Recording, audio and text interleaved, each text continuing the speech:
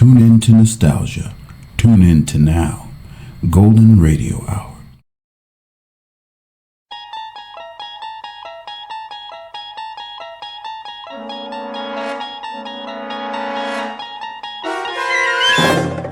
You're traveling through another dimension. A dimension not only of sight and sound, but of mind. A journey into a wondrous land whose boundaries are those of imagination.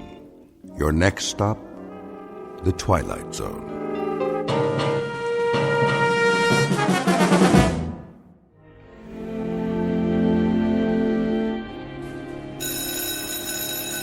There's the bell. We're gonna be late. Aw, so what? Last day before vacation. Yeah, but Fowler doesn't care. He'll mark us absent. Weird old guy, huh? Yeah. How did you do on the test? Me? I aced it. You did? Nah. Did you study?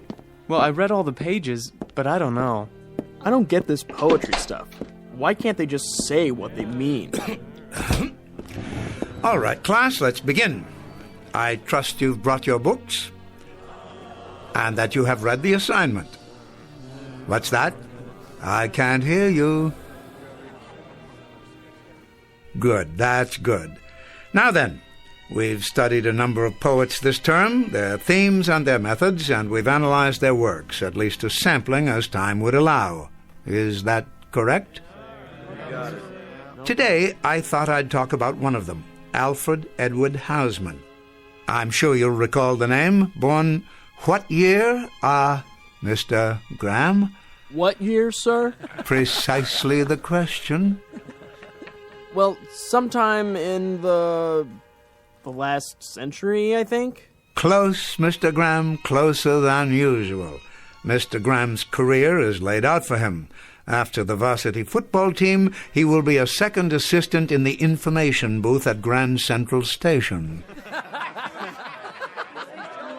In the interest of time, let me refresh your memory. The date of A.E. Houseman's birth, Mr. Graham, and for the benefit of the rest of the class, was 1859, a long time ago, so long ago that it happened before our own Civil War, in fact. I could, of course, ask you to tell me about the war between the states, but I choose not to press my luck any further. In any event, the subject of this class is literature, not history. His death occurred in what year, Mr. Butler? Well, I would say around 1900, sir? Upon my word, young Mr. Butler, it seems that you and Mr. Graham are kindred spirits. You are both masters of inexactitude. So allow me to enlighten you. Alfred Edward Houseman died in the year 1936, but we are concerned here with his achievements rather than the circumstances of his death. And perhaps his best-known work was A Shropshire Lad, which, of course, you know well by now, since it was part of your latest assignment.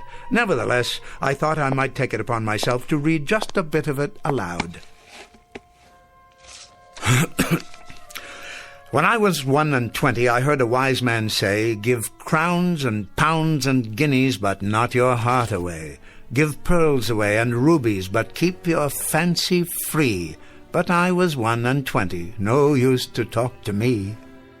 The heart out of the bosom was never given in vain. 'Tis paid with sighs a plenty and sold for endless rue. And I am 22, and oh, 'tis true, 'tis true.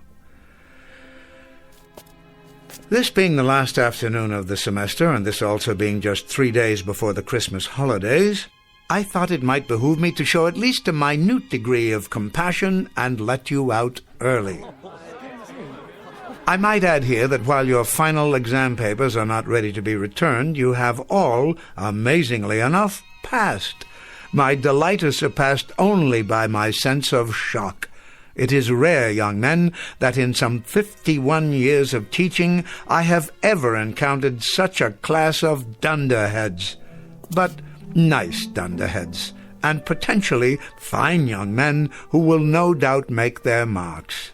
And leave their marks. God bless you all, and a Merry Christmas.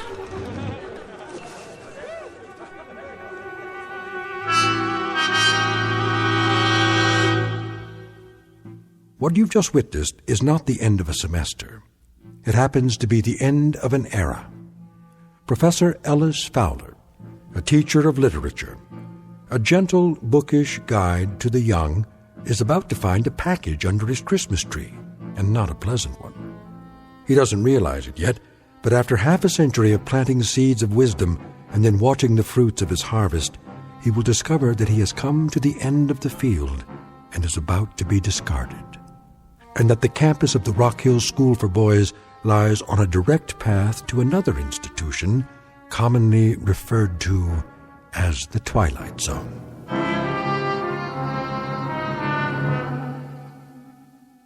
And now, The Twilight Zone and our story, The Changing of the Guard, starring Orson Bean, with Stacy Keach as your narrator.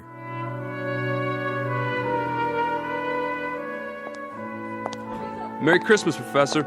And the same to you. Thanks. Yes, of course. See you next year. Yes, indeed, yes. Is that you, Fowler? Oh, good afternoon, Headmaster. Good afternoon to you. I say, Fowler, could you step into my office for a moment? Yes, of course. It would be my pleasure. You received the midterm grades for my class, I take it? I did. Something else I can do for you? Some question, perhaps? Please, sit down. Be comfortable. Thank you, I will. You don't mind if I smoke, do you? By all means. I smoked a pipe for many years. I still love the fragrance of a good aromatic blend. Like spice on the air. Sometimes I think that's what I miss most, the aroma. It makes a room feel lived in. Quite right. At least for those who can tolerate tobacco these days. Of course, yes. Am I keeping you? What? No. There is going to be a broadcast of The Messiah at 5 o'clock. Is there? But I have plenty of time. It's a lovely piece, don't you think? It certainly is. Always very Yule-like. I agree. Well then, I suppose we should get to the matter at hand. Very well. This won't take long. Of course not.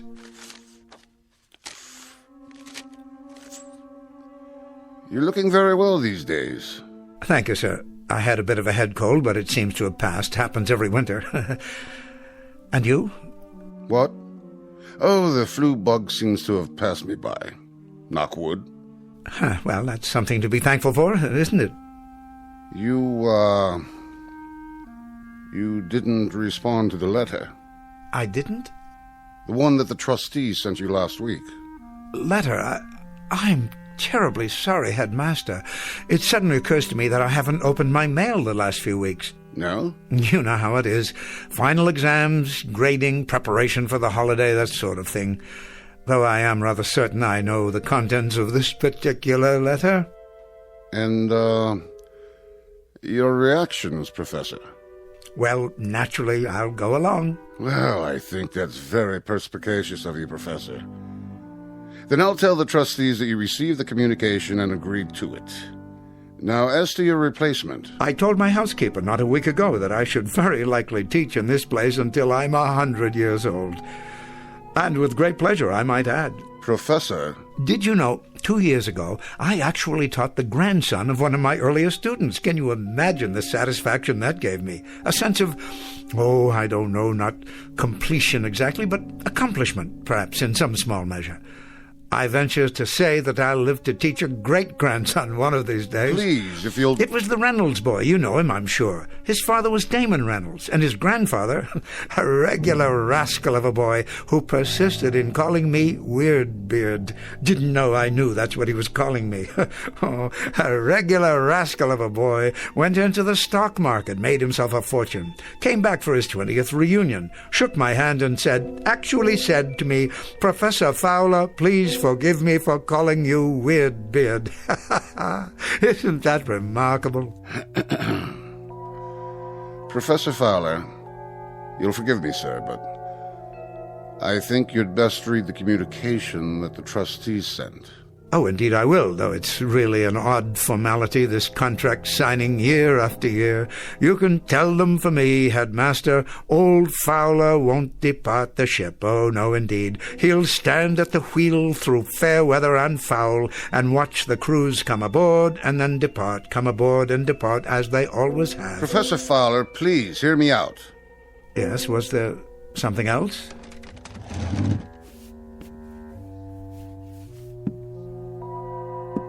The communication that the trustees sent you was not a contract. Not this time.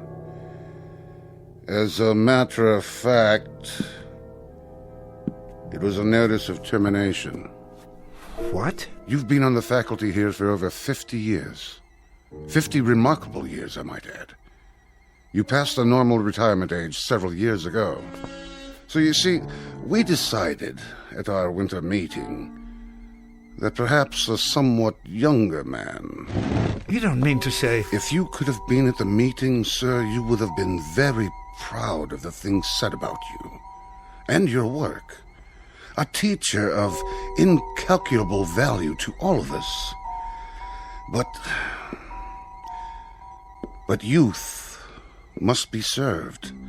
Changing of the guard, that sort of thing. I'm sure you can appreciate my position. Mr. Headmaster, am I to understand that my contract is not to be renewed? I'm discharged? Discharged? Please don't call it that. Retirement. And at half salary for the rest of your life. For the rest of my life? A chance to do the things you've waited for. Hobbies, writing, the opportunity to publish. Think of the books, the articles. Well, it most certainly proves one thing. Upon my word, it does. A man should read his mail. He most certainly should read his mail. Boys? Merry Christmas, Professor. What? Yes, thank you. Have a happy holidays, sir. Very kind of you, very, very kind indeed. And the very best to you boys, to both of you. See you after Christmas, sir. Mr. Halliday, Mr. McTavish, I wish you a safe journey and a happy reunion with your families, and I trust you will not eat too much turkey or too much stuffing. We'll try not to, sir. They're fine young men. Have a Merry Christmas, both of you. Have a... Excuse me, I must be going. What's the matter with old Weirdbeard? He was crying. Did you see that? No, not him. Yeah, he was. He was crying.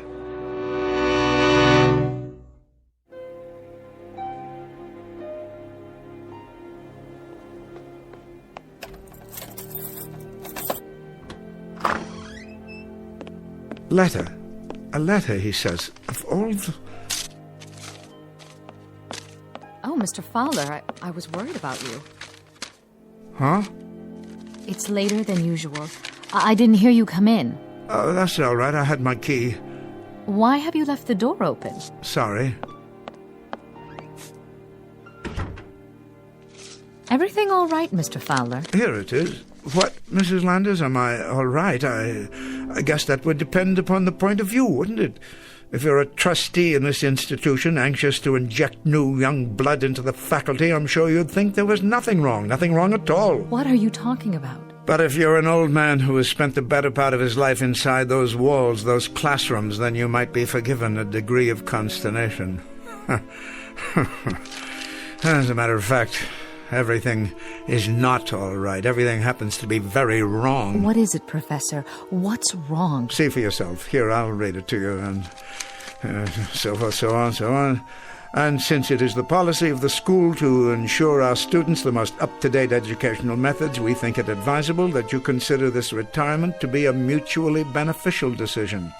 Please understand the spirit in which this request is made, and understand further that your contributions to Rock Hill School for Boys are a matter of record, as is our appreciation. Oh, my word, Professor, that means... That means, Mrs. Landers, stripped of its sophistry, its subtlety, its effort to break the news gently in so many words, I've been given the sack. But there must be some mistake. None of my boys were here, were they? Your boys? The students. They had a wonderful tradition that went on for many years. On the last afternoon of the winter term, they would gather outside, just there, beyond the window, and sing Christmas carols. I came to expect it after a while. They haven't done that in years, Professor. Not since before the war, as I recall. Of course, I should have remembered. I've become a worshipper of tradition, Mrs. Landis, a worshipper of tradition and a fervent follower of ritual. I know it now. I know it, and I can admit it.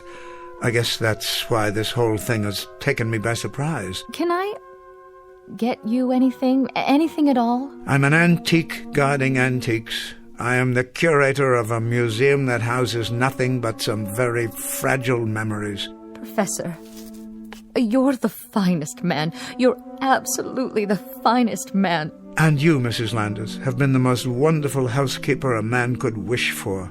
Now, could you do me one small favor? Anything at all. Could you possibly brew me up a pot of tea? Oh, yes, that's a good idea. Would you mind terribly? Handel's Messiah is on the radio in a few minutes. I'd like to listen to it. I'll bring it right in, sir. Professor? What is it? You'll be all right for a few minutes. Don't be silly. I'm fine. I think I'll sit here and read the rest of my mail until then. It'll be just a moment. I'll be right back. Of course you will.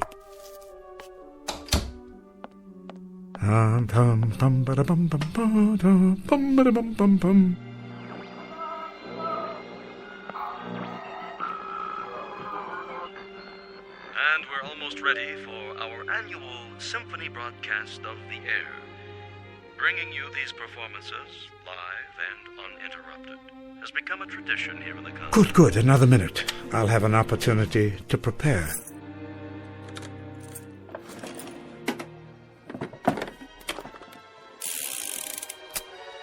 There.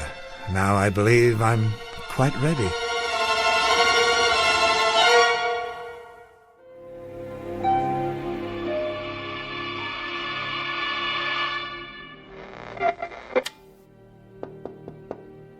Yes, Mrs. Landis? Come in. Oh, I thought you were asleep, Professor. Not at all. I was listening to the performance. Magnificent, as always. Would you care for some more tea? Thank you, no. Well, I'll have dinner ready in a half hour. Why don't you take a little nap? I know I'm being very difficult, but could we put off dinner this evening? I haven't much of an appetite. You've got to eat something, Professor. Perhaps later. I could keep it warm for you. Why don't you rest for a while? Oh, I don't know that I feel like resting. Not just yet. As you wish. Do you happen to know Yes, Professor? where I've kept the yearbooks? The yearbooks? From the school? They haven't been packed away in the attic, have they? Why, no, I don't believe so. Check the corner bookcase. Yes, here they are. Oh, good. Did you want to see one in particular? No, it doesn't matter. So many years summarized here, encapsulated, as it were, as if these books were in some sense time machines. This volume, for instance, look at their faces. Timothy Arnold. Never thought that one would pass. Had an incorrigible habit of chewing bubble gum and popping it. Sounded like a small howitzer in the back of the room. Upon my word, it did. Why don't you sit down? No. And William Hood, little Bill Hood, smallest boy ever to play varsity football here. Believe it or not, he had a penchant for the poems of Shelley. Did he? And Artie Beechcroft. Now there was a lad. There was a staunch lad, full of heart, that one. What a face. Was he the one? Yes, I recall now. His father sent me a letter. I wonder if I still have it. He was killed in Iwo Jima. Freckle-faced little fellow, always grinning. Never stopped grinning, most infectious. He'd walk into a classroom and you simply had to smile. Let me put it back for you. They come and go like ghosts. Faces, names, smiles, the funny things they did, or sad things, or silly ones, or noble ones. And I gave them nothing. Oh, Mr. Fowler. But it's true, don't you see? I gave them nothing at all to protect them from the world. I realize that now. Poetry that left their minds as soon as they left the school. Aged slogans and homilies that were already out of date when I repeated them. Quotations so dear to me that were meaningless to them. Surely not. I was a failure, Mrs. Landis. I was an old relic that walked from class to class, speaking by rote to unhearing ears, unwilling heads. I was a dismal, abject failure. I motivated no one. I left no imprint. Now, where do you suppose I got the idea that I was accomplishing anything? How could I have thought that? Oh, Mr. Fowler. I will take that nap now, and I hope I haven't inconvenienced you putting off our dinner like this. You haven't. You haven't done anything of the kind. I'll straighten up for you. Don't bother. There's nothing on my desk of any importance. Dear, dear Mr. Fowler. Oh, of course I'll straighten up for you. The least I can do. It would be my pleasure. What's this? Bullets and an empty holster. Empty? Professor? Professor, are you in your room? Professor, are you out there? Where have you gone?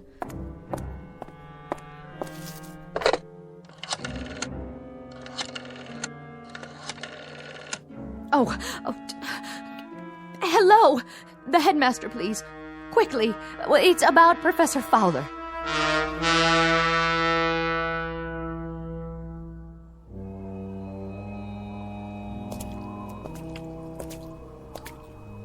Hello? Yes? Who's that? It's Alice Fowler. Hello, Tom. Oh, hello, Professor. Working late, are you? No, just out for a walk, and you should be home yourself, Tom. I will be soon enough. Few chores before I lock up for the holidays. Nothing too serious, I trust. Oh, the door to the main building. The latch is sprung so it won't lock. Can't leave it like that. I suppose not. Can you fix it? Strike plate needs tightening, that's all. I was on my way to get my tools. Well, you shouldn't have much to worry about here. The boys of Rock Hill are hardly vandals. No, but there's the matter of security. Files, records. The real treasures of this school are invisible to the eye. How do you mean? The minds that were formed here, for better or worse, the personalities that grew to maturity and then went out into the world. Well, you're one guy who had a lot to do with that. Precious little, I'm afraid, precious little. But even if the school made little impression on them, they surely left their impression on it. These walls could talk, huh, Professor? Yes, indeed, if these walls could talk. Getting pretty cold. Better button up that coat. Oh, I don't have far to go. Where you headed? To the statue in the courtyard. You can see it just ahead. Oh, yeah. You know, I always wondered who that guy was, anyway. Somebody famous, I bet. It's a bronze of Horace Mann, the educator. The old fellow looks rather foreboding, doesn't he? But, you know, when I first began here as an instructor, I liked to take my lunches in this courtyard, in his shadow, so to speak, as if in some way I might be inspired by him. At least, that was my thought. Well, guess I better get those tools. Yes, of course. This is as far as I go. Take care of yourself, Professor. I will. And Tom? What? I just wanted to say... Yeah? To thank you for taking such good care of the grounds all these years, and for this conversation. I've enjoyed it. Me too, Professor. You take care now. Merry Christmas. Merry Christmas to you, too.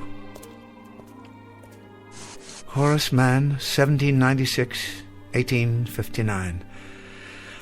I was just wondering, Mr. Mann, I was wondering if you had any self-doubts. I'm sure not. All one had to do was read the inscription, "Be ashamed to die until you have won some victory for humanity." Well said. But, you see, Mr. Mann, I have won no victory at all. And now, sorry to say, I am ashamed to die. Class bells at this hour? Why would they ring now? There's no special assembly. There's nothing of the sort this evening.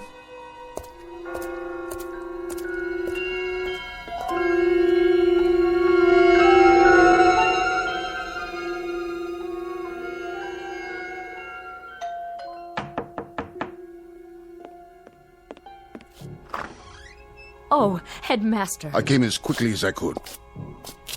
Thank you. Not at all, Mrs. Landis. I didn't know who else to call. Have you found Professor Fowler? Not a word. I'll contact the local authorities. If they see him... He couldn't have gone far. I'm afraid I must bear some responsibility for this. Oh, the professor doesn't blame you. Of course, he wouldn't.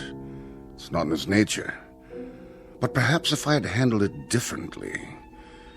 He should have been included in the board's deliberations. I want you to know that it was a most difficult decision. Most difficult. Well, the only thing that matters now is to find him. They say there'll be more snow tonight. Can you think of where he might have gone? Into town, perhaps, to visit a friend? He doesn't go anywhere except the school. It's been his life. Then I'll alert campus security. Though it's unlikely he's there. Everything will be closed now for the holidays. There's something I haven't told you. Yes? He has a gun with him. What? An old army souvenir. It belonged to his father. It's gone from his desk drawer. And so are the bullets.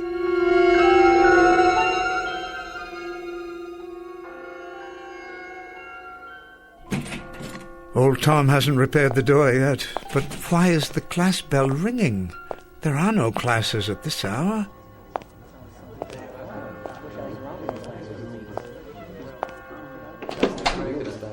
What is the meaning of this? Come in, Professor. We've been waiting for you.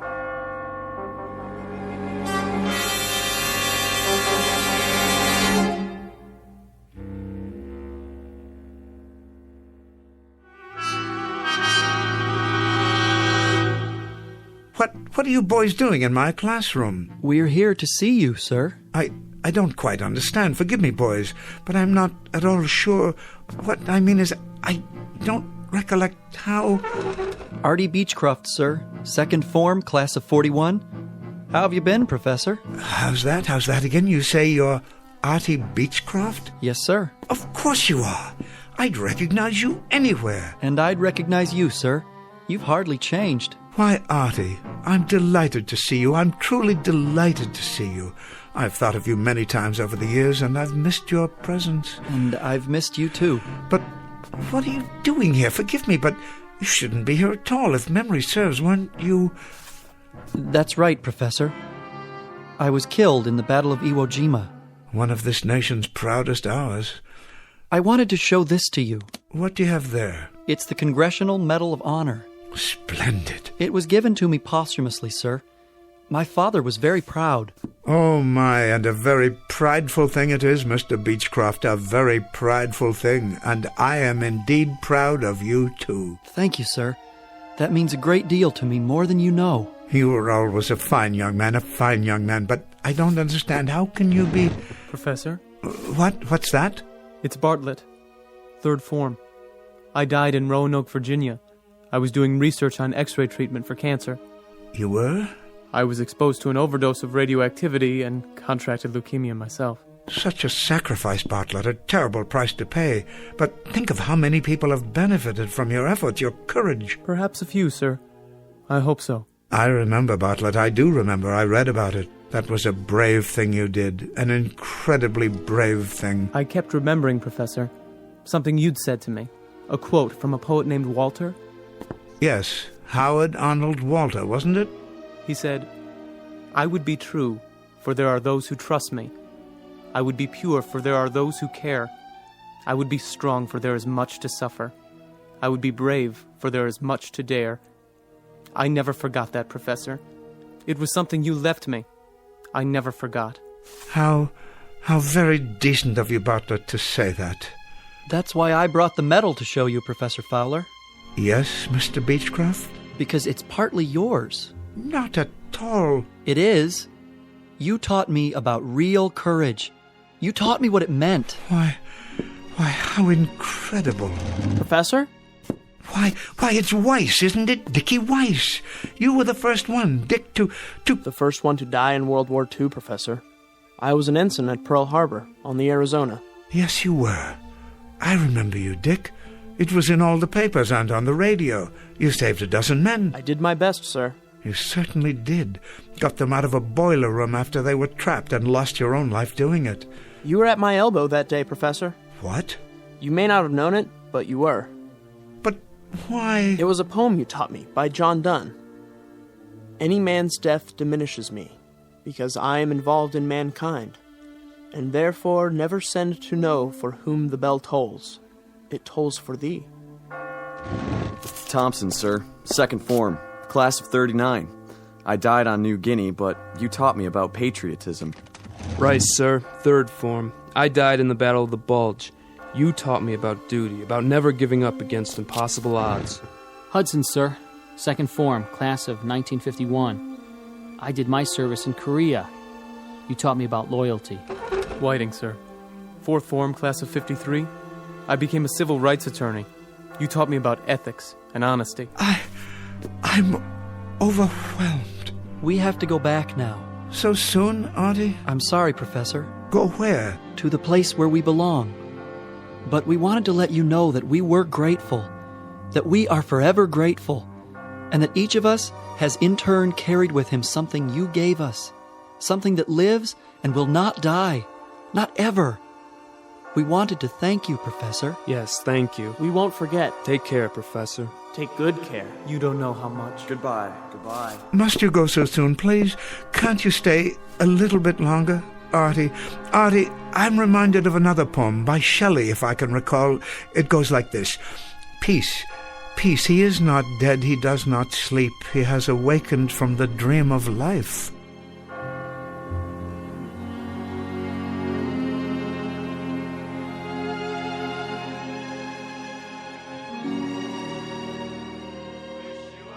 Yes, Headmaster, he's home now. I wanted to call and let you know. Yes, he's all right. Yes, he's just fine. Thank you. Sorry about the misunderstanding. Merry Christmas to you, too. Do you hear that, Mrs. Landers? The carolers came this year after all. And a lovely sound it is. Lovely and joyous. Thank you, boys. I enjoyed your performance very much indeed. Merry Christmas, Professor. A Merry Christmas to you. And a Merry Christmas to you, young man. A very Merry Christmas. And may I add how grateful I am to all of you. I've always felt that Christmas caroling is a wonderfully special tradition. Merry Christmas, boys, and may God bless you. Such fine young men. That they are. They haven't come in such a long time. You know, Mrs. Landers, I've had a chance to consider. I think I will retire. I do believe I've taught all that I can teach. Oh, I'm sure that's not true. In any event, I wouldn't want the returns to diminish. Well then, if that's your decision, I think you've made the right one. I'm sure you have. So am I, Mrs. Landers. So am I. I hope so. Because, you see, I do believe that I may have left my mark, such as it was. A few gauntlets of knowledge I've thrown out that may have been picked up here and there after all. Be ashamed to die until you have won some victory for humanity. I didn't win them myself, but perhaps I helped others to win them. So in that way, even in some small measure, they are victories that I can share. I'm sure that's so. I've had a good life, Mrs. Landers. A very rich life. A very fruitful life.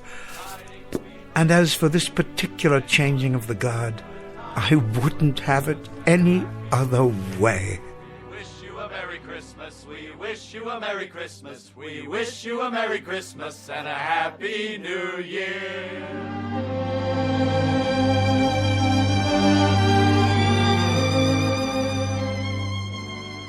Professor Ellis Fowler, teacher, who discovered rather belatedly something of his own value, that the quality of a man's life is not measured by his personal achievements, but rather in the effect he has on the lives he touches and the contribution he makes to humanity, one that lives on long after he reaches the end of his tenure. A very small scholastic lesson, but an exceedingly important one, from the campus of the Twilight Zone.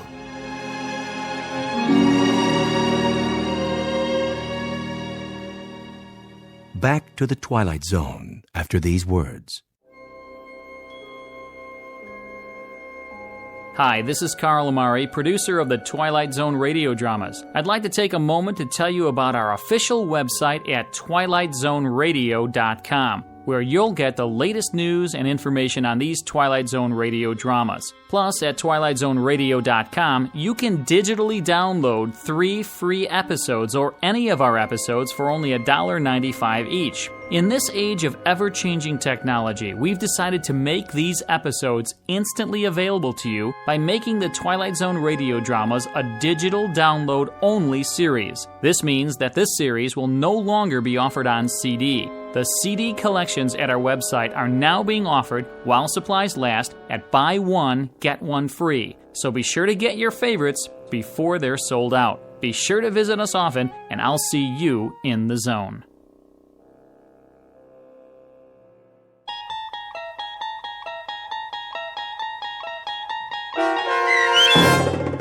The Changing of the Guard, starring Orson Bean with Stacy Keach as your narrator, was adapted for radio by Dennis Etchison and based on a script by Rod Serling.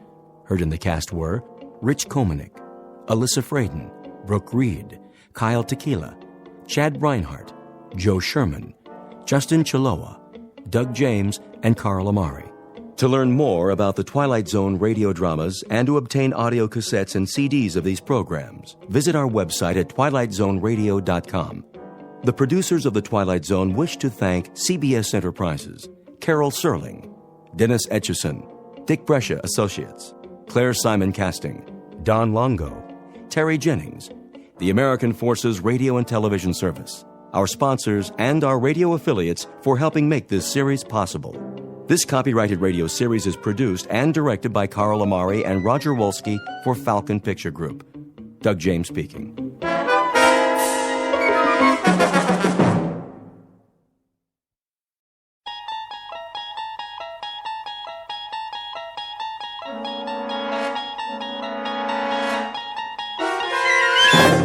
There is a fifth dimension beyond that which is known to man. It is a dimension as vast as space and as timeless as infinity. It is the middle ground between light and shadow, and it lies between the pit of man's fears and the summit of his knowledge. This is the dimension of imagination. It is an area which we call the Twilight Zone.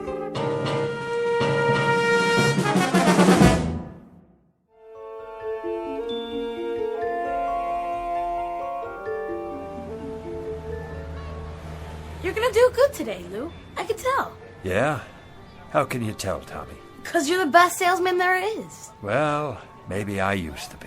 You are, Lou. You always have such neat stuff. Oh, yeah, I got everything. A little bit of this, a little bit of that. Something for everybody. Help me set up the table, will you, Tommy? Sure. There we go. We'll be ready to start in a minute. What's in the bag today, Lou? Take a look. See anything you like?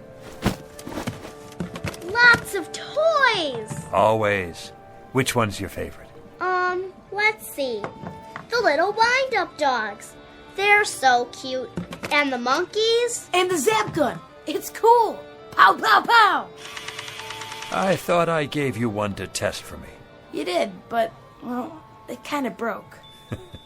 Don't worry about it. I'll give you another one later. How you doing today, Bookman? Oh, just fine, officer. Another day, another dollar. You know how it is. Gonna sit up right here in the corner? I thought I might, yes, if that's all right with you. Well, just don't block the sidewalk. People coming and going. I wouldn't think of it, officer. Or you'll have to move. You don't want a citation, do you? Oh, absolutely not. All these busy people can't hold up commerce. You know, Bookman, maybe you should find yourself another line of work. Streets are so busy these days. There ain't much room for a pitchman anymore. Isn't that the truth? You got a permit, don't you? Why, I'm sure I do. Now, where did I put it? Oh, yes, it's in my other jacket. Would you like me to go get it for you, officer? Just be sure you bring it next time. I will. Thank you, officer. Good day to you. Hey, honey, look at these cute stuffed animals. They are, aren't they? Absolutely adorable. Here, let me wind up one for you. How much? Only $7.98 in your choice of colors. Do you have any little ones at home, sir? Nope, no kids. Well, a niece or nephew, then. These make great birthday presents, stocking stuffers, a big hit at parties. Have you ever seen anything so delightful? Look at the way they move. It is cute, don't you think, Walter? Yeah, but they got them over at the Pick and Save for $3. Oh. Now, these aren't your ordinary toy animals. No, ma'am. They walk and talk and bark and jump a full 360 degrees in the air. Plus, you never have to feed them or take them to the vet. I call them the ideal pet. Go ahead, pick it up. Feel that fur, so soft and lifelike. Thank you anyway. They're on sale. Special July clearance. Everything's half off today. Gift items for the men, perfume for the ladies. How about a wristwatch? Did you see these genuine gold necklaces?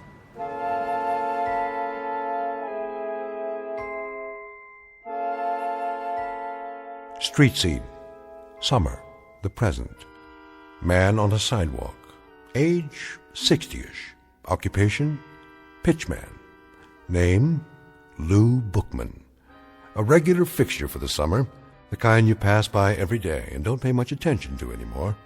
A rather minor component to a hot July in the city. A nondescript, commonplace little man with a wrinkled suit, a pork pie hat, and a loud necktie that always seems to be coming loose at the collar. A man whose life is a treadmill built out of sidewalks and street corners everywhere. Lou Bookman, a walking rebuttal to the American dream, which states that success can be carved, gouged, or grubbed out of the landscape no matter where you are, whether it be log cabins or tenement buildings. Because Lou Bookman has not even a nodding acquaintance with success, and his dreams only extend from the curb to where the sidewalk ends. But in just a moment, Lou Bookman will have something to occupy his time which transcends both success and failure. He'll have to concern himself with survival. As of 3 o'clock this hot afternoon, Mr. Bookman will be stalked by his toughest customer to date, a man in a black suit who's out to close a deal of his own and who won't take no for an answer. In the Twilight Zone. And now, back to our story from the Twilight Zone. One for the Angels, starring Ed Begley Jr., with Stacy Keach as your narrator.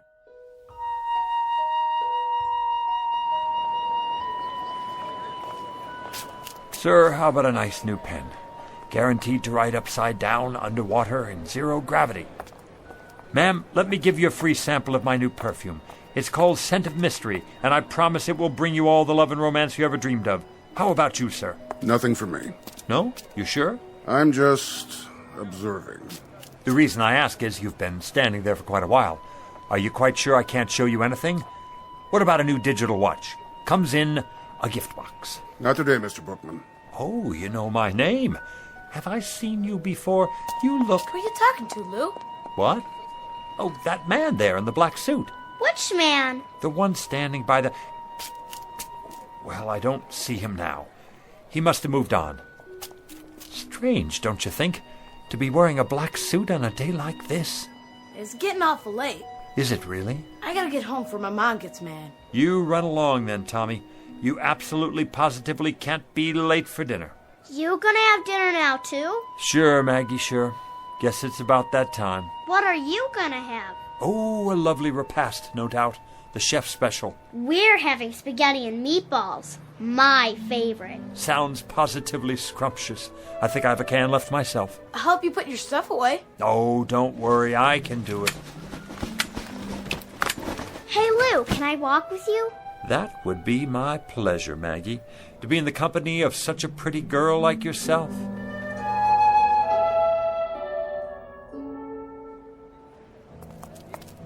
Hey, Lou! Hey, it's Lou! Lou! What's going on, Lou? Hey, wanna play with us, Mr. Bookman? Come on! I'd love to, children, but I must get home to my plants. Delicate creatures, you know. Your plants? My wisterias.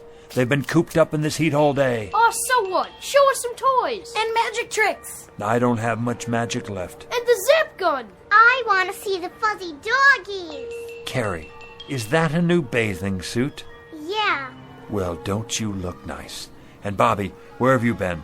I haven't seen you all week. I was sick. Then you shouldn't play in the water like that. I'm all better now. Let me feel your forehead. Why, what's this? A quarter stuck behind your ear. No wonder you were sick.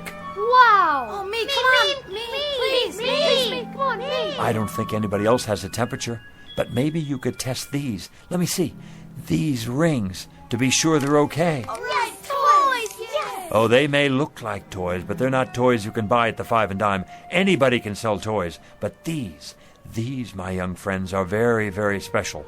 Did you know they're among the wonders of the world? Go ahead, Lou. Give them the pitch. Young ladies and gentlemen, the rings you now have on your fingers come from a remote corner of the Tibetan mountain country. Do you know where that is? No. Well, it's where the wisest people in the world live. The jewels are pattern-shaped and forged by strange little men who work underground, far from the light of day. Some folks call them... the Moly Men! Right, Bobby, the Moly Men. They use magic words and incantations to produce what look like toys, but each and every one they make has extraordinary powers. What kind of powers? The power to keep a person young forever. Science can't explain it. Your teacher wouldn't believe it, your mother and father either, but it's true. And when the moly men are finished, they say the magic words. Mini tekel. Words that hold a strange power from another world, the power of the life force. Watch the jewel in the ring. When it changes color, something is about to happen. You'll get your wish. So remember, be careful what you wish for tonight, children, because it's absolutely, positively going to come true. You know what, Mr. Bookman? You're my best friend. No, he's not, Bobby. He's my best friend. See you later, children, for the Bookman ice cream cone and social hour after dinner. Same time, same place. Don't forget now. We won't. Come on, Lou. I gotta go home.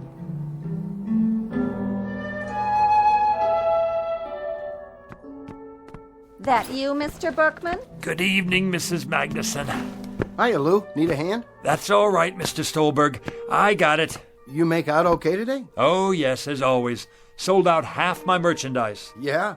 Looks like you got a whole lot left. Want to come over for a cold one? That's kind of you, but I'm on the wagon these days. Well, I'll keep one on ice for you anyway.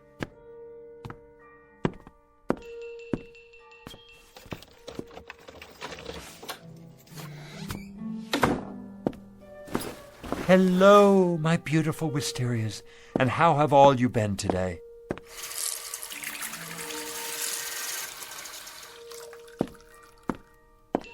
Did you say you're thirsty?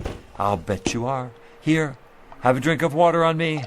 Not too much now. Mr. Bookman? Oh, you could give a man a heart attack sitting there like that. I didn't mean to startle you. Say, how did you get in my apartment? I let myself in. But you couldn't. I keep it locked. You are Louis J. Bookman, aren't you? That's right. Something I can show you? I don't think so.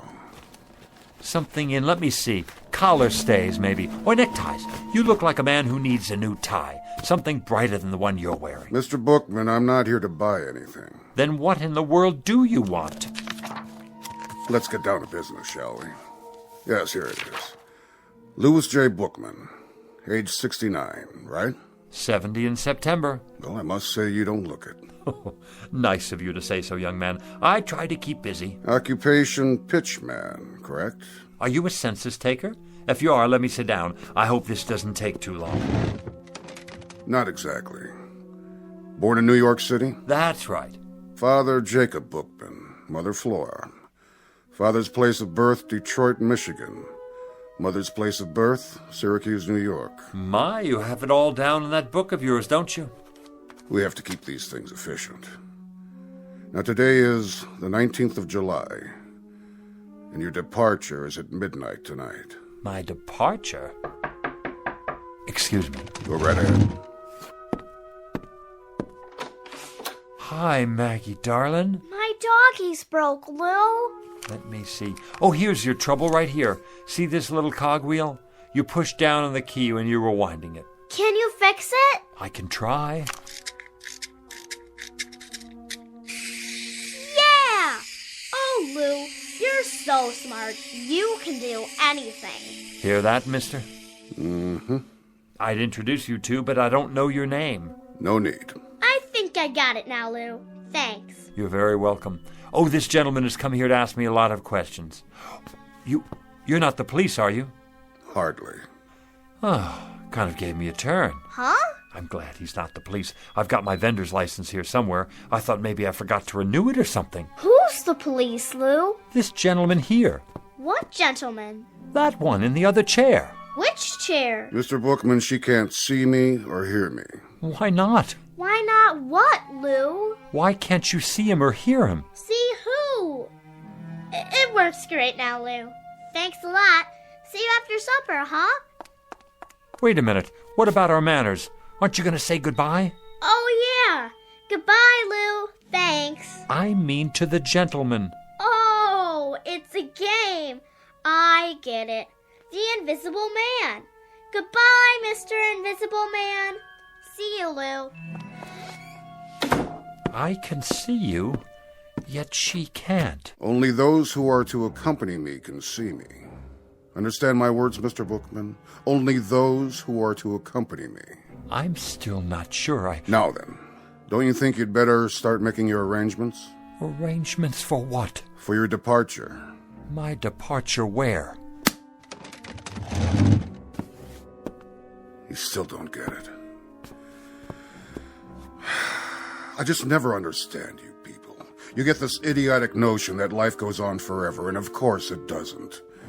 Everyone has to go sometime. Go? You don't mean... That's right. No, that's ridiculous. I don't have time. I'm a busy man, a very busy man. Let me make you a cup of tea before you go. No, thank you. Take a look around. You can see how busy I am. My flowers, for example. I have a green thumb. Whatever I touch, well, it grows, if I do say so myself. I won second prize last year at the YMHA Flower Show. See the plaque on the wall? Wisteria, open class. Oh, nice. Nice? Is that all you can say? Look at them, will you? You've never seen flowers like these. And what I further don't understand is how little you appreciate the nature of your departure. I thought we were finished with that subject. Think of the poor souls who go in violent accidents. These are the non-precognition victims. We're not permitted to forewarn them. You, on the other hand, Mr. Bookman, fall under the category of natural causes. Natural causes? What's natural about it? As opposed to accidents, car crashes, things like that. You know, I find you a devious sort of fellow. Very devious. Not to say dishonest. In what way? I can see it in your eyes. You don't want to look at me. To tell the truth, I'm not sure I like you very much. Why don't you just come out with it and say what's on your mind? Mr. Bookman, I have done everything but phone your own undertaker. How much clearer do you want it? If you still don't know who I am... Don't touch my flowers. If you need an illustration... I told you, don't touch them. I thought this might erase any doubts. You touched one and it wilted and died. Right there on the spot. Sorry. That was unavoidable. It actually turned black. Do you mean your death? Exactly, Mr. Bookman. Now shall we get down to business?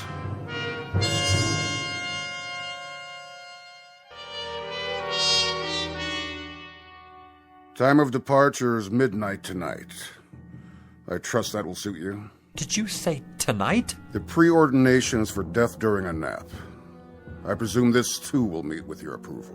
What if it doesn't? You'll find this a relatively simple and painless and barely noticeable... Please, I don't want to go. They never do. But I can't go yet. For one thing, there's nothing wrong with me. I'm a healthy man. Outside of a cold last winter and an infected splinter, I don't think I've been sick a day in the past 20 years. Be that as it may. The departure time is set for midnight, and at precisely midnight it will be.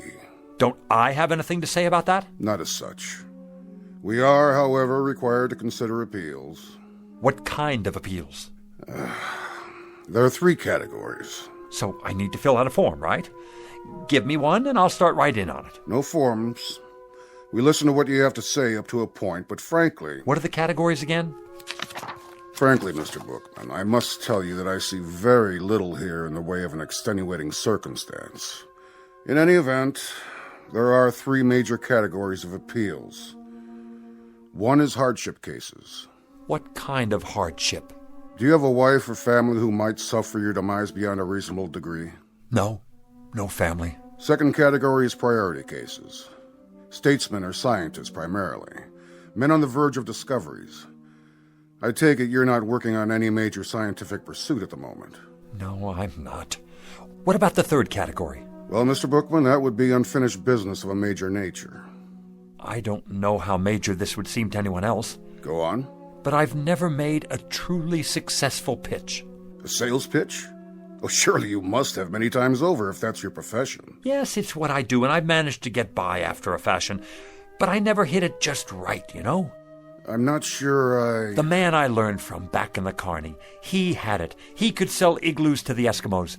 But what I'm talking is a big pitch. One where it finally all comes together and the words just flow off my tongue. Not just any words either. Something I believe in. Something so good that people won't have a choice. They'll have to listen. A pitch so big the sky will open up. A pitch for the angels. I guess that wouldn't mean much to you. But it would mean a great deal to me. It would mean that I could have one moment in my whole life when I was successful at something. Just one moment when the children would be able to be proud of me. The children? I've always had rather a fondness for children. That's in the record. Then you know how I feel. Not precisely, but... The problem here, Mr. Bookman, is that you'd require a delay until... Until I could make a pitch. The kind of pitch I told you about. One for the Angels. That's right. I'm terribly sorry, Mr. Bookman. You see, these categories are fairly specific and... I see. And when reference is made to unfinished business of a major nature, well... The only interpretation to be made here is simply that... That my business isn't major enough. That's not quite the way we look at it. That I'm not, then. What other way is there to look at it? What I mean is that, unfortunately, Mr. Bookman, the ability to achieve success in a given professional venture is hardly of a significant... I get it. You don't have to spell it out. I'm small potatoes. And who cares what happens to a potato? They're nothing special. We try to approach each case on an individual basis. Only some are more individual than others. Oh, don't worry about it. I've heard the same thing all my life. We go out the way we came in. Since I never had that much to start with, that's how I'm supposed to leave. It's not your fault. You're just doing your job. Means a great deal to you, does it? You could say that. Uh-huh. It would be highly irregular. So's this whole thing, if you ask me. But under the circumstances, I believe we might... Yes? We might be able to grant you a one-time delay, Mr. Bookman. A conditional one, you understand. Until? What do you mean, until? Until you've made this pitch you're talking about. I can stay alive until then? That's the arrangement. I'll have to think of some way to write it up. You do that. As for me, I think it's a fine bargain. More than generous, frankly. It's been awfully nice talking to you, mister. I didn't get your name. About this pitch, Mr. Bookman. Yeah? When might we expect it? When? Soon. What does soon mean to you? That's hard to say. Gets into definitions, doesn't it? You have a dictionary with you? No, I didn't think so. But it's a pretty simple word when you get right down to it. Soon means in the near future, the very near future. Not right away, though. And after a while, it's all relative, isn't it? Soon compared to what? A week? A month? A whole life? Mr. Bookman. That's open to interpretation, you see. So my answer to you is maybe not this year, maybe not next year either, but soon. Mr. Bookman, I have a very odd feeling that you're taking advantage of us. Do you? Do you really? That's a pity. Because I am. Mr. Bookman. I just won't make any pitches at all. Didn't think of that, did you? As long as it's up to me, I won't even hardly open my mouth. I don't have to if I don't want to. That's the term, so you run along now. Think you'll get me, huh? Well, I have no intention of... Really, Mr. Bookman? How did you get back in here? I locked you out. This is much more serious than you imagine. I have to go now. I promised to meet the children. We have a kind of social club, you know. Ice cream and stories. Lots of stories. Right down there on the stoop. It's much more complex than you realize what you've just done, what you think you've done. See you sometime.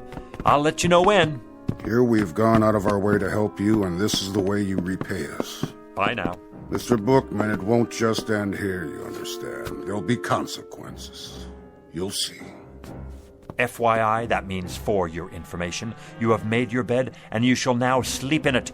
You say I won't go until I make the pitch? Well, all right. You'll have to wait till I make the pitch. And young man, and this I can say to you without fear of contradiction, you have got a long wait. That may well be, Mr. Bookman.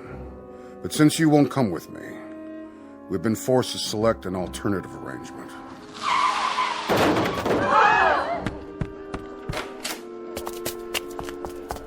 What happened? He didn't even stop. Ran right out. Not his fault.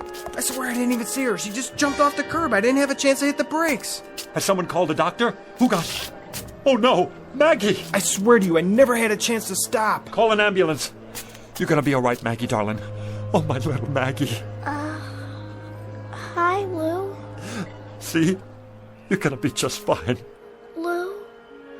Who's that man? What man? Where? I told you, Mr. Bookman. Consequences. You can't take her. No, sirree, you can't take her. I'll go. I'll go as planned. Never mind the pitch. I don't even want to wait. I want to go right away. Go where? Who's he talking to? What man? He's out of his head. Mr. Death! Mr. Death, come back! You mustn't take the little girl. I'll go, please, please, Mr. Death, you will. I'll go with you right here, right now.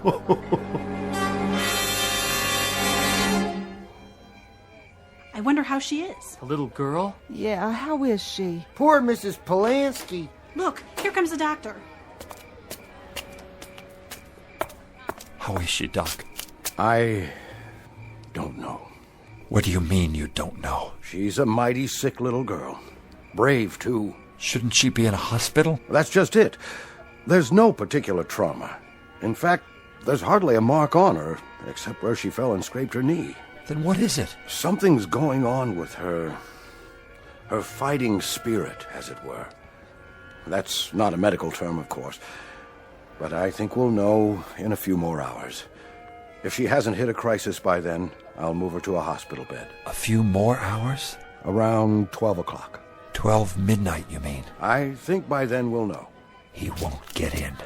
Who, Mr. Bookman? I'm going to wait right here, so he can't get in.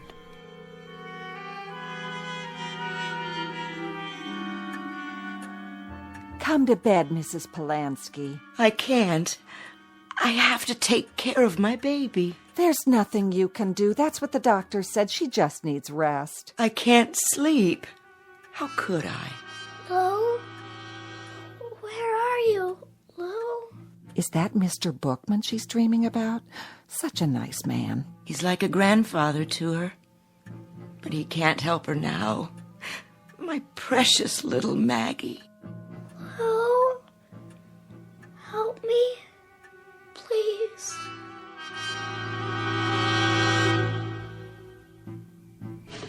Come on in, Lou.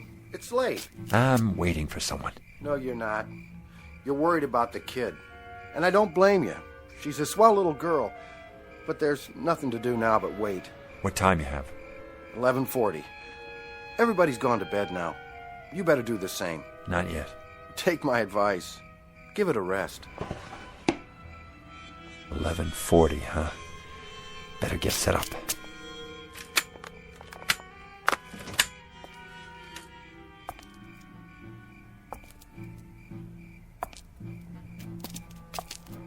Who's there? Good evening, Mr. Bookman. Thought I'd see you again. You got business inside? I most certainly do. It's 11:45. In 15 minutes it will be midnight, the time of my appointment. Mr. Death, the little girl's only 6 years old. Please, you don't have to do it. I'm ready. I'm sorry, Mr. Bookman. But I'm ready now. We had to make another arrangement. It's impossible to change at this point. She's to come with me. So you see, I must be in there at midnight. And if you're not in there by midnight? That would be pretty much unheard of. If I didn't get there at precisely 12 a.m., then the whole timetable would be upset. Oh, I know. It's unheard of.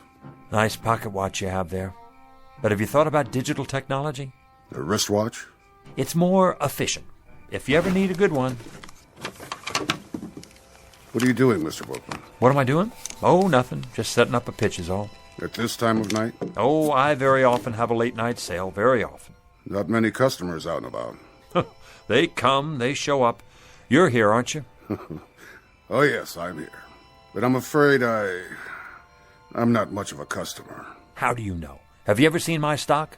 Now you take a tie like this one right here. Like what? Like this tie. Looks like a toy dog to me. Oh, excuse me. Here, this is what I meant. Now you take this tie. I already have several. Go on. What's it look like to you? It looks like a tie. Feel it. Mm-hmm. So? If you'll feast your eyes, my good man, on what is probably one of the most exciting inventions since atomic energy, a simulated silk so fabulous as to mystify even the ancient Chinese masters, not to mention the silkworms, a perfection of detail, an awesome attention to fit and finish, a piquant interweaving of gossamer softness, absolutely and positively the smoothest substance ever to embrace the human neck. If it's a synthetic, as you say... Come closer. I can't hear you. How did the manufacturer get it so soft? It's the thread, of course. The thread? I'll answer all your questions in just a moment, but first let me explain the applications of this magnificent invention.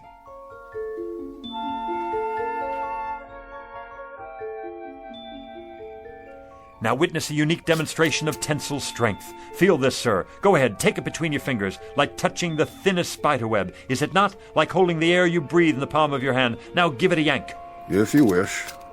There, you can't break it. As strong as steel, and yet as delicate as shantung silk. No mere synthetic substance, but a molecular blend of atoms the like of which has never been seen. Actually, it is surprisingly strong. Where did you say this was made? Let me answer your question, sir. Hey, Lou, what you doing down there? Come on, you gotta see this. Yeah, no kidding. It's really something. Do you have a scarf made out of this stuff? Scarves, blouses, I've got them all on order. You can't hurry the process. Picture, if you will, 300 years of backbreaking research and development to produce the ultimate thread. The which, than which there is no witcher. And what will you pay for this fabulous, I say fabulous, incredible and amazing achievement of the tailor's art? Softer than the feathers of an angel's wings. Expensive, no doubt. $20? Too rich for my blood. $10. $5. You might indeed pay that much and more. If you were to purchase this at a retail store, consider the markups, import fees, but this exquisite thread is not available in any store. How did you get it then? I have connections in the government, you see. It's smuggled in from behind the bamboo curtain by Oriental birds specially trained for ocean travel. Each one carries a minute quantity in a small capsule underneath their ruby throats. It takes 832 separate crossings to supply enough thread to go around one single spool. But tonight, as a special get-acquainted offer, and to help advertise the product, I'm giving away a very limited number, not at $20, not at $10 or even $5, but at the ridiculously low price of $1 a spool. If you promise to take it home, test it out, and tell your friends. I'll take all you have. No, you don't. What about me? I gotta have some of that for my wife. Wait, that's not all. Everyone who purchases a spool of this thread gets a free bonus pack of imported sewing needles and a gold anodized thimble. One size fits all. Gather in close now. You got change, Lou? Sure I do. You, ma'am. Sir.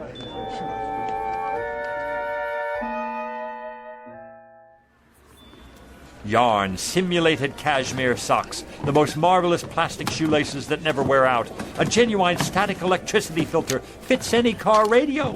I gotta go. No more cash. Me too, if I can carry all this stuff. Suntan oil, nose hair clippers, eczema powder, athlete's foot eradicator. I'm getting sleepy, Mr. Bookman. Good night, and thanks. Wait till I show my daughter what I got. How about you, sir?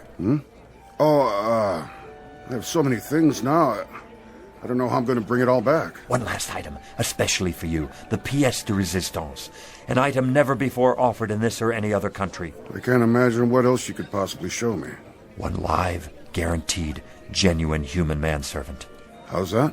For what I ask of you, sir, you receive a willing, capable, worldly, highly sophisticated, wonderfully loyal right-hand man to be used in any capacity you see fit. Say again? I don't... Louis J. Bookman at your service. The last model of his kind. He comes to you with an absolute guarantee. All parts interchangeable. A certificate of extended warranty. Eats little, sleeps little, rests only a fraction of the time. And there he is at your elbow, ready to do your bidding, at your beck and call whenever needed. Mr. Bookman, you are a persuasive man. I challenge any other store, industry or wholesale house to even come close to matching what I offer you here. Because, my dear man, I am offering you...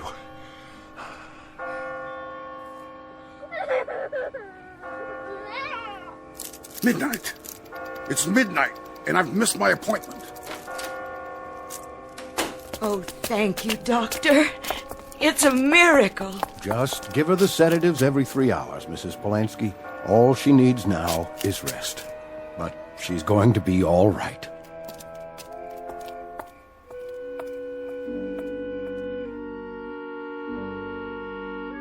One minute past 12, Mr. Bookman, and you made me miss my appointment. Thank God. A most persuasive pitch, Mr. Bookman. An excellent pitch. It had to be to make me lose track like that. The best I've ever done. The kind of pitch I've always wanted to make. A big one. So big the sky would open up. A pitch for the angels. That's right. A pitch for the angels. I guess it's my time now. As per our original arrangement. Well, I'm ready. After you, Mr. Bookman. What is it? You'll excuse me for a minute. I forgot something. My folding table. You never know who might need something up there.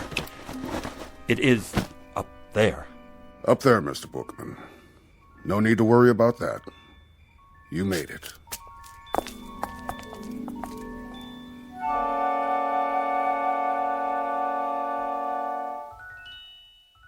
Louis J. Bookman, age 60-ish, formerly a fixture of the summer, a rather minor component to a hot July.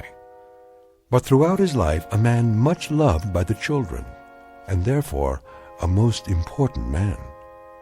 Couldn't happen, you say? Probably not in most places, but it did happen in the Twilight Zone.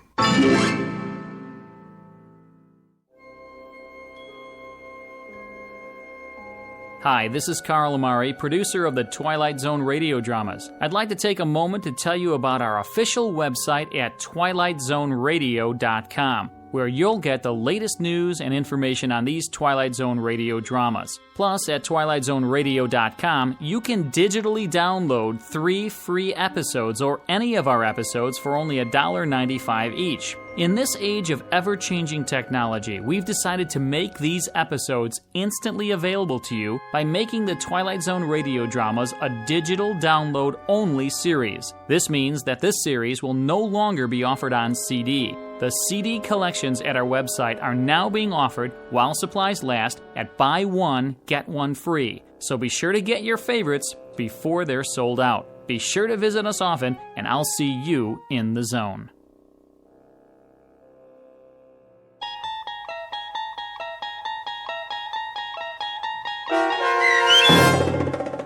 One for the Angels, starring Ed Begley Jr., with Stacy Keach as your narrator, was adapted for radio by Dennis Etchison and based on a script by Rod Serling. Heard in the cast were Rich Kominick, Lauren Patton, Linda Ryder, Richard Hensel, Doug James, Adam Tangway, Martin Hughes, Meg Thalken, Roger Wolski, Carl Amari, and Irene Olson. To learn more about the Twilight Zone radio dramas and to obtain audio cassettes and CDs of these programs, visit our website at twilightzoneradio.com. This copyrighted radio series is produced and directed by Carl Amari and Roger Wolski for Falcon Picture Group. Doug James speaking.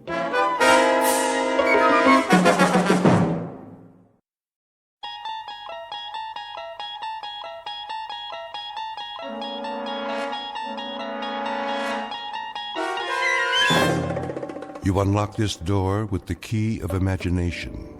Beyond it is another dimension, a dimension of sound, a dimension of sight, a dimension of mind. You're moving into a land of both shadow and substance, of things and ideas. You've just crossed over into the Twilight Zone.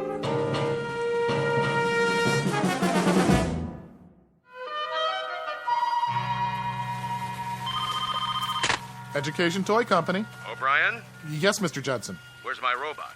Your robot, sir? The Space Invader robot for the Christmas catalog? I was just going over the blueprints. Well, I need it. Yes, sir. How does it look? The blueprints or the prototype? Both. All finished, are they? Oh, yes, definitely. It walks, it talks, it shoots death rays, just like Mr. Ford said it would. Then bring them to my office by the end of the day. We need to start production. No problem, sir.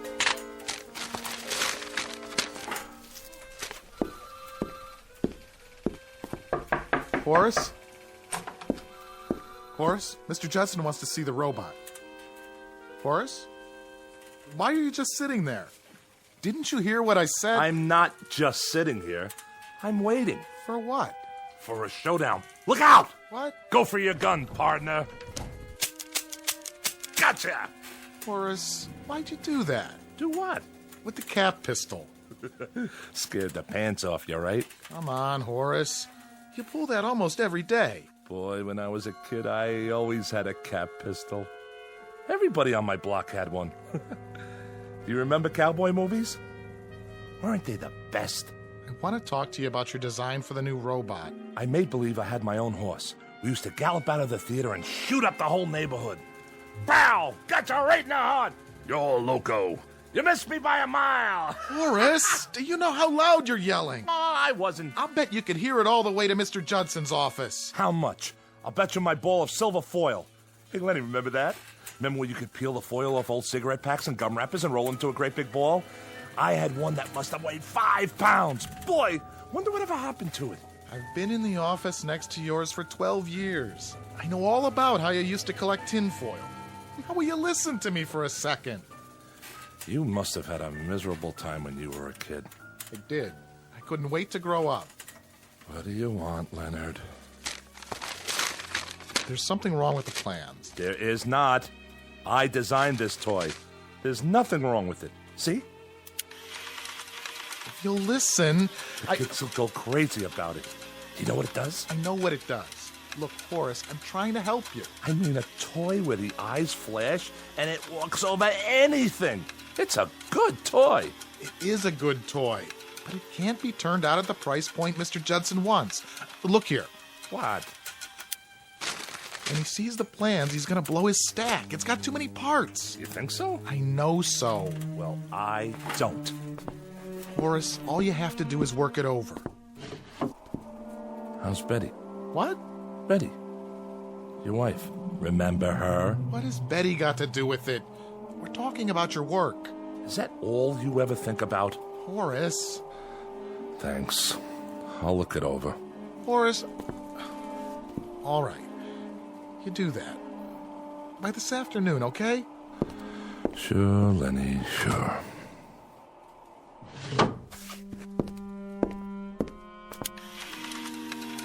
A great little toy, if you ask me. I would have loved to have this.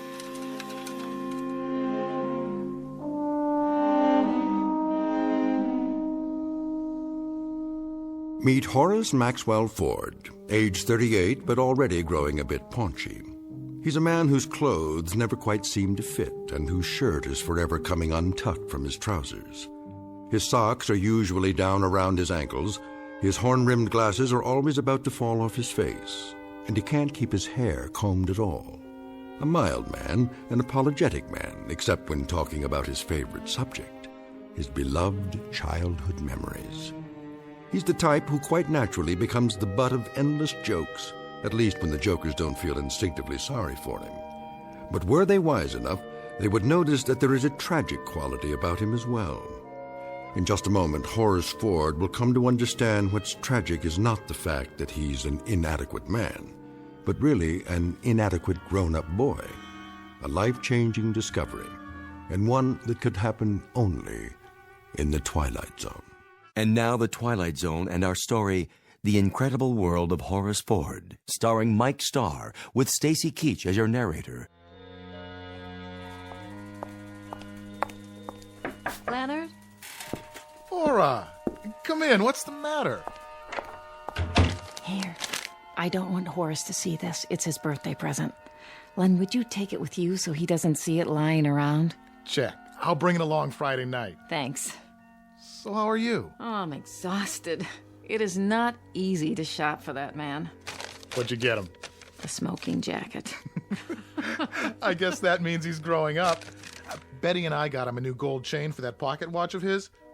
Oh, and we got him a yo-yo, too, as a gag. Oh, that'll probably be his favorite present. You mind if I sit down? My feet are killing me. Please. So, the surprise party's all set for Friday? All set. What's the plan? Well, everybody's coming over to the place at 8. Horace thinks the two of us are going to a movie. I'll make him answer the door and sing happy birthday or something. He'll go right through the floor. Probably. Oh, what time is it? Late. Is he busy? Yeah. Well, I think he's worked late enough. Ford? Oh. Hi, Mr. Judson. What are you doing at the window? Nothing. Just thinking. Thinking? About what? I don't know. Toys? Whose toys? You don't seem to have done much thinking about ours. Look at this. I'm getting him out of there. Good night, Len. Laura.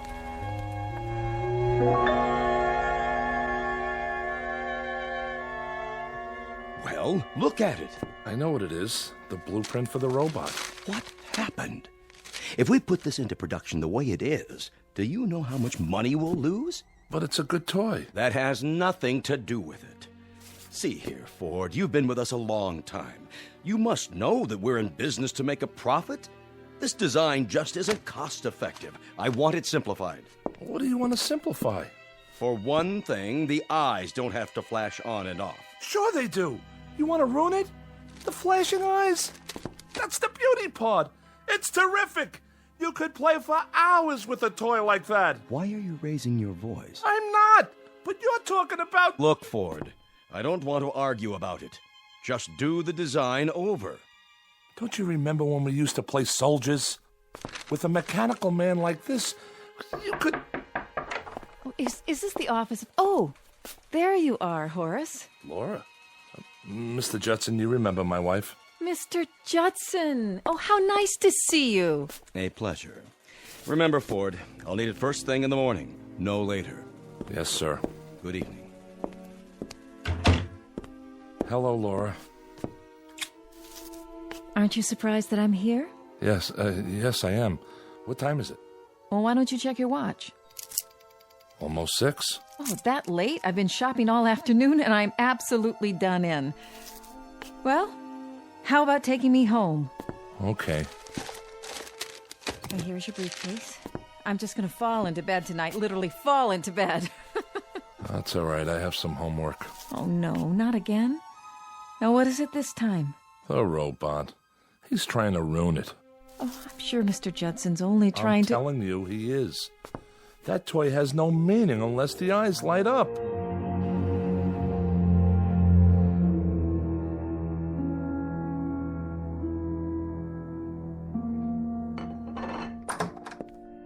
Hello, children. Mama. How's my boy? Fine. That's good. Are you hungry? A little. Dinner's almost ready. Laura, there's something wrong with the chicken. It's like leather. These birds they give you nowadays, like people don't know what chickens are anymore. Well, it looks all right to me. How was the office today? It was okay. What's the matter? Nothing's the matter. No, I can tell just from your voice. Everything's fine. Let's eat dinner. I'm telling you, Mr. Judson's just plain nuts. He reminds me of Corey. Hey, Mom. Remember Mr. Corey? I had him in 5B. What a character. You take the least common denominator class and you multiply. You know what we used to call him? Guess. I wouldn't even tell you. Boy, I'll never forget the time he caught me with one of those jawbreakers in my mouth. You know, the kind that change colors while you suck them? Horace. So he made me stand up, and every minute he'd point that pointer at me and say, Mr. Ford, what color is it? And I'd have to take it out of my mouth and tell him. I swear, I thought Hermie Brandt would bust a gut trying not to laugh. Horace. Hermie Brandt. The greatest stickball player in the whole world. One time during a fire drill. Let's have dinner. Oh, what great times. I was 10.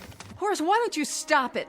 Nobody cares about when you were 10 anymore. I care. You're almost 38. So? So you don't act 38 sometimes. So what? So that's what I mean. So what?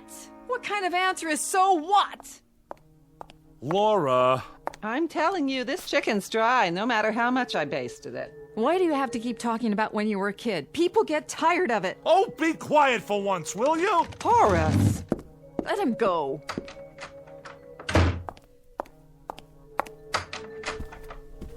Horace?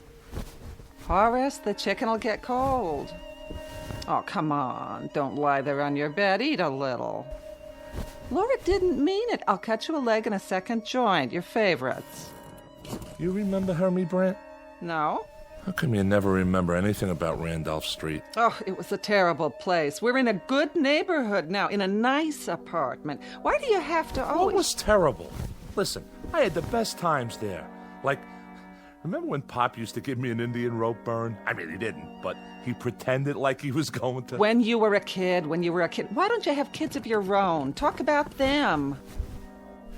Randolph Street. You know what I'm going to do? I'm going to go back there. Right now. Horace, we're having supper. I haven't been there since I was 11. Why shouldn't I? Horace, it's a dirty old street. What are you gonna see? Stay home. Where are you going? So long. Horace, listen.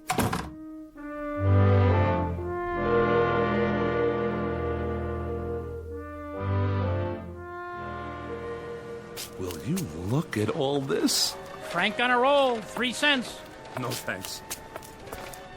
Oh, excuse me, young folks. Bread and butter. Hey, watch where you going, huh? Sorry. Hey, give me my ball. What? Oh, sure. Davy, you come home or you're gonna get smacked. Ring Alivio, caught. Ringalivio? My gosh, this late at night? What time is it? Bins, I yelled Bins. Did not. I didn't hear him. Me neither. I did too. What do you want from me? Wait, boys, don't I know you? Hurry up, Hermie. Hey, Hermie Brant, come on. All right already, I'm coming. Hermie? Did he say Hermie?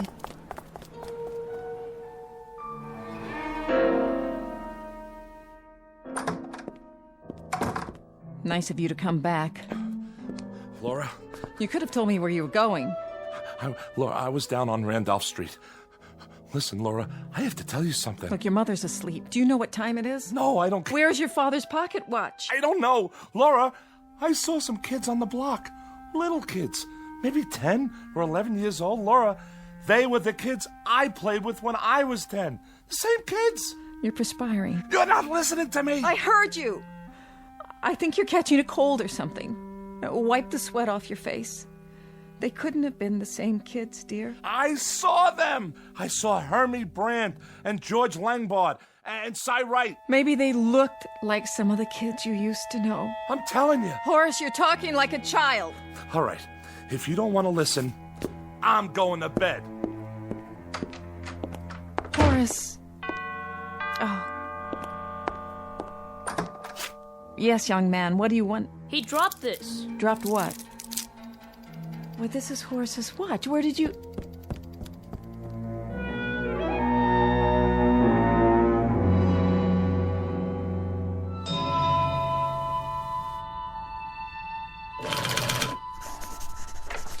Mail, Mr. Ford. Oh, hi, Freddie. Just leave it over there. Ringalivio. God. What'd you say, Mr. Ford? Ringalivio. What'd you think I said? You never heard of that? No, sir. Did you ever play Salugi? I don't think so. 1, 2, 3, 4, 5, 6, 7, 8, 9, 10, red light. See you later, Mr. Ford. Where were you brought up anyway? Mr. Ford speaking. No, I'm not finished yet. Well, I don't know when it'll be ready.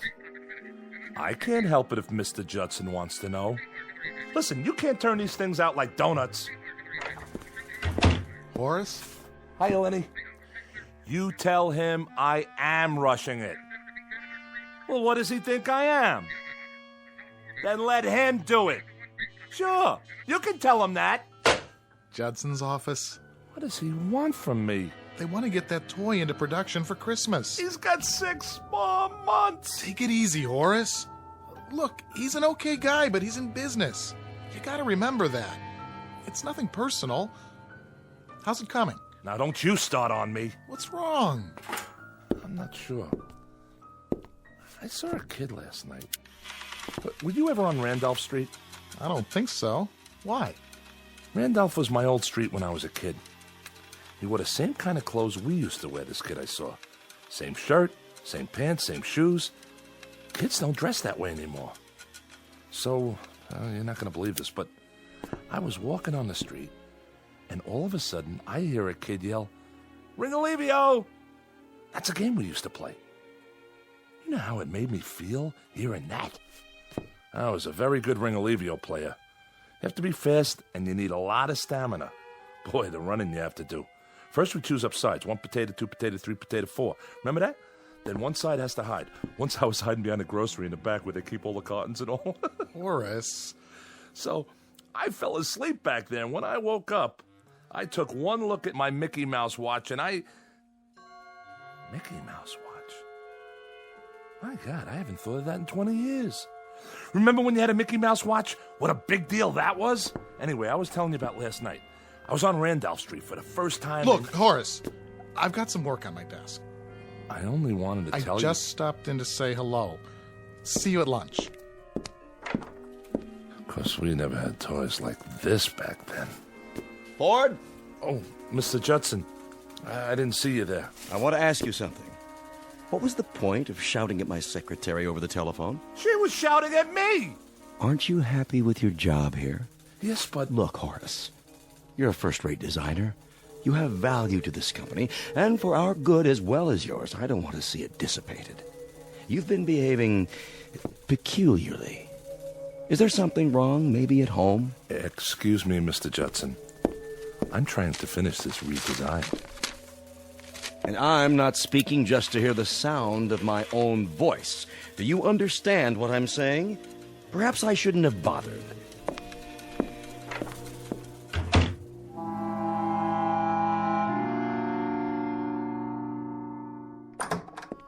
Hello? Sorry I'm late. Subway was tied up for about 20 minutes. Somebody jumped? Nobody jumped. Why do you always think that? Well, it happens if you read the papers. Something broke down. You can't kiss your mother hello anymore? Hi, Mama. I'll see how the dinner's coming. Tired? Yeah. I was thinking, there's a double bill at the Regent. 2 pictures you've been wanting to see. Going Let's just... back there tonight. Where? Randolph Street. What for? I want to see those kids again. But why? Because I want to. It's important. Important? Veal cutlets and succotash. It's canned, but you can hardly tell it from fresh. Let's sit down. Help yourself to the meat, Horace. If it's overcooked a little, blame it on the Subway. Are you sure nobody jumped? Please, he said no. What's so great about disasters? What? I remember when we lived on the block. Every time there was an accident or something, you were always right there. Horace. Well, it's true. What about the time Harvey Bender got his arm caught in a fire hydrant? Harvey Bender? Who's Harvey Bender? If that wasn't the dopiest thing. What's he talking about? The hottest day of the summer, he picks to clog up the hydrant. We all figured they were going to have to bust it open to get his arm out. What do you mean you don't remember Harvey? We were playing marbles, on the manhole cover. I remember it like it was this morning. I got this big fat Puri, and I'm belting them out, cleaning up. When all of a sudden this nut says, "Let's turn on the hydrant." I swear, he was the gooniest kid. His favorite thing was Shakespeare, sock in the ear. Horace, stop it! Why should I? Just stop! Please. But he was one of the kids last night. Who was one of the kids? Harvey Bender. What? I saw him last night. Don't you know that's impossible? I know what I see. He was 10 years old when you were 10 years old. He's as old as you are now. I'm telling you, I saw him. And George Langbart and Cy Wright. They're still kids. He's got a fever, I can tell. I have not got a fever. Mother, be quiet. Horace, sit down. Feel his head. Leave me alone. Listen, darling. I don't know what's happening at your office, but I can see the way you come home.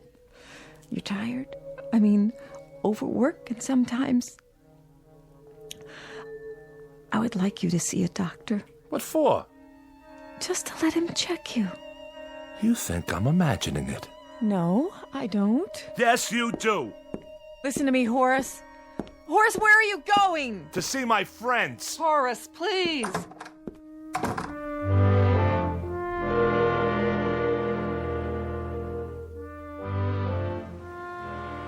Will you look at all this? Frank on a roll, 3 cents. No, thanks.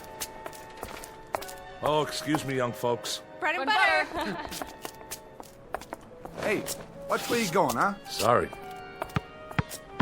Hey, give me my ball. What? Oh, sure. Davy!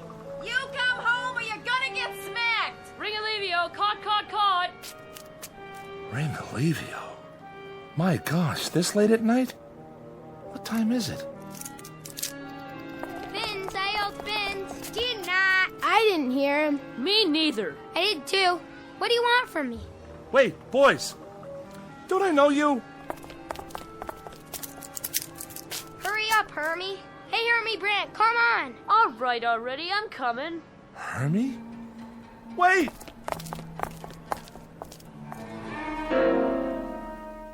Hey, Hey, let's swipe some apples from the fruit stand. Hey, Nitsy. We each grab one. Next to Larry. Next to Larry. Okay, I'll go first. Boys, please.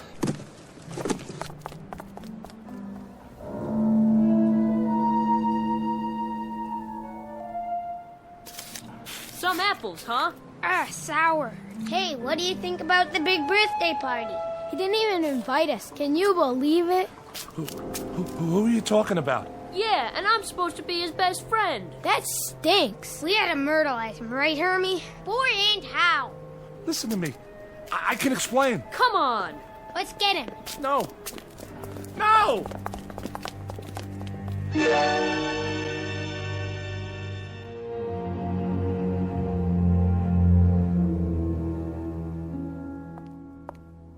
Do you think I got enough ice cream? Huh? There's 1 quart of chocolate, 1 vanilla, and 1 butter pecan. Where should I put the cake so Horace won't see it? I don't know. In the kitchen. Where is he? What time is it? 20 to 8. I'm getting worried. He should have been home an hour ago. Oh, he probably just got stuck at the office. I'm gonna call. Horace, you're so late. I didn't know what time it was. Something's wrong with your watch? I lost it again. But how? Hello, dear. I'm fired. You're what? What are you talking about? I went and had a hamburger. That's why I'm late. I'm asking you something. You're fired from your job? Would you stop? Well, what are you yelling at me for? I want to know from Horace. He's trying to be funny, huh? No. Why were you fired? I was inadequate in my work. Who said that? What does it matter? It doesn't matter, Horace. A man loses his job he's had for 15 years and it doesn't matter? What do they mean, inadequate? Don't they know what they've got? I tell you, gold. They've got pure gold. Would you please stop it? Your life's blood is in that place. I want you to call Mr. Johnson or whatever his name is. You get him on the wire and you let him know what's what. I'm not calling anybody. A weekly paycheck. You think you can find that on the street? What's going to happen to us? All of a sudden, my whole life is going before me. Up, down, up, down. I'm 61 years old. It's time I didn't have to be afraid anymore. Why don't you look at me when I'm talking to you? What's going to happen to me? Shut up! I'm going to talk to Horace alone. What did I do wrong? Ever in my whole life? Somebody tell me. I couldn't help it. It's only a job. Like there are other jobs. You were stagnating there. I never had another job. Why did she have to cry? She's an old woman, Horace. That's always her first reaction to trouble. She's scared to death. Step on a crack, break your mother's back. She'll be all right. Did you get any severance pay? I don't know what I got. I walked out of there. Well, let's forget about it for now. We've got the weekend. Monday you can start looking. We'll make a list. I've got to support her. And you. And myself. You think that's easy? You know what Mr. Corey said? He said that I would never... Mr. Corey was your teacher in 5B. Mr. Judson. He said that I was having a nervous breakdown. He's out of his mind. Listen, I'm telling you, I saw those kids and I know who they are. Horace! They were running up and down the street, swiping apples and having fun. That's all they were doing, having fun. They yell fins. Did you ever yell fins? It's not the subject we're talking about. That is the subject. Me making a living for 3 people while they're swiping apples and running in the street. Well, you're a grown-up man. What do you think you're supposed to do? They were sore because they weren't invited to some kid's birthday party. That's the biggest problem they've got. Horace, you have got to stop this! That's what I'm gonna do! When I went back the second time, the same things happened all over again. Some man wanted to buy me a hot dog. Those teenagers walked by holding hands, and when they let go to walk around me, they said bread and butter. Then this guy bumped into me. I tell you, Laura, nothing changed. It's some kind of a pattern, and I'm in it. I'm in it. God, Horace, stop. I'm going to call a doctor. Well, whatever it is, I'm going to find out. I have to. Horace, where are you going? You can't go out now. You can't. What's wrong with him? Laura, tell me. I don't know. What is the name of a doctor? Tell me the name of a doctor. What are you doing? Who are you calling? For heaven's sakes, I have to know what's going on here. Horace. Surprise! Hey, where's the birthday boy? Laura, what's wrong? Maybe we'd better go. No, please come in. He'll be back.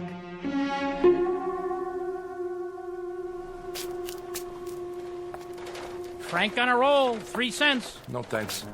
Oh, excuse me, young folks. Bread and butter. Hey, which way you going, huh? Sorry. Hey, give me my ball. What? Oh, sure. Davy, you come home or you're gonna get smacked. Ringalivio, caught. Ringalivio? My gosh, what time is it? Where's my watch? Spins, I yelled spins. Did not. I didn't hear him. Me neither. I did too. What do you want from me? Wait, boys. Hurry up, Hermie. Hey, Hermie Brant, come on. All right already, I'm coming. Hermie? Wait! Hey, let's swipe some apples from the fruit stand. Hey, Nitsy. We each grab one. Next to Larry. Next to Larry. Okay, I'll go first.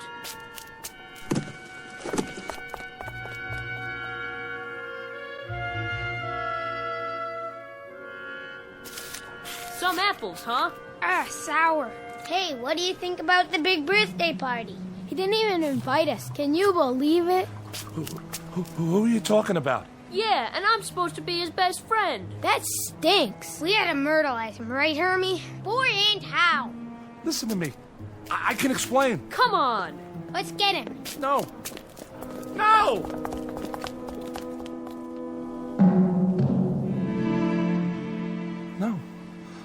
No. Why don't we bust in on the party? Fellas. What for? He'd probably start crying like a baby. Listen, fellas. Can't you hear me? Can't you see me?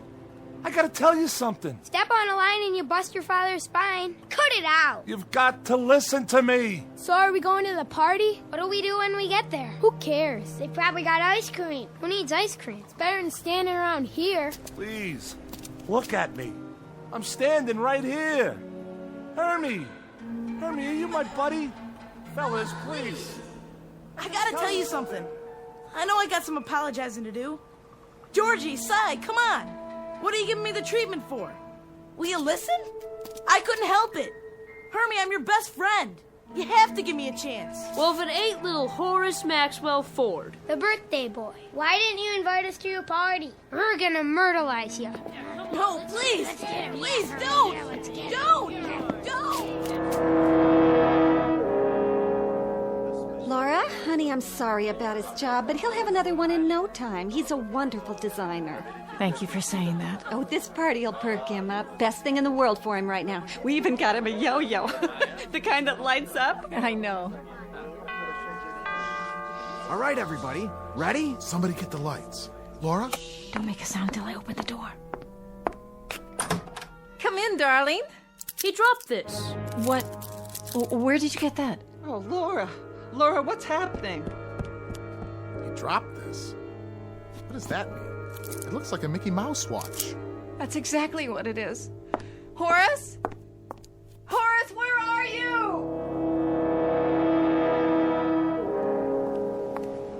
Horace?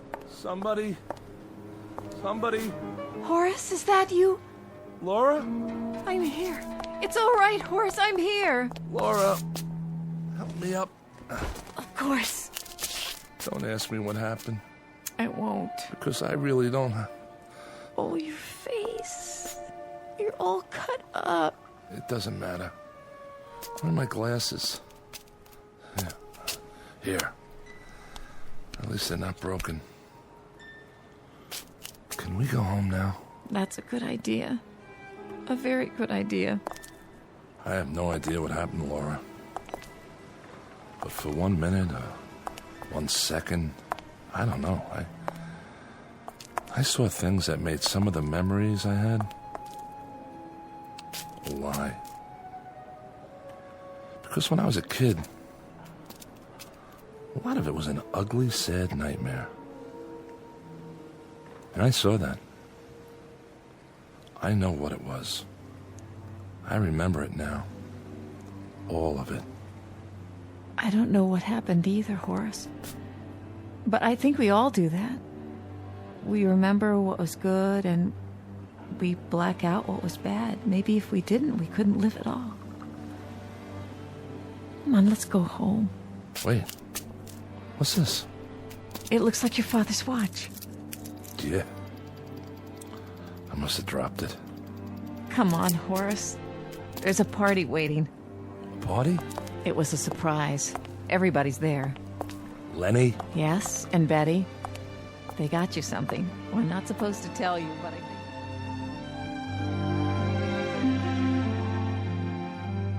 Mr. Horace Maxwell Ford, age 38, a bit disheveled but soon to be whole again, with his shirt tail tucked in, his socks up, his glasses straight, and his hair combed, at least most of the time. A mild man, except when talking about his favorite subject, his beloved toys. The ones he builds because he never had them as a child. Don't feel sorry for him.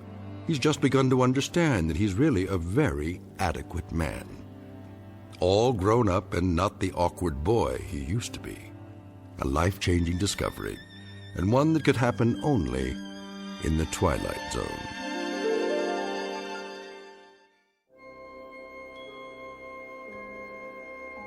Hi, this is Carl Amari, producer of the Twilight Zone radio dramas. I'd like to take a moment to tell you about our official website at twilightzoneradio.com, where you'll get the latest news and information on these Twilight Zone radio dramas. Plus, at twilightzoneradio.com, you can digitally download 3 free episodes or any of our episodes for only $1.95 each. In this age of ever-changing technology, we've decided to make these episodes instantly available to you by making the Twilight Zone radio dramas a digital download-only series. This means that this series will no longer be offered on CD. The CD collections at our website are now being offered while supplies last at buy one, get one free. So be sure to get your favorites before they're sold out. Be sure to visit us often, and I'll see you in the zone.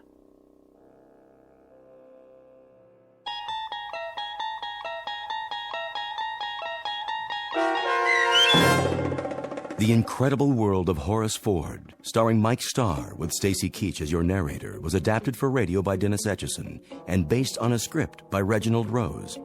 Heard in the cast were Taylor Miller, Meg Thalken, Doug James, Carl Van Sickle, Adam Blaine, John Starr, Bill, Charlie, Alex, and Henry Kummerer, Martin Hughes, Bob Blaine, and Adam Tangway.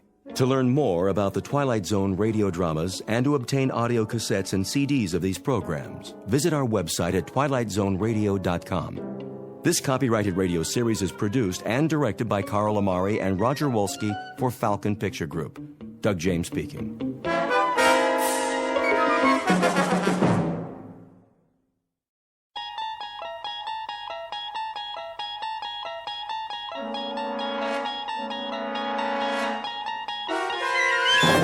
You're traveling through another dimension. A dimension not only of sight and sound, but of mind. A journey into a wondrous land whose boundaries are those of imagination. Your next stop, the Twilight Zone.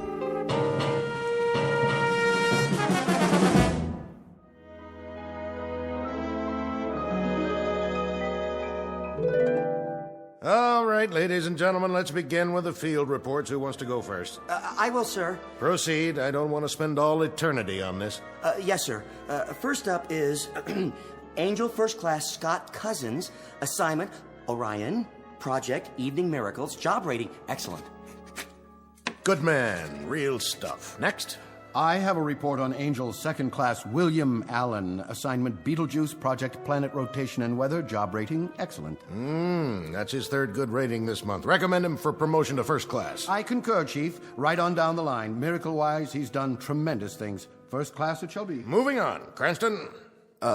Yes, sir? Well, how about the occupied planets? How about them? Oh, I'd say solid results all the way down the line, Chief. With the possible exception. With the possible exception of what? Apprentice Angel Harmon Cavender, sir. What's his assignment? Earth.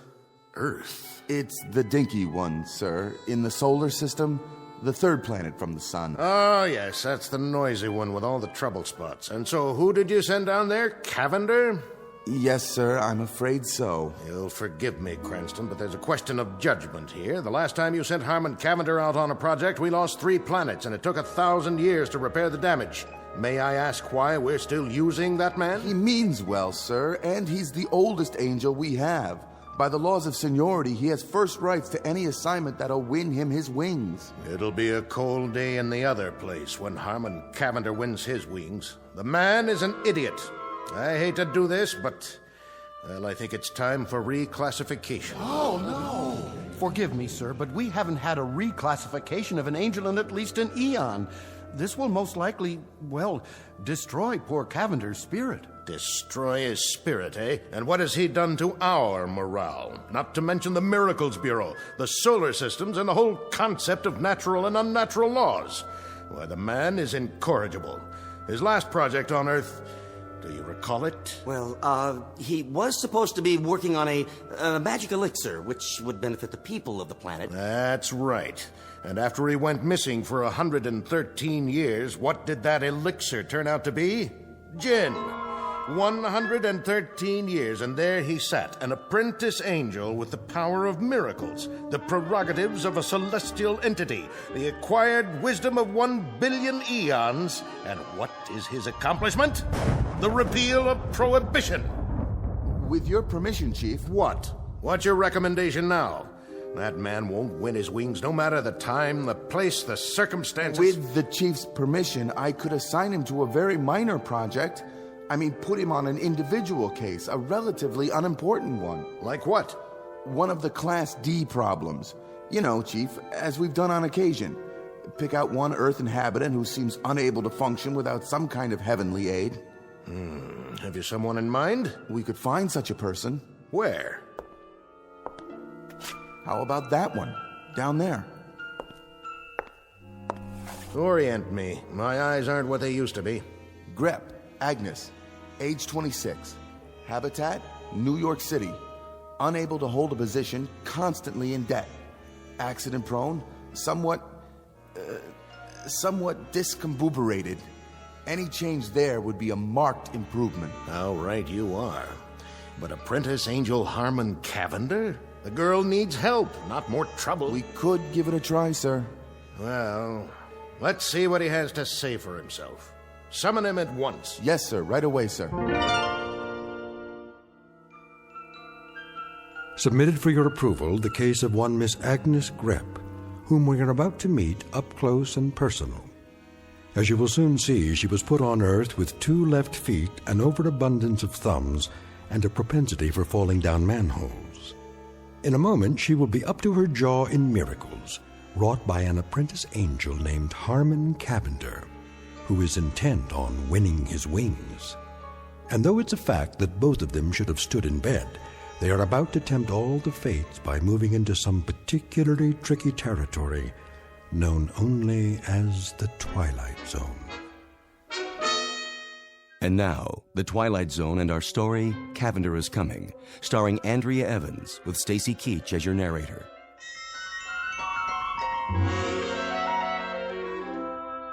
Excuse me. Yes? Is this the 3rd Celestial Division? Yes, sir. Angel Placement Bureau? That's correct. Do you have an appointment?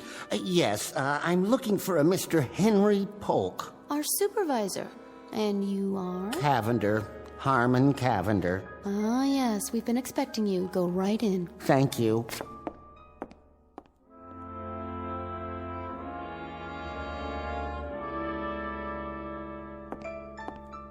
You called me, Chief? Ah, there you are. Cavender, I presume? Nice office you have here. I like the cloud effect. Makes it look like infinite space out there. It is infinite. Oh. Apprentice Angel Cavender, it has come to our attention that you are the only angel in your class not to have won his wings. Sad but true. Not for want of trying, I can assure you. It has further come to our attention that you are a clod. A clod, sir? Never mind. Before reclassifying you... Reclassify? We're going to give you one more chance. Oh. Walk over to the edge with me and look down through the cloud cover. What do you see? Oh, which one? The one in the theater. with the costume, the usherette, I believe they call them. Nice-looking girl. You think so? Good. She's your next project. Oh, thank you, sir. I especially like the uniform she's wearing. Very military, with epaulets. And what's that on her head? Is that a fez? Haven't seen one of those in ages. Quite a few ages. You will return to Earth and supply her with aid, assistance, and advice for a period of 24 hours. If you are able to improve her lot in any significant way, we will reopen your case. You mean there's a possibility of getting my wings? It would be taken under advisement. Oh. Actually, Cavender, there seems to be considerable question about the damage you can do with just arms and legs, not to mention wings or your mouth. However, we've graciously consented to give you one more opportunity. You have 24 hours to see what, if anything, you can do with that clod, that young Earth woman. Mm-hmm. Take a good look. She's the one lining up for inspection right now in the lobby. Who's doing the inspecting? The theater manager, the short one with the ridiculous little mustache. All right, girls, positions, please. Ready for inspection before we open the doors. Excuse me. End of the line. Can I get in here? This is my position. Pardon me. Inspection. Left lapel wrinkled. Sorry, sir. Lipstick crooked. I'll fix it. And you. Yes, Mr. Stout? Stand up. No slumping. Eyes straight ahead. Eyes straight, I said. I'm trying, sir. It's a natural condition. You see, my eyes aren't straight. They're not... You're the new one. Yes, Mr. Stout, and I can't tell you how glad I am to have the job, and I'll work very hard, and this is the first time I've ever been an usherette, and I love the uniform, and... Miss Grepp, is it? That's right, Agnes Grepp. It used to be Grabinski because my father's father was Lithuanian, but when he married my mother... If you don't mind, Miss Grepp. Now then, for the benefit of the new recruits, I will go over very quickly the prescribed positions and order of the day. Pay attention, please, Miss Grepp. I will repeat this only once. You will take the spot girl position in the middle of the lobby, ready to give directions such as stairway to your right, aisle 2 straight ahead, and so forth. Excuse me. What is it? What if I have to... Have to what, Miss Grepp? You know, take a comfort break. You will wait for your 30-minute lunch period, the same as the other girls. Now then, after you have taken their stubs... Their what? Ticket stubs. You collect them. Then the directions you give the patrons will be as follows. Stairway to your right, stairway to your left, aisle 2 straight ahead. Psst. Aisle 3 to your right, balcony and loge upstairs, and... Miss Grepp, if you please. What if I need a drink of water? You know, all those directions and my mouth might go dry. It used to go dry when I had to stand up in front of the class, and sometimes it gets dry even when I... Then you look my way and make a face. Like this. Mr. Stout, you look like a fish, doesn't he? Isn't it cute the way he does his mouth like that? The doors are opening for the first performance of the day. Take your positions. Hup, hup. Yes, sir. I'll work the candy counter, sir. I'm in the loges. Where's my flashlight? Spot. Miss Grepp, take your spot. Oh, don't worry about me, sir. I got it covered. Hello, dear. Hi. Can you tell us where to find the best seat? Give her your ticket first, Gertrude. Oh, yes, of course. Here you are, dear. About those seats. Immediate lodging. 3 aisles straight up. I mean, in the balcony. Pardon? Well, and I think there's some candy to your right, popcorn, and... Oh, God knows what else. Pardon me? Must have water. That man, ask him, but please. Oh, Mr. Manager, I think your usher here is having a fit. Any aisle, any seat at all, just go. What do we do with these tickets, Is there some problem? No problem. A regular fit. Fit? A conniption. Oh. Miss Grepp? Mr. Stout? Your epaulets. Oh, Mr. Stout, look at me, please. Close your mouth at once, Miss Grepp. Consider yourself cashiered out. You will never make usherette at Blonsky's Bijou of famous Hollywood hits. Now, turn in your uniform. Up. Dismissed.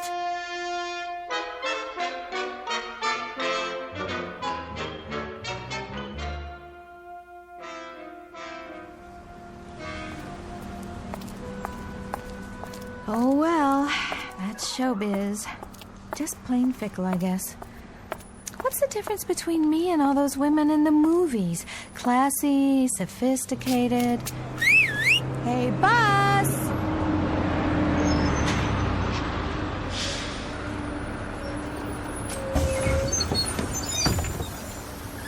You got a bus pass? Not as such. I wanted to get one, but then I thought if I did, I might lose it, and then I'd be out all that money, so I never got one, and now Put your quarters in the machine.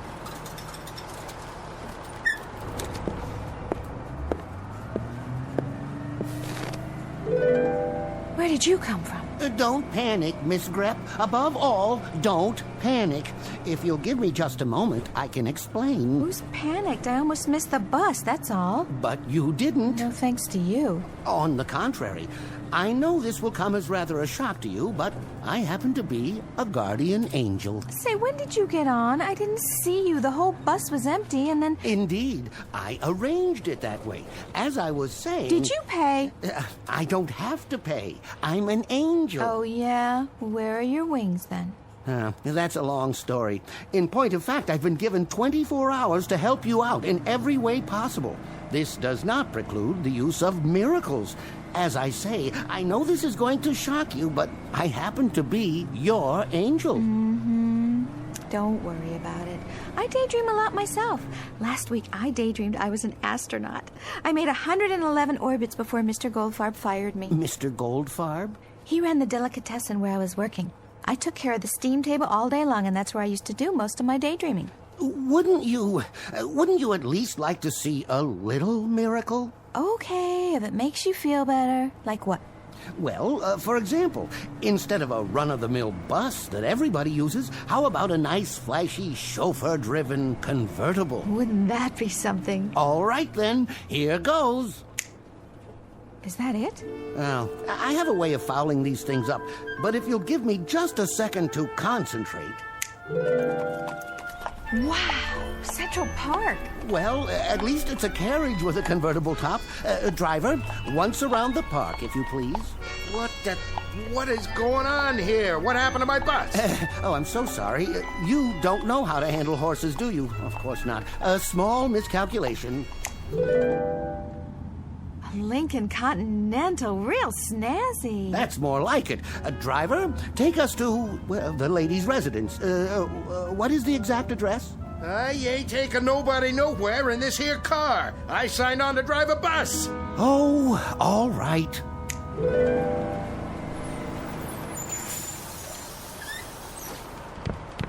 From here on out, folks, you're on your own. When the supervisor comes to claim the bus, tell him I resigned. Well, Miss Grep, what have you got to say now? Excuse me?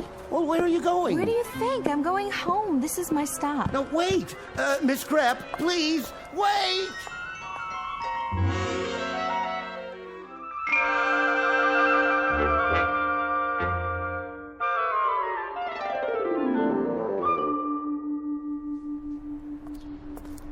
Hey, Aggie. Hi there. How's my favorite little girl today? Okay. Been playing? Yeah. I'll bet you had fun, huh? Well, it would be more fun if you could play with me. How come you have to go to work? Not anymore, I don't. I'll play with you tomorrow, okay? We'll go to the park. Promise? You come over and knock on my door in the morning and we'll go, okay? Okay. See ya, Aggie. Hi, Aggie. Hey there, Teddy. You got any candy today? Have I got candy? Look at this. I brought it all the way from Plonsky's Theater, just for you. Gee, thanks.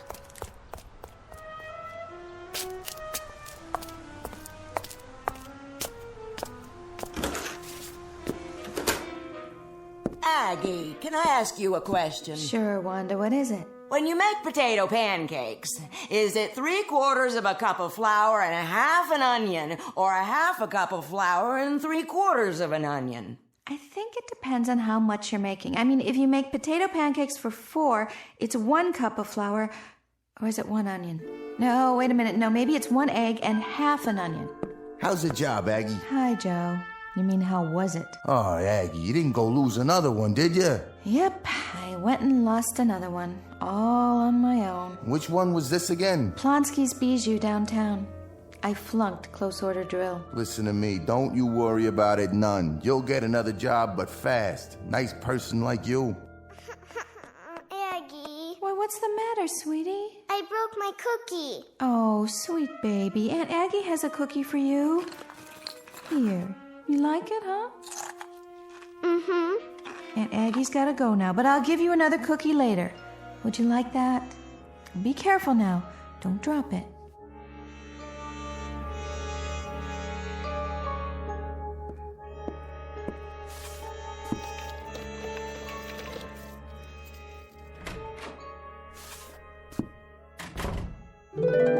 Don't panic. Oh, I know. Say, I thought I left you back there. Perish the thought. How did you get in my apartment? It was locked. As I told you, I'll be with you for 24 hours. 23 hours and 31 minutes, to be exact. Don't you ever give up? How could I? I'm here to change your life, Miss Grep. Interesting place you've got here. I like it. Oh, I do too. Particularly the stuffed animals and the Cupid dolls. Been collecting them for some time, haven't you? If you'll excuse me, I have got to take these shoes off. My feet are killing me. Let's get down to business, shall we? What kind of business? In a case like this, I usually examine the most pressing problems and then formulate a plan to alleviate them. Me too. Only whenever I make a plan, something always happens. You know, like a fly in the ointment. Is that an expression? Oh, my mother used to say that. Whenever my father made plans, like the time he went into business raising rock Cornish game hens, it was a great plan, let me tell you. I think the way to attack this employment problem of Would yours... you like something to drink? Oh, yes. That is, no, I really shouldn't. As I was saying... Tea or coffee? You look like a tea man to me. I think I've got some tea bags somewhere. Don't trouble yourself. How about a beer? Oh, no. No. Now, why don't we fix it so that you're independently wealthy and don't even need employment? Wine? What kind? I've got some sherry. I don't think so. Now, my dear young lady, we are discussing the alteration of your entire future. For the moment, we can dispense with the convivialities and proceed directly to... Yes? You wouldn't happen to have any gin, would you, by any chance? Just lying around, going to waste? Afraid not. Oh. Oh, but I could run down to Mrs. Riente's apartment. Her husband makes it. Well, sort of. You see, he starts with, what do you call it, neutral grain spirits, and then he adds these sloe gin berries, and then... No, thank you. I've had that kind. Manufactured in a bathtub, as I recall. But back to business. First off, you can't live here. Why not? Something wrong with this place? Well, not at all, but it wouldn't fit in with your new lifestyle. I happen to know that there is a penthouse available right now at the Savoy Arms. Where's that? Park Avenue and 58th. A penthouse? And how would I pay for it on my salary, even if I had a salary? My dear, there are all sorts of ways. Hey, Buster, I am not that kind of girl. Dear lady, I have no doubt. But please try to grasp the situation. As of this moment, you are independently wealthy. Now, why would you say a thing like that? Watch this. Nothing up my sleeve. Where did that come from? Look closely. This is an absolutely genuine statement from the New York National Bank, savings account number 66103, in the name of Miss Agnes Grep. You think maybe there's another Agnes Grep? I seriously doubt it. The total balance in liquid assets is... but perhaps you should read the figure for yourself. I like to use odd numbers, by the way. An aesthetic preference on my part, more pleasing to the eye, don't you agree? I think you like to use too many zeros, too, don't you? Perhaps you should sit down. Now, on to social activities. I go bowling on Thursdays. Bowling schmoling. That's okay for pin setters, not for a Park Avenue debutante. Who's a debutante? Look around. I think you'll get my drift. If I do say so myself, I'm getting pretty good at this. Look at the way they're all dressed. Tuxes and evening gowns, and me with these ratty clothes. Oh, oops. There. I hope you like the color.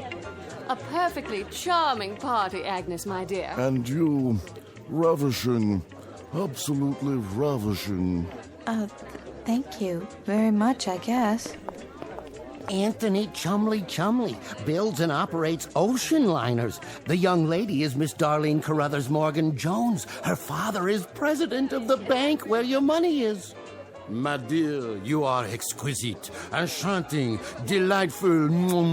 Hey, don't wear out the hand, okay? I intend to notify the society editor at the Times that this was the high point of the season. Absolument, the peak.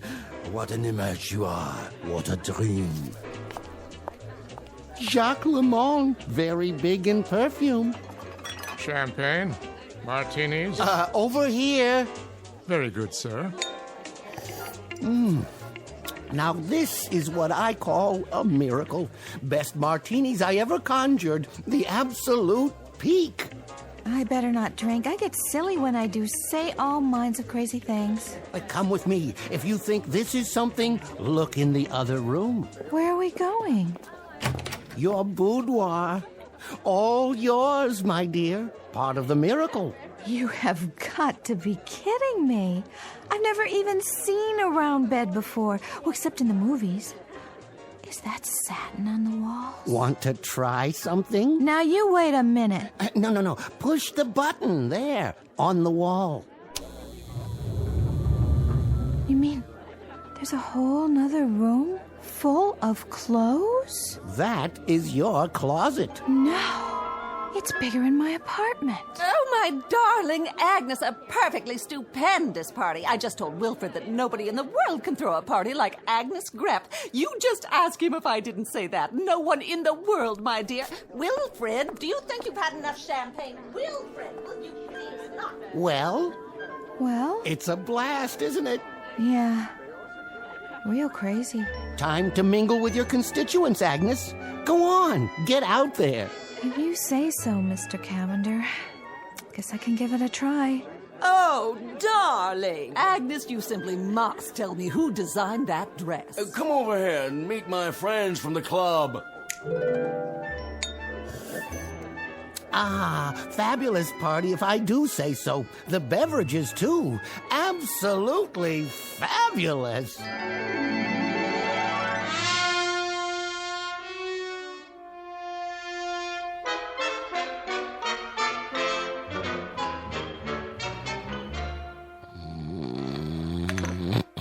What?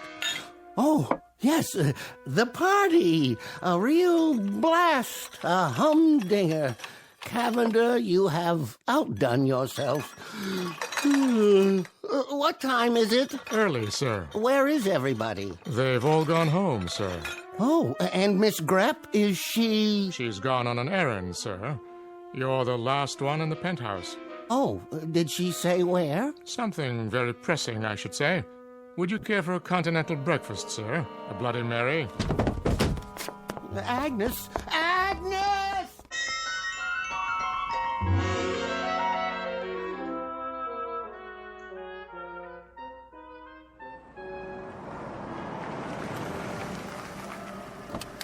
Wait here, driver.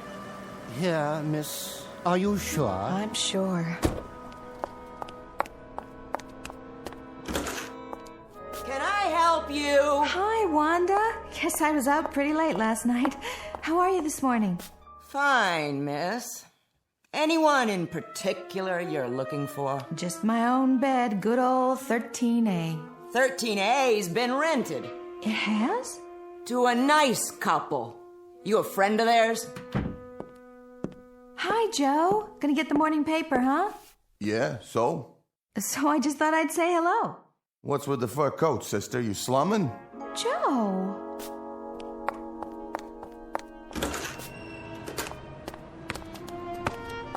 Hi, sweetie. Were you waiting for me? Huh? Remember? We said we'd go to the park today, you and me. Just as soon as I change this dress and get out of these awful shoes. Who are you? It's Aunt Aggie, honey. Don't you... My mom said not to talk to strangers.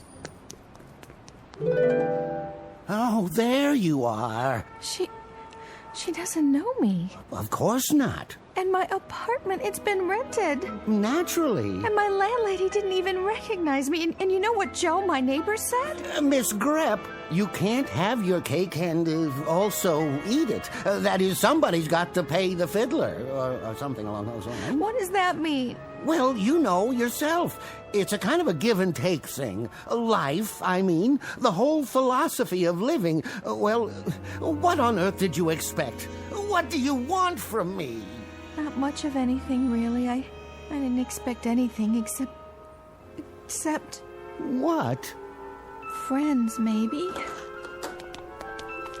Excuse me. Hey, what do you say, Slugger?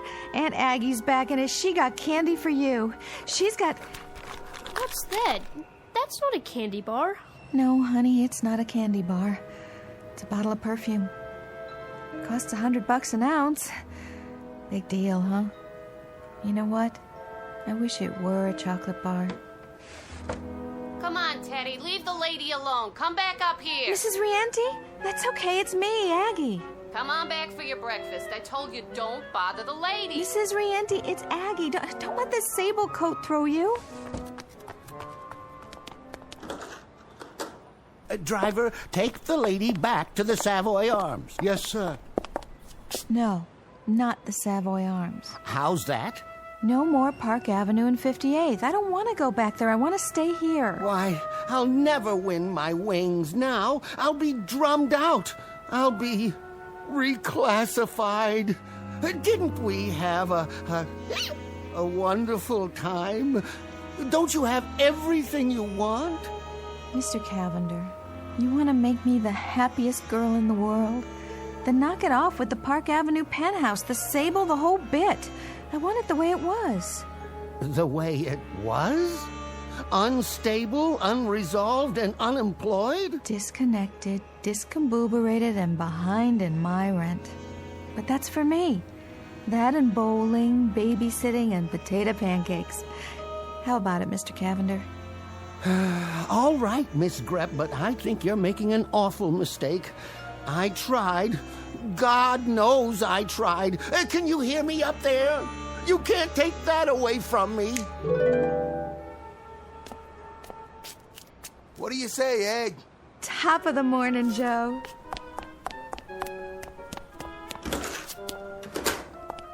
Aggie, on this potato pancake stuff, how many eggs? An even dozen, and I'll be down in a minute.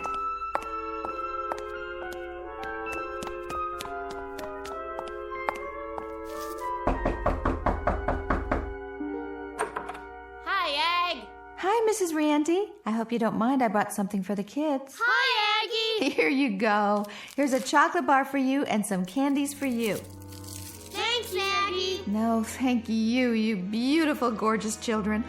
I just wish it was more.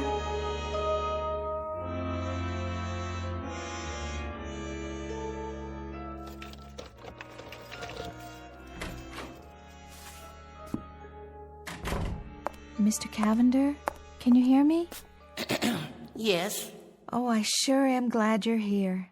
Because I wanted to say thanks a whole bunch. It was wonderful knowing you. Wonderful knowing you, Miss Grepp. Excuse me, what's that, Chief?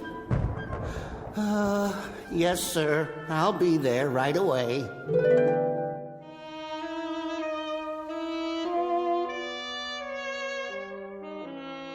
Cavender checking in, sir. I was just looking over the report we received on you.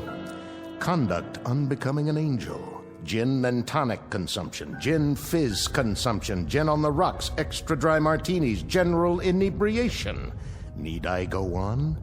Cavender, you're a disgrace to the entire service. I'm sorry, sir. I truly am. I'm afraid you know what this means. Reclassification, sir. At least reclassification. I know it. I expected it. I hate to do this, Cavender. I really do. As a matter of fact, Hey, Chief, look at this. What? Why, this is incredible. It is. See for yourself, Chief. Come over here. My eyes aren't so hot lately. Try, Chief. You can do it. Where are you pointing? Lean over the edge. That planet there, the little blue and green one? Yeah, check the island of Manhattan, the lower part. She's happy. She is, isn't she? She looks at least 6 times happier than when I found her. She's incredibly, deliriously, totally happy. I don't understand how that could be. But I tell you she is, sir. See? See what she's doing now? What is that costume she's wearing? A bowling shirt, I believe it's called. Say again? Bowling, sir. She bowls every Thursday night. Fascinating. And is she supposed to keep her finger in the ball after it starts rolling down the lane? Ooh, no, sir. She still hasn't quite got the hang of it. I do hope she didn't hurt herself. Well, Cavender, it seems I may have been premature in my judgment. Oh? After all, your assignment was to make her happy, and that's precisely the way she is now, so... Well, there seems to be very little left to do, except... Go on, sir. I'm all ears. I noticed. I think under the circumstances, Cavender, since you've done so very well with this subject... Yes? Well, it occurs to me that there are other deserving subjects down there who may require a little angelic assistance from time to time. Oh, definitely. No doubt. Each of them could be your personal project, so to speak. How would you like that? And... my wings, sir? We'll reopen that issue later on. But for the moment, we'll start a dossier on the people you'll be assigned to. In a strange way, I feel rather sorry for them. Cavender? Cavender, are you listening?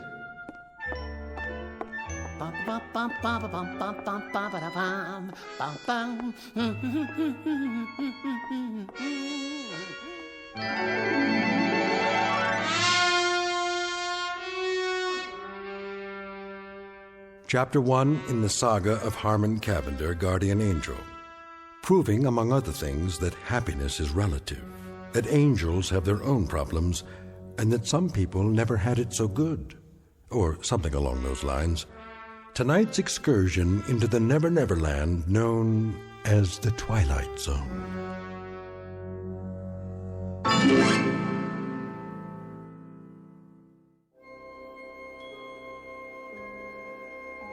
Hi, this is Carl Amari, producer of the Twilight Zone radio dramas. I'd like to take a moment to tell you about our official website at twilightzoneradio.com, where you'll get the latest news and information on these Twilight Zone radio dramas. Plus, at twilightzoneradio.com, you can digitally download 3 free episodes or any of our episodes for only $1.95 each. In this age of ever-changing technology, we've decided to make these episodes instantly available to you by making the Twilight Zone radio dramas a digital download-only series. This means that this series will no longer be offered on CD. The CD collections at our website are now being offered while supplies last at buy one, get one free. So be sure to get your favorites before they're sold out. Be sure to visit us often, and I'll see you in the zone.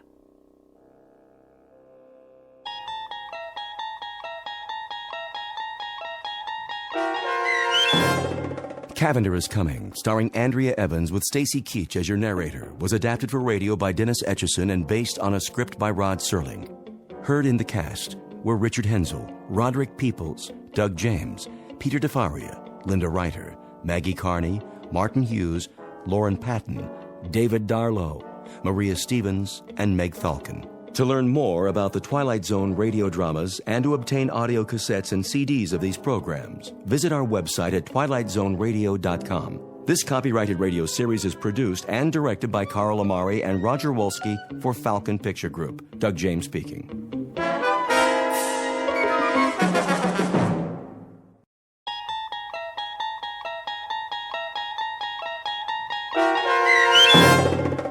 What's in the Box? Starring Mike Starr with Stacy Keach as your narrator, was adapted for radio by Dennis Etchison and based on a script by Martin Goldsmith. Heard in the cast were Meg Falcon, Jeff Lupetin, Christian Stolte, Franette Lebo, Doug James, Carl Amari, Paul Patch, and Roger Wolski. To learn more about the Twilight Zone radio dramas and to obtain audio cassettes and CDs of these programs, visit our website at twilightzoneradio.com. The producers of The Twilight Zone wish to thank CBS Enterprises, Carol Serling, Dennis Etchison, Dick Brescia Associates, Claire Simon Casting, Terry Jennings, XM Satellite Radio, Sirius Satellite Radio, our sponsors, and our radio affiliates for helping make this series possible. This copyrighted radio series is produced and directed by Carl Amari and Jason Mallow for Falcon Picture Group. Doug James speaking.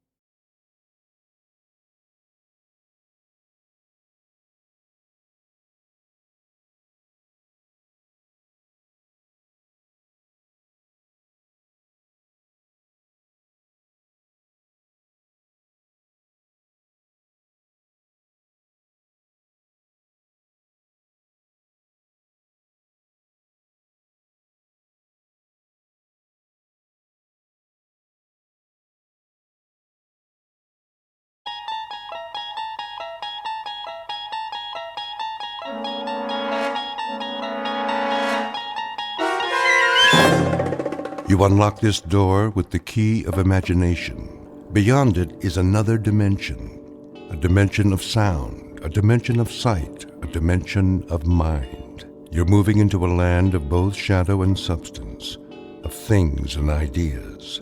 You've just crossed over into the Twilight Zone.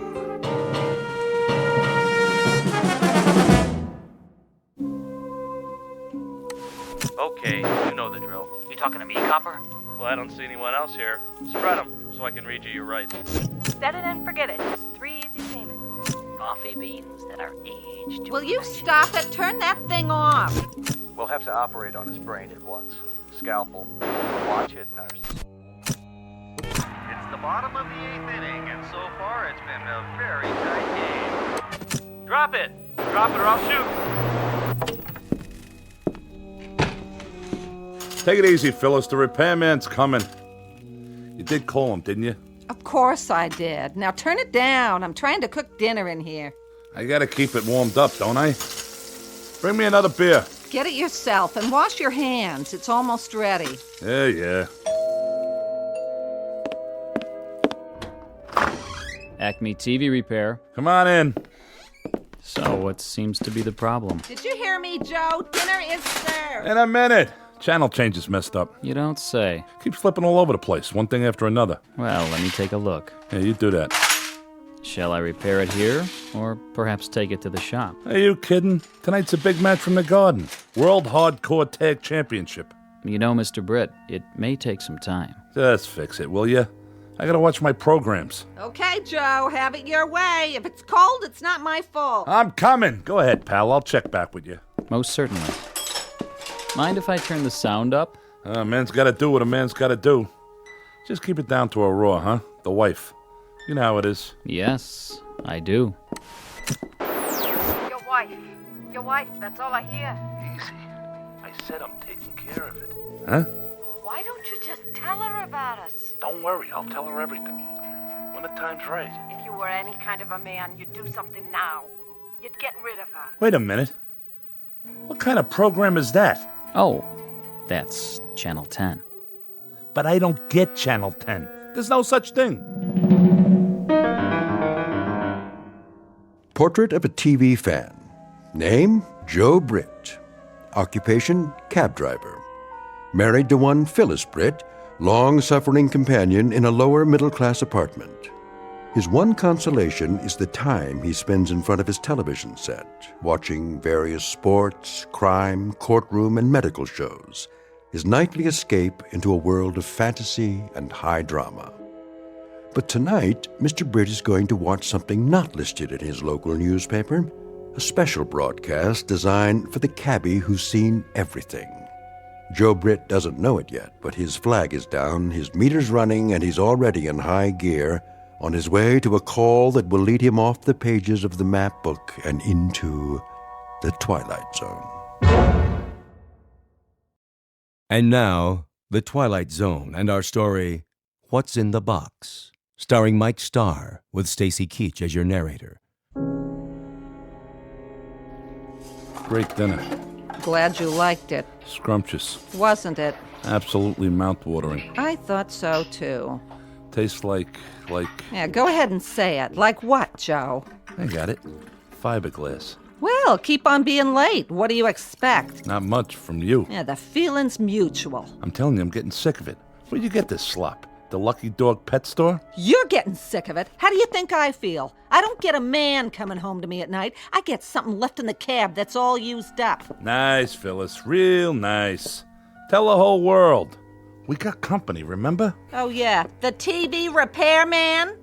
Better hope he gets finished pretty soon, Joe, so you can watch your programs instead of having a conversation with your wife. We're having a conversation right now. Sure we are. It ain't my fault I'm pulling long hours. Yeah? Whose fault is it? The man in the moon? I already told you. Guy hails me when I'm heading into the garage. Had to haul him all the way up to Yonkers. Oh, give it a rest, Joe. I heard that one before. The other day it was Yonkers. Yesterday it was LaGuardia. You don't fool me one bit. Just tell me. Who's the girl? What girl? The one you've got on the side. You're crazy. Yeah, and you're a louse. You don't have nothing left by the time you get home. You gotta be giving it away someplace else. Yeah, I got so much extra energy. Where would I get it? Not from this food. You get what you pay for, Joe, and you're slipping way behind in your payments. Give me a break. I'll give you a break in your head is what I'll give you. If you're cheating on me, Joe, I swear. Can it, Phyllis? The guy out there's getting a free show. Free? How much are you paying him? $10 an hour? 20? And for what? So you can watch your stupid TV. I got a suggestion, Joe. Why don't you sleep on the couch tonight so you don't miss the late show? That's it. I'm going in the other room. Well, don't let me stop you. Take the whole six-pack. As soon as he gets done, you better hurry up. It's getting late. The main event's coming up.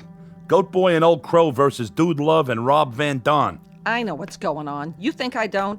You can't even look me in the eye anymore. You're so guilty. Phyllis, for the love of... Well, don't jump off any building on my account, Joe. One of these days, I'm going to even up the score. Make it a real tight ball game. What's that supposed to mean? Freddie Broom. You know, that good-looking butcher? He's always given me the once-over. I can feel his eyeballs rolling over me like ball bearings. You'd think I was the Queen of Sheba. What are you trying to do, start a fight? Well, I got no fight left in me. Once that joker gets fiddling with the TV, all I want to do is watch wrestling and flake out. I'm pooped. Yeah, I'll bet you are. You drove to Yonkers. For all I know, you even went twice. You shouldn't drive so much, Joe. You'll ruin your health. How's it coming, Mac? Oh, Mr. Britt, you've got yourself a little problem here. Little problem? You've been at it an hour now. I could have built a whole new set by now. Is that so? Sure thing. I didn't just step off the ferry from Jersey. I know how you guys operate. Do you? First you kill a $20 hour. Then you say you gotta take it down to the shop. Another 20. Then you start switching tubes and charging me for the privilege. I get some poor sucker's old parts, and he gets mine. Nobody's the wiser, right? If you say so. And what was that phony station you brought in? Channel 10 my aching back. I don't know what you're referring to. You don't, huh? Probably put a videotape in just to confuse me. It's a racket, that's what it is. A penny ante Cosa Nostra. Well, the state of New York's got laws against that. So save yourself a headache. I ain't swinging for no big bills, period. In that case, the set's ready. What? You heard me. The set's ready. No charge for my services. Want a beer? On me. No thanks. Have a pleasant evening. Same to you, pal. Same to you. Now, where's the remote? Hey, Phyllis! Come on in. We can get Channel 10. Your wife, that's all I hear. In a minute, Joe. Hold your horses, baby. What? That guy looks just like... Why don't you do something about her? I trusted you. I didn't hold anything back. I waited and waited. Wait a minute. You drove me all the way out to the park in your taxi, and now you won't even speak to me. What's the matter? I'm talking to you. What's the matter, Joe? How did they know? There wasn't no camera around. What do you want from me? Marry me. Marry you? What are you, crazy? If you don't, I'll tell her everything. Like what? I'm a bigamist? Look, baby, we're talking about two different things. Love is flowers and wine with dinner. Marriage is a floor mop and 2 pounds of hamburger. I'm serious, Joe. So, how's the picture? The picture? Look at you, you slob. You spilled your beer. It'll dry out. It's a good thing your mother gave us this rug. I hate it anyway. Even beer stains is an improvement. Take it easy. You say we can see Channel 10, so where is it? I turned it off. Well, turn it on again. Maybe later. Later, I've got the stove to clean. Turn it off, Phyllis. Quit clowning. Give me that thing. What are you, nuts or something? Never mind. You yelled to come in and look at Channel 10, and then when I drop everything... What's the matter? Is the set still on the blink? Yeah, I mean, no. Well, there must be something screwy. You know there's no Channel 10 around here. Did you try the other channels? Let me see that remote again. Get your hands off that! Listen, Phyllis. You by any chance trying to pull a fast one? I don't know what you mean. That guy. Who was he? What guy? Don't give me that. The repair guy. Oh, him? How do I know? I never saw him before. No? You're the one who called him. I told you to call a repairman. I didn't say which one. You picked him out. Oh, you're suspicious. Well, Casanova, you can relax. When I even up the score, it'll be with that butcher, Freddie Broom. He's got the most expressive hands. Oh, I watched him cut meat. You should see what he can do to tenderize it. He sends me right to Yonkers. Yeah, sure, that must be it. He did something to the TV. They can do all kinds of cockamamie things with electronics. You're acting like a lunatic. Okay, who was he? Before I crack you one in the mouth. Like I told you, I don't know. The regular repair guy, he's on vacation. So you were yelling to get the set fixed tonight so you can see every drop of blood on Goat Boy's forehead. Excuse me, I mean forehead. All right, knock it off. You don't have to read my horoscope. Where did you get this, Fink? Let go of me. From the phone book. Where else? What's wrong, Joe? He didn't fix it right? No, he fixed it. He fixed it perfect. You should have seen this. This Channel 10. Nah, never mind. I'd like to. Turn it on. No. It's nothing. Honest. Go finish your cleaning up. I'm sorry I yelled at you. See, I guess the traffic got to me. Yeah, that's it. Well, something sure did. You keep this up, Joe, you better see a psychiatrist. Take my word for it. I guess I'll stick to wrestling. Something civilized. They're circling each other, looking for an opening. With a tag team gold on the line, this is going to be a real slobber knocker. This is more like it. Now the collar and elbow hookup into a quick go behind. Whoa, Nelly!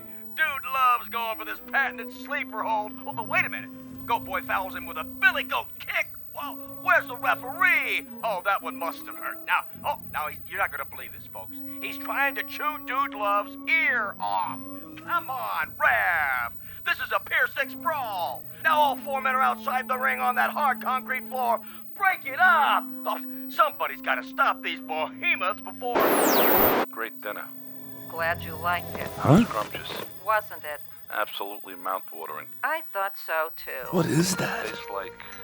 Yeah, go ahead and say it. Like what, Joe? I got it. Fiberglass. No, Well, keep on being late. What do you expect? Not much from you. Yeah, the feeling's mutual. I'm telling you, I'm getting sick of it. Where'd you get this slop? The Lucky Dog pet store? I don't believe this. How do you think I feel? I don't get a man coming home to me at night. I get something left in the cab that's all used up. Nice, Phyllis. Real nice. Tell the whole world. I don't believe it. If she sees this... Wait, can't breathe. Ow!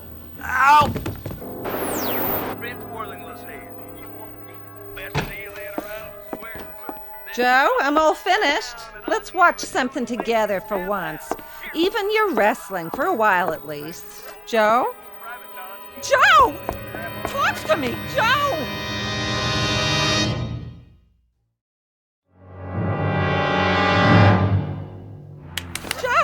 Joe, wake up. Are you all right? What happened? I don't know. Here, get up on the couch. I must have fainted or something. Are you okay? Yeah, sure. What happened? Maybe something I ate. Yeah, that's it. It tasted kind of funny. Well, why wouldn't it? I had to heat it up 3 times. Twice would have been enough. Now listen to me, Joe. Huh?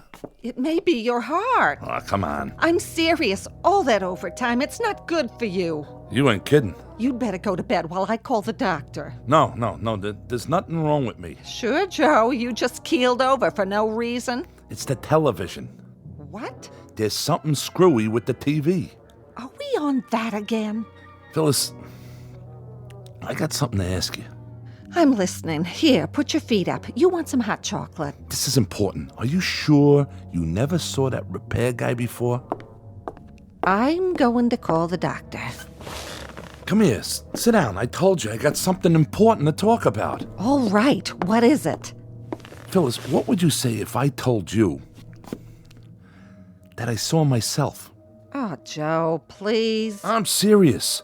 Wearing my regular clothes, just like I look right now. I'd say you looked in the mirror. I do that all the time, and I don't like what I see either, but it's nothing to faint about. Like Frank Sinatra said, that's life. Nobody's getting any younger. But what are we going to do about it? The moving finger writes and haven't written I said, listen, I'm talking here. Phyllis, I saw myself on TV. Really? Was it that candid camera? I hope you were smiling. You always had a real nice smile. No, it wasn't the candid camera. What would you say if I told you I saw you on TV too? When? Just now. I'd say you're cracked, Joe. I haven't been out of the apartment all day. And somebody's spying on us. If you really think that, you must be losing your marbles. Why would anyone want to spy on us? It's not like we ever do anything anymore. Nothing to write home about. Enough!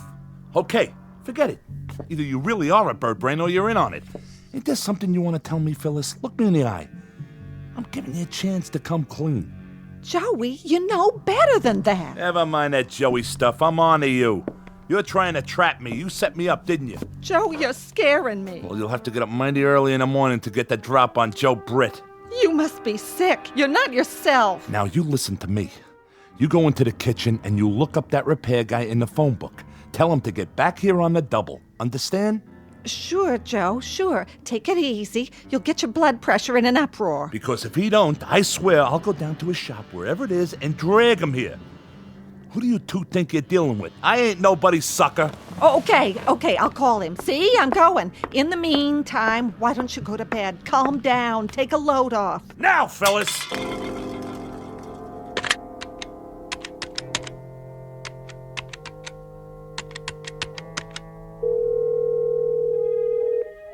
Hello? This is Mrs. Britt. Yes, I think you'd better get over here right away. Calm down, she says.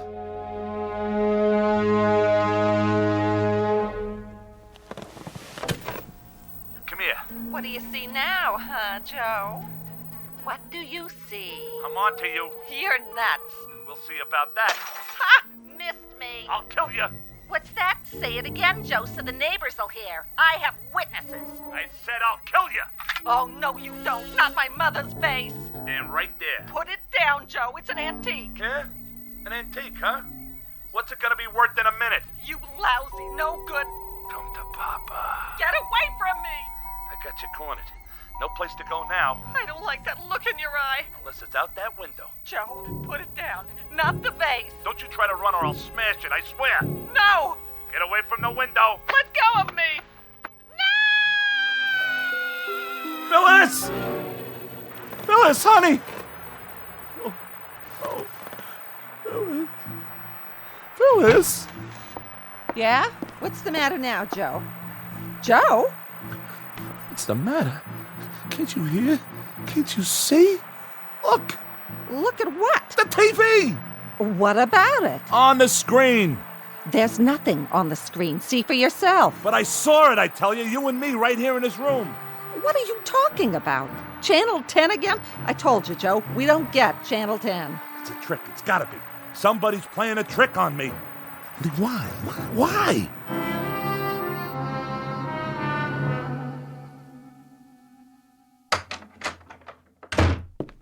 Dr. Saltman, how is he? I've given him a sedative. I'll also leave you a prescription for some tranquilizers. Is that all he needs? We'll just have to wait and see. Of course, it might be wise to seek more expert advice. I'm a family doctor. Psychiatry's not my specialty. However, his condition could turn out to be relatively simple. What condition is that, Doctor? I read an interesting study the other day. It might apply here. According to this study, it's possible for someone to suffer delusions, even actual hallucinations, because of what's called media overload. Effects that are directly attributable to the electronic culture we live in. Why don't you give it to me in plain English? I can take it. Well, for example, television. You told me your husband's an addict. Perhaps he's been staring at this mixed blessing, so to speak, for such a long time that its reality has become his. You mean he's turning into a TV set? No, nothing like that, but he may have reached a stage of confusion where he no longer knows whether he's watching the action or participating in it. You're putting me on. He's living a kind of waking dream, in other words. Mind you, that sort of thing isn't limited to the mentally ill. It can come in flashes for anyone who's exposed to large enough doses. I have on occasion found myself actually calling for sutures or sponges while watching an operation on television. Even a man like you. Never mind. Is that what's wrong with my Joey? He thinks he's one of those doctors on TV? In your husband's case, I gather he believes that he has, in some sense, already murdered you. What? Or rather, that he will. He no longer seems capable of differentiating between past, present, and future, between reality and fantasy. Yeah, like with his wrestling. In any event, we don't want this situation to develop further. I should say not. I'd like you to bring him to my office first thing in the morning. I'll order a thorough checkup, reflexes, blood work, and so forth. Sure, if you say so. Meanwhile, see that he gets some rest. I will. Thank you, Doctor, from the bottom of my heart. Glad to be of help. I'll let myself out. Oh, Dr. Saltman. Yes. Is this your little black bag, or am I just imagining it? Oh, yes, of course. Thank you. Perhaps he shouldn't watch any more television for a while. Oh, good idea. Think of it this way, Mrs. Britt. If you gaze into the abyss long enough, the abyss may begin to gaze into you. Isn't that the truth? Good night, and sleep well. Can you beat that? I wonder if I stare into the Frigidaire long enough, I'll turn into cold cuts. Wouldn't that be something, though? We'll get back to our movie in a minute. Fitzworthington's here. You say you want dependable transportation. You need a second car so the little woman can get out of town on the weekend. Wouldn't that be something? Well, tell you what I'm gonna do. We'll get back to the news in a minute. You see this little baby right here? I'm gonna give it to you for nothing down. That's right, nothing, zero, not a penny. Walk in and drive it off with just your good name, a smile on your face, and the number where your little wifey can be reached while she's out of town. Come in your birthday suit. What do I care? How's that for a bargain? Oh, what's the use? That guy's on every channel. I might as well turn in. Phyllis? Hold your horses, Joe. Phyllis! I said keep your pants on. I'm just turning out the lights. Phyllis, where are you? Phyllis, where are you? Help! Hold on, Joe. I'm coming.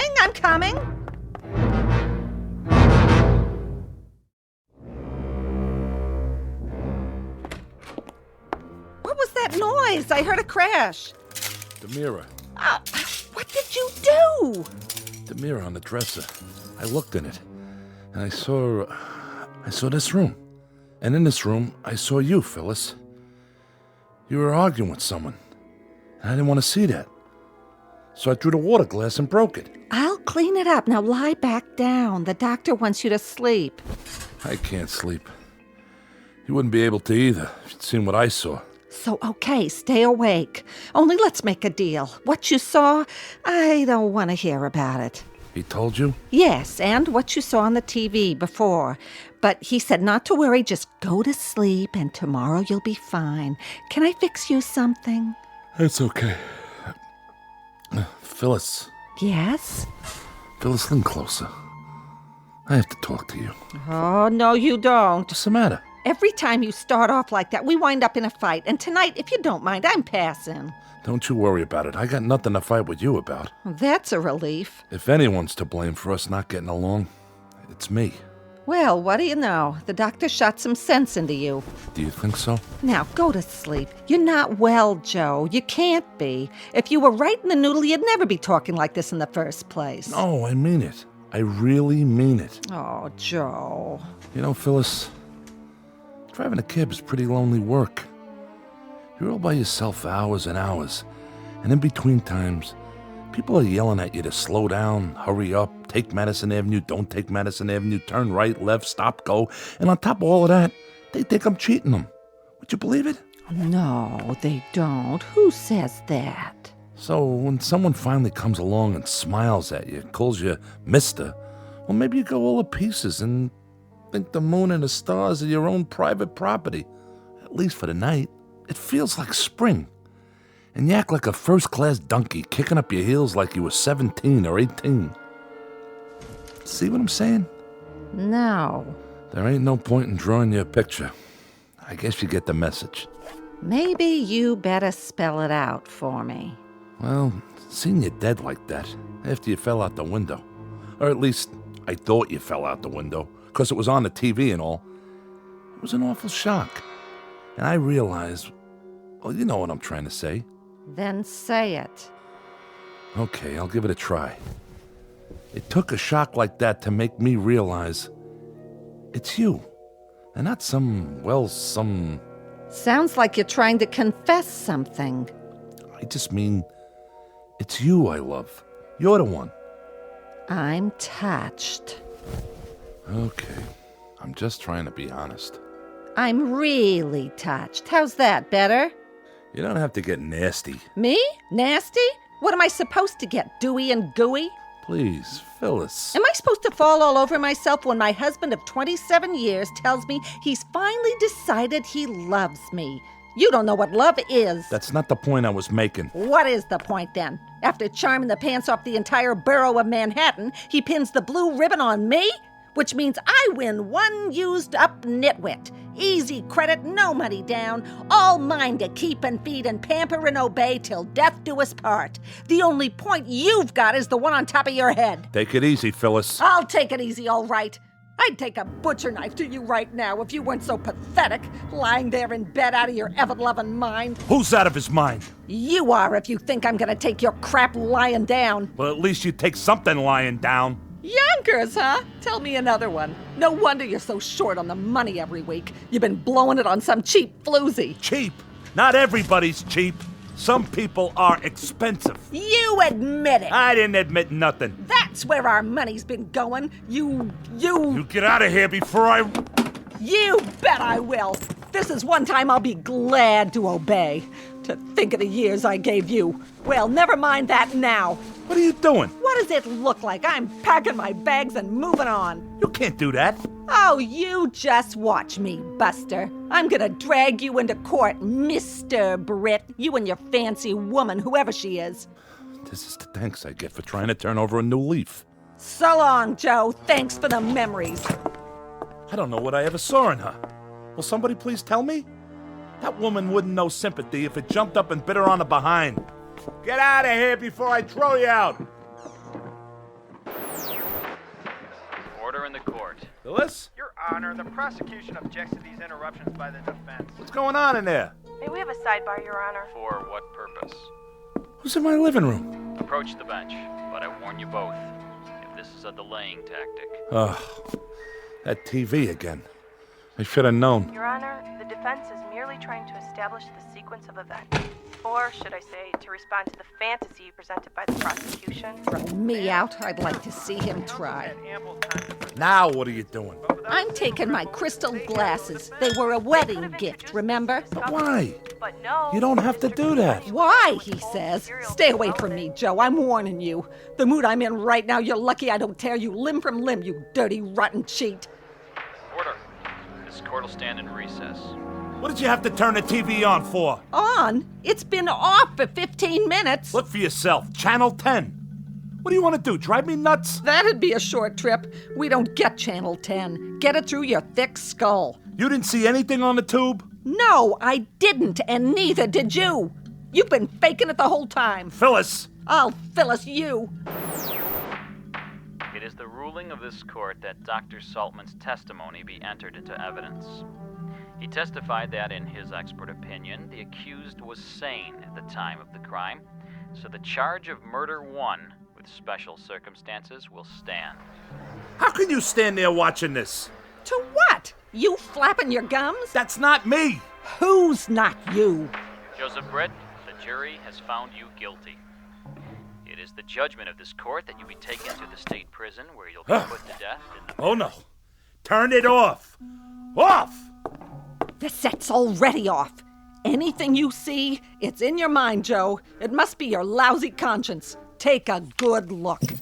Turn it off! What's the matter, Joe? There's nothing on Channel 10, is there? If you see something, go ahead. I don't mind. Why should I? I never meant anything to you anyway. We'll both watch it together. Why not? I need a good laugh. Get out of my way! Oh, I'm so frightened. You just scare me to death with your big muscles. Out of the way, I said! My, how rough you are. Tell me what you see, Joe. It must be very upsetting. The Lord is my shepherd, I shall not want. No, I'm innocent, I tell you. That's what they all say. He maketh me to lie down in green pastures. You ain't getting me in that room. Don't fight it, Joe. Lo, though I walk through the valley of the shadow of death. All I know is I ain't sitting down. There's no use struggling. In all my years, I haven't seen a strap break yet. No! No! There. Now let's see this TV work. No more Channel 10 or anything else. Was it Lady Wrestlers, Joe? Or a burlesque show with fan dancers from Yonkers? Shut up!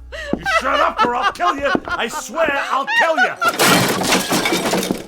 Come here. What do you see now, huh, Joe? What do you see? I'm on to you. You're nuts. We'll see about that. Ha! Missed me. I'll kill you. What's that? Say it again, Joe, so the neighbors will hear. I have witnesses. I said I'll kill you. Oh, no, you don't. Not my mother's vase. Stand right there. Put it down, Joe. It's an antique. Yeah? An antique, huh? What's it gonna be worth in a minute? You lousy, no good. Come to Papa. Get away from me. I got you cornered. No place to go now. I don't like that look in your eye. Unless it's out that window. Joe, put it down. Not the vase. Don't you try to run or I'll smash it, I swear. No. Get away from the window. Let go of me.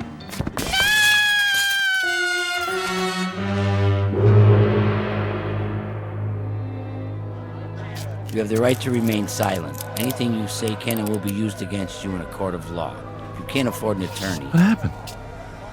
My wife and I were having an argument and then... Keep walking.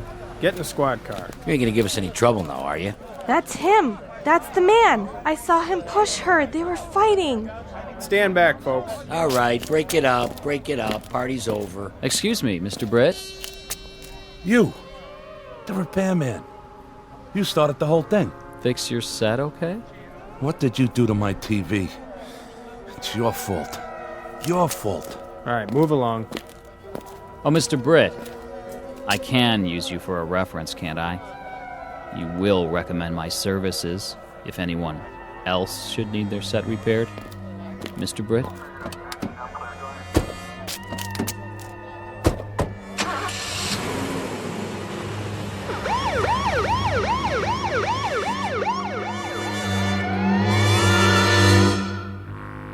Joe Britt, cab driver. Also a two-bit Romeo and star of Channel 10, who made his television debut just in time for the new season. But the series was cut short. His final show was only a few months later, broadcast live from the prison at Ossining in the Twilight Zone.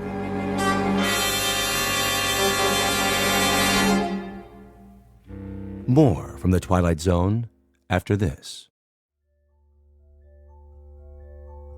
Hello, I'm Stacy Keach. I hope you're enjoying this edition of the Twilight Zone radio dramas. To learn more about this series, be sure to log on to our official website at twilightzoneradio.com. You'll find special discounts on our Twilight Zone audio collections, listings of our radio stations, links to other websites, and a photo gallery of our recording studio and some of our stars in action, plus ways to contact us with questions or comments about the show. And for a limited time, when you log on to twilightzoneradio.com, you can send in for a free CD of the show. So be sure to visit us at twilightzoneradio.com.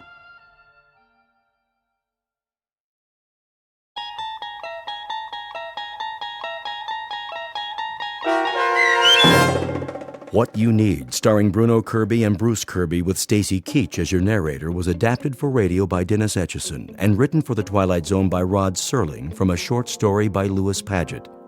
Heard in the cast were Christian Stolte, Jeff Lupetin, Frenette Lebo, Kurt Nabig, Linda Ryder, Max Kirsch, David Darlow, Carl Amari, Meg Thalken, Doug James, Roger Walski, and Vince Amari. To learn more about the Twilight Zone radio dramas and to obtain audio cassettes and CDs of these programs, visit our website at twilightzoneradio.com. The producers of The Twilight Zone wish to thank CBS Enterprises, Carol Serling, Dennis Etchison, Dick Brescia Associates, Claire Simon Casting, Terry Jennings, XM Satellite Radio, Sirius Satellite Radio, our sponsors, and our radio affiliates for helping make this series possible. This copyrighted radio series is produced and directed by Carl Amari and Jason Mallow for Falcon Picture Group. Doug James speaking.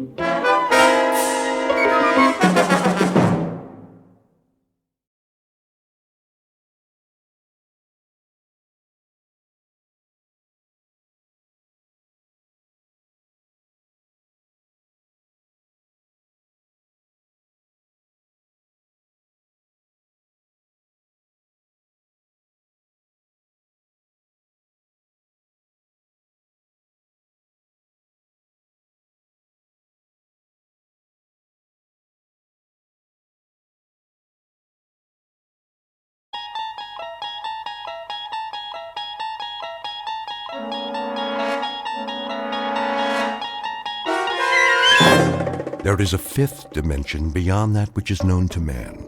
It is a dimension as vast as space and as timeless as infinity.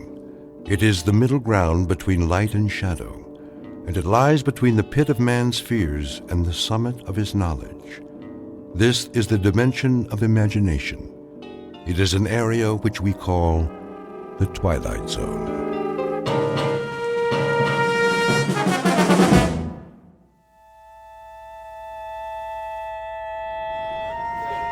Matches, pencils, buttons, shoelaces, anything you need, anything at all.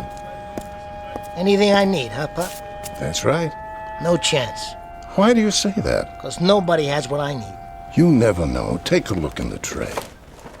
Forget it, old man. Are you sure? Sure, I'm sure. Every night you're out here selling this cheap junk. But I haven't seen nothing yet that fills the bill. Maybe you haven't looked close enough. Oh, I've looked, all right. Needles and thread, thimbles, eyeglasses.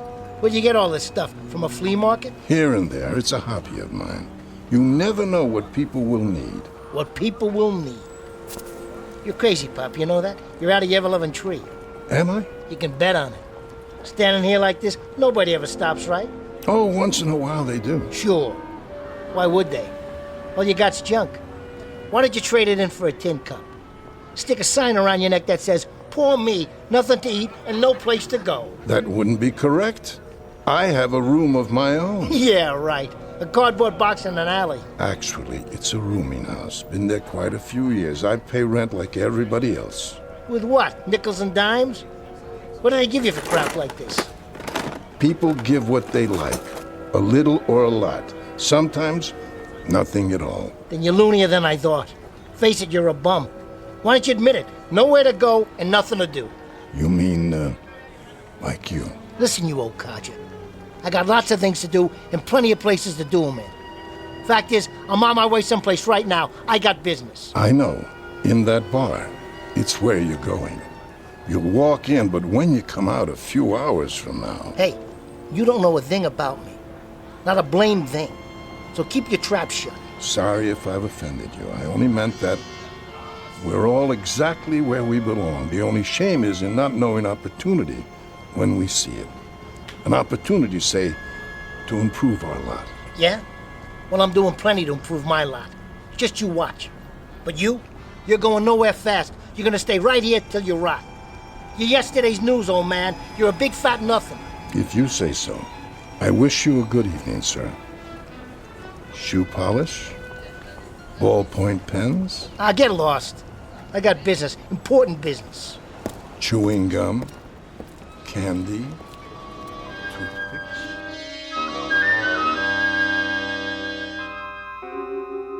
You've just met Mr. Fred Renard, age 36, who carries on his shoulder a chip the size of the national debt. It consists of an antagonism directed against the world, those who people it, and everything with which he comes in contact. The taste of his food, the temperature of his coffee, the fact that he has lost 11 jobs in the past year and 3 girlfriends in the past month. A general displeasure that is as much a part of the man as his eyes, nose, and ears. This is a sour man, a friendless man, a lonely, grasping, nervous man, a man who has lived 36 pointless, meaningless, undistinguished, failure-laden years on this earth, and who at this moment is looking for an escape. Any escape. Any route out of the norm. Any path away from the sameness of his living. Anything, anybody to get him out of his rut. And though he does not know it yet, the little old man on the street corner may turn out to be just what Mr. Renard has been waiting for, at an unlikely intersection in the Twilight Zone. And now, The Twilight Zone and our story, What You Need, starring Bruno Kirby and Bruce Kirby, with Stacy Keach as your narrator. Ready yet? For what? For me to pour you another one. I'm fine. You've been fine for an hour. I'm not finished yet. Then how come your glass is empty? You got a time limit? Look, we sell booze here, mister. We don't rent space. Is that a fact? That's a fact, buddy. Tell you what, then. Yeah? Why don't you just go take a flying jump at the moon? All kinds. You mean all kinds. You okay, miss? Yes, thank you. I was just leaving. Take your time. Oh, that was a heck of a season. Darn right it was. We could have gone all the way. Yeah, you pretty near did. Boston had nothing in the outfield. New York... Forget about it. We had it all sewed up. How you doing, Lefty? Oh, I'm fine, Sal. Yep, all sewed up. Then they brought in that slugger from Cincinnati. Bring the man another beer. Oh, you don't have to do that. I know I don't, but it ain't every day I get to talk to Lefty Garrity. That was a while ago. Listen, the man wants to buy you a drink. You let him. Make it 2. 2 drafts coming up. Thank you kindly, fella. Don't mention it. Hey, Pop. Good evening, gentlemen and lady. Does anyone need anything? Anything at all? Not tonight, Pop. You, sir? I told you. Get lost. Ah, so you did. How about you, miss? Matches? Perfume? Really, I don't think so. A hair ribbon, perhaps? There's nothing wrong with the young lady's hair. Thank you. Why don't you give it a rest tonight, Pop? You might have a look just the same. I have a little bit of everything here. I guess I'll take some matches. You don't need matches, miss. I don't? I'll tell you what you need. Yes, I think I know exactly what you need. What is it? Cleaning fluid. Cleaning? Very good cleaning fluid, guaranteed. Remove spots of any and all kinds. I think you'll find it useful. I really don't... Believe me, miss, it's what you need. Well, I suppose I... How much is it? No charge. Here you are. Here you go, 2 drafts. Thanks, Sal. You looking at me, Pop? He's okay. I know he is. I've seen him in here before. What have you got there? Oh, many things. Odds and ends. Things you need. Things I need? What do you think I need, Pop? That's always the question, isn't it? A cigarette lighter? Afraid not. I don't smoke. A pair of socks, perhaps? That wouldn't help me. What I need, well, you wouldn't have that. Tell him, Lefty. The old coot comes in here every night bugging everybody. Tell him what you need. Go on. And what might that be? A new left arm. A new arm, did you say? Lefty was quite a ball player in his time. Pitched for the Cubs. Then his arm went sour. Didn't it, Lefty? Didn't it go sour on you? Sure did. So that was what happened. I should know. I dropped a bundle on him at a Sunday doubleheader a couple of years ago. What do you do now? What does he do? Well, for starters, he comes in here 7 nights a week looking for his career. I keep telling him it ain't at the bottom of a bottle. Sometimes there are alternatives. Other things a man can do. Instead of pitching? Instead of baseball? Come on, let's get back to the socks and shoelaces, Pop. All right, give me one of each. That's more like it. I think this is what you really need. A piece of paper? Go ahead, take it. It's like a bus ticket. That's right, that's what it is. A bus ticket. A ticket to Scranton, Pennsylvania. Scranton, Pennsylvania. What's in Scranton, old man? I'm afraid I couldn't say. Coal mines. That's what they got in Scranton, Pennsylvania. They got nice, lovely coal mines. You can't pitch with that arm, Lefty. Maybe you can dig with it. Wonder who that is. Sal's place. Somebody's old lady, probably. Or a bookie calling to collect. If it's for me, I ain't been in. Got it? What? Yeah, he's here. Hey, I thought I told you. Lefty. Huh? You're wanted on the phone. Me? That's what the man said. Wants to talk to Mr. Garrity. You're kidding.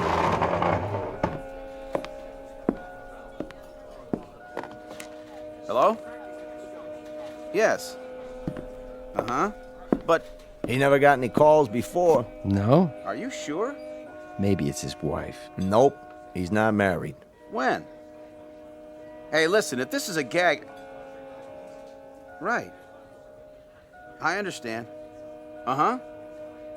Okay, I'll be there. And, thanks. Thanks a heck of a lot. Wow. What do you know? Dead rich uncle or a horse come in? I can't believe it.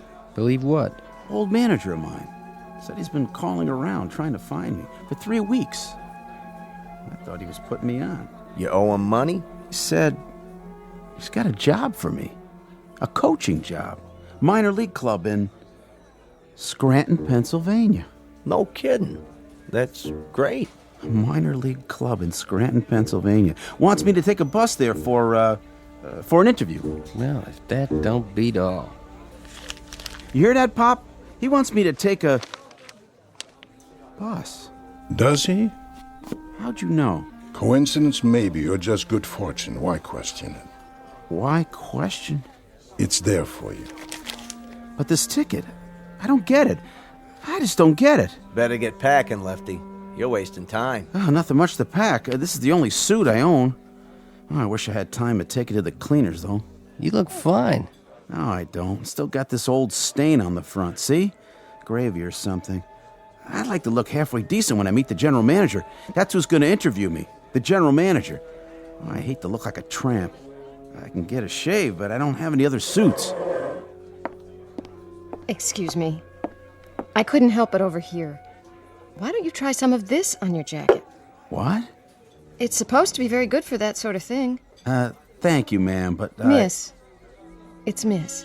But I wouldn't want to... Here. Let me try. Don't go to any trouble. All I need is a handkerchief. Yes, I have one. It should only take a few drops. Stand still. Well, I'll be. There. You look good as new, Lefty. Thanks very much, miss. I appreciate it. That's quite all right. Oh, lucky you were around. Not really luck. The old gentleman there, he's the one who gave me...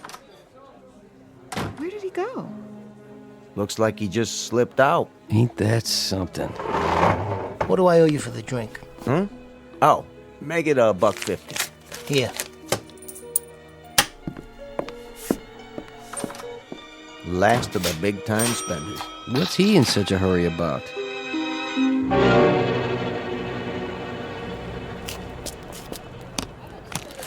Candy, breath mints, pencils. I saw what happened in there. Something for you after all? A flower for your lapel. Is this what I need? That's up to you, sir. Or a nice necktie. I have several different designs. What do I need, old man? You tell me. One needs different things at different times. What do I need now? What do I need tonight? It's late. You stay right here. What do I need? Try this. What? Is this a gag? Because if it is, Oh, it's no gag. Then what in the... It's what you need.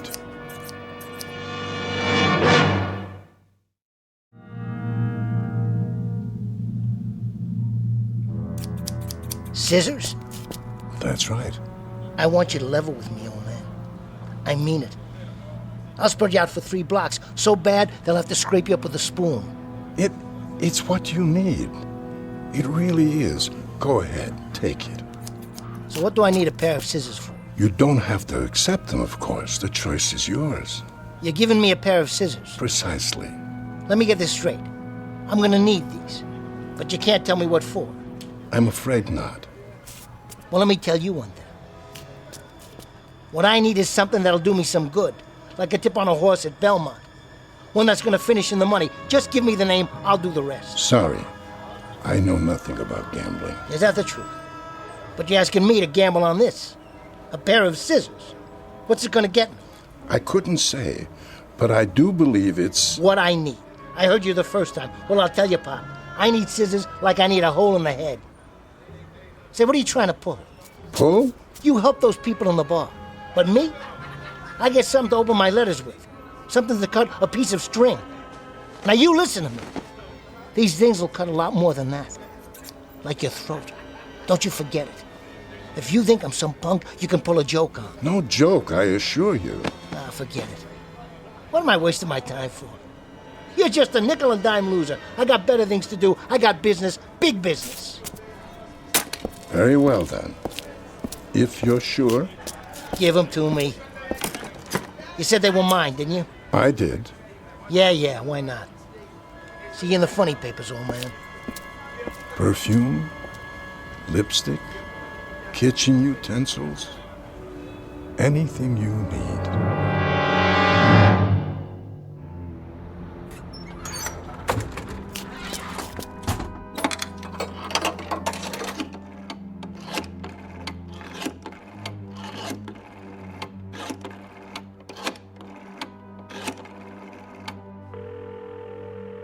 Talk to me. Carmine? Who's this? It's Freddie. Who do you think? Freddie. Been a while, huh? Not long enough. I ain't got time for deadbeats. Hey, what are you talking about? I paid you off, every penny. Took you long enough. I always pay my debts. Say, listen, Carmine, I was looking at the racing form. What are you bothering me for? And I see a horse here looks pretty good. The 6th race tomorrow. Name of, let me see. Staunch Soldier. Yeah, that's it. Don't make me laugh. That nag couldn't steal a purse from an old lady. I don't know, Carmine. Says they're taking the weights off. Plus he's getting a drop in class. Sounds like a sure thing.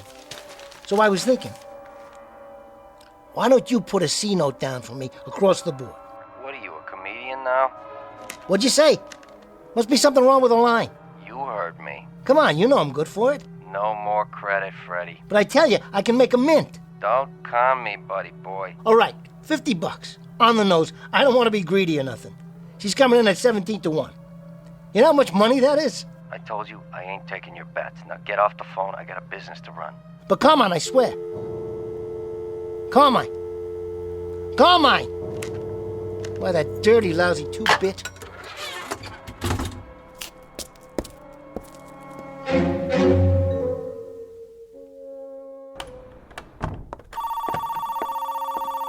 Hotel Carlton. Yeah, by the week. Payment in advance. In cash. Same to you, pal. Mr. Renard. Yeah. About your bill? I'll settle up tomorrow. That's what you said yesterday. Hey, I got a big payoff coming in. Deal I'm putting together. Just got a little cash flow problem, strictly temporary. Mr. Renard. Give me till tomorrow afternoon. If I don't have payment in full... Don't worry about it, okay? 5 o'clock, the whole thing in cash. Till 5 o'clock tomorrow, then. At the latest. You got it. Come on. What's with this elevator? About time. 4th floor, you broken down old piece of... Hey! What? My tie? How did it get caught in the door? Can't reach the button. Stop this thing! Stop! Get this off of my neck. Something quick. Something to cut it with.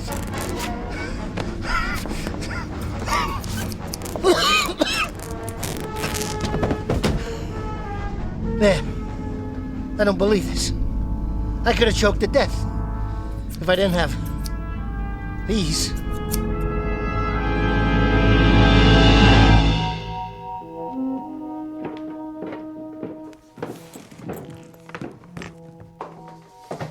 Billy! Evening, Mrs. Rajado.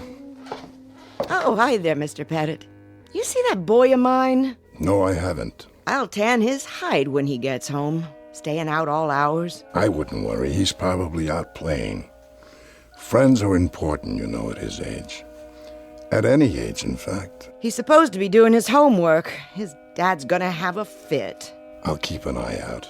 Billy! You come in here right now, you hear me? Gotcha! Billy! You startled me. Did I? Hey, Mr. Pettit, you got any new toys tonight? Something wrong with your ray gun? No, it's neat.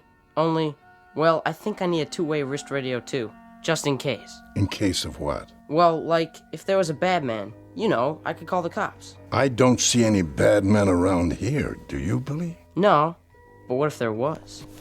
Tell you what. If you see any bad men, then you go inside and tell your dad or your mother. They'll protect you, believe me. They're what you need most, not some two-way wrist radio. Are you sure? Absolutely and positively. Okay. Bye, Mr. Pettit. I gotta go home. See ya. See you, Billy. Sleep tight.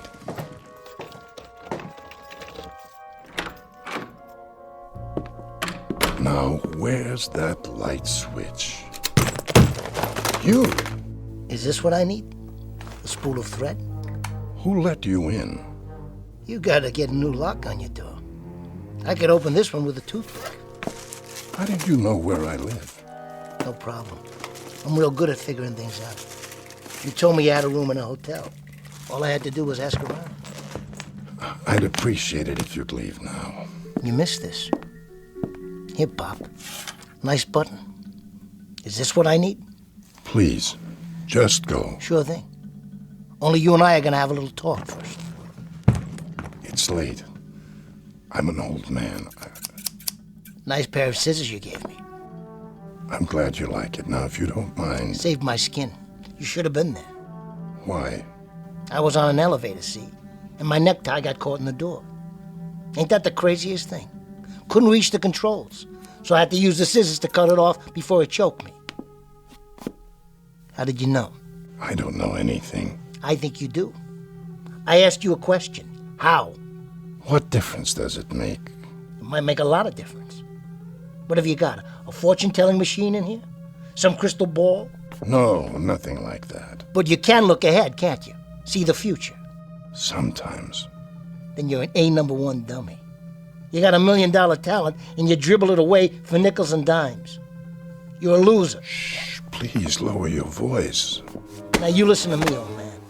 Your losing days are over. From now on, you got yourself a partner. I don't need a partner.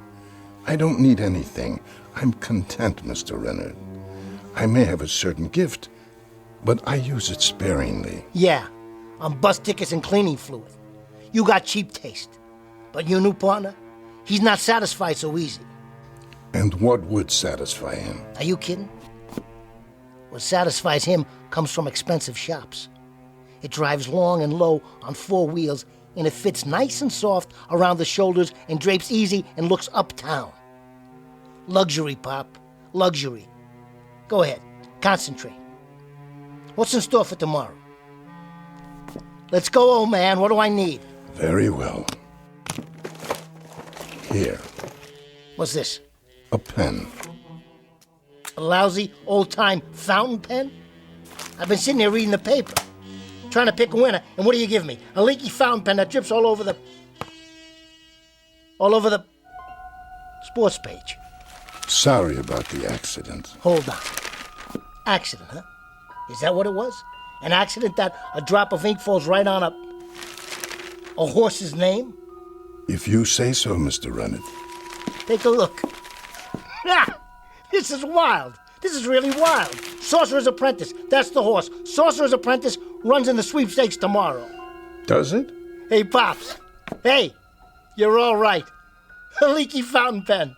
That's just what I needed. See you later. Yes, I suppose I will. In fact, I'm almost certain of it.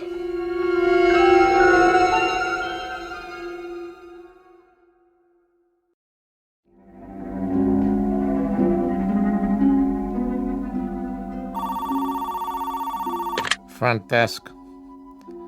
Nah, we don't have room service. They got ice at the liquor store. Get it yourself. Likewise, buddy. Well, Mr. Renard. Hiya, Tony. Been waiting for me? I hope you got that back rent, because if you don't... I said 5 o'clock, didn't I? I need the whole thing, plus this week in advance, otherwise... Here you go. 20, 40, 60. Hey, your ship came in, huh? I told you, I'm a man of my word. Sure thing, Mr. Renard. Anything I can do for you, let me know. You get the evening paper yet? Right here, just came in. Let me see the sports section. Tomorrow's races. Here we go. I was wondering, Yeah. How about a tip? A tip? I mean, for the paper and all. You want something from the liquor store? I can get it for you. You want a tip? Here's one. Yeah? Don't play with matches. Why don't you take the elevator, Mr. Renard? Still works last time I looked. No thanks.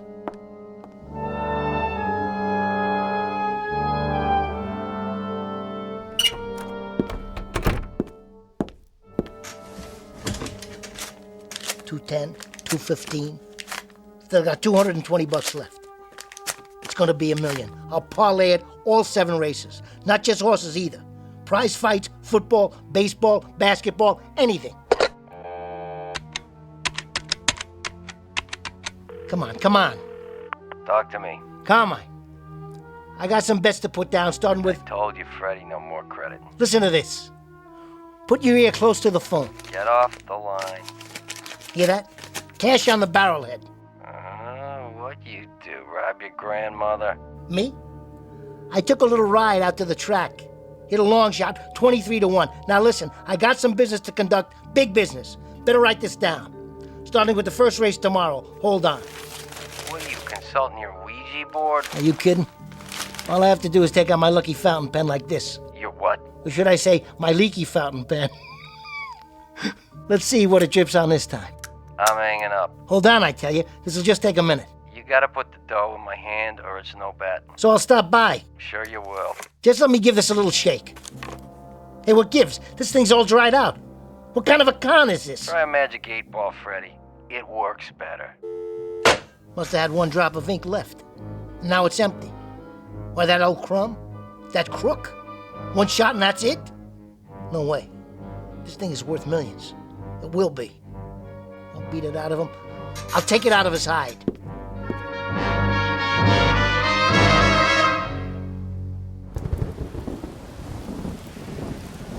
Buttons, needle and thread, shoehorns, anything you need. There you are, you old coot. Mr. Renard. That's right. Whatever your name is. Pettit. That's me. Well, Mr. Pettit, you sure came up short this time. Oh, how's that? The pen you gave me. Yes, I remember. It don't work anymore. Is that right? No ink comes out. What a shame. So I can't pick any more winners. You've already won a great deal, Mr. Renard, for a man in your circumstance. How do you know? You must have. And the things we need, we only need once.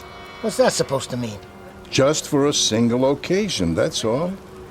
An egg, the hand of a clock, the book of matches, a rubber band, a harmonica, a piano key, whatever it may be. But just once. That's all they're ever needed. Long enough to present an opportunity. What's next then? Next? Come on. You know what I'm talking about. Nothing's next. I'd rather not give you anything more. That's so. I'm afraid it is. I want to tell you something about me, old man. I was born under a lousy zodiac. I've had nothing but the bad end of the stick since I was 4 years old.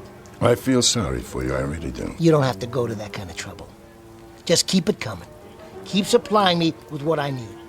I don't care if it's scissors to save my neck or a fountain pen that gives me the inside word.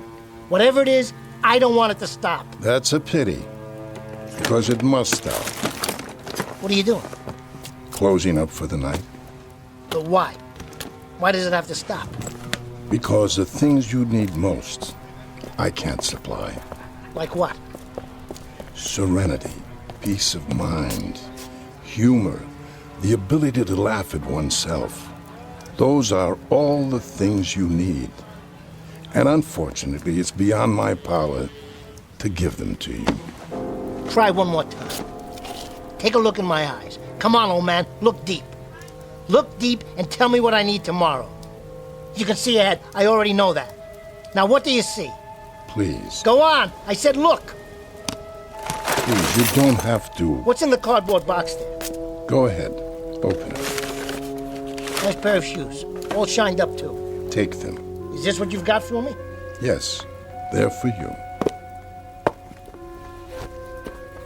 Nice. They're tight, though. Sorry. Too tight. And they're leather soled. I hate new leather soles. They're slippery. But they're what I need, aren't they? I put them on and I walk someplace. Is that it? I walk someplace where I'll get what I need. Perhaps. Hey, old man. So what's with it? What happens? I'm waiting. That's another thing you need, Mr. Rennet. Patience. Yeah?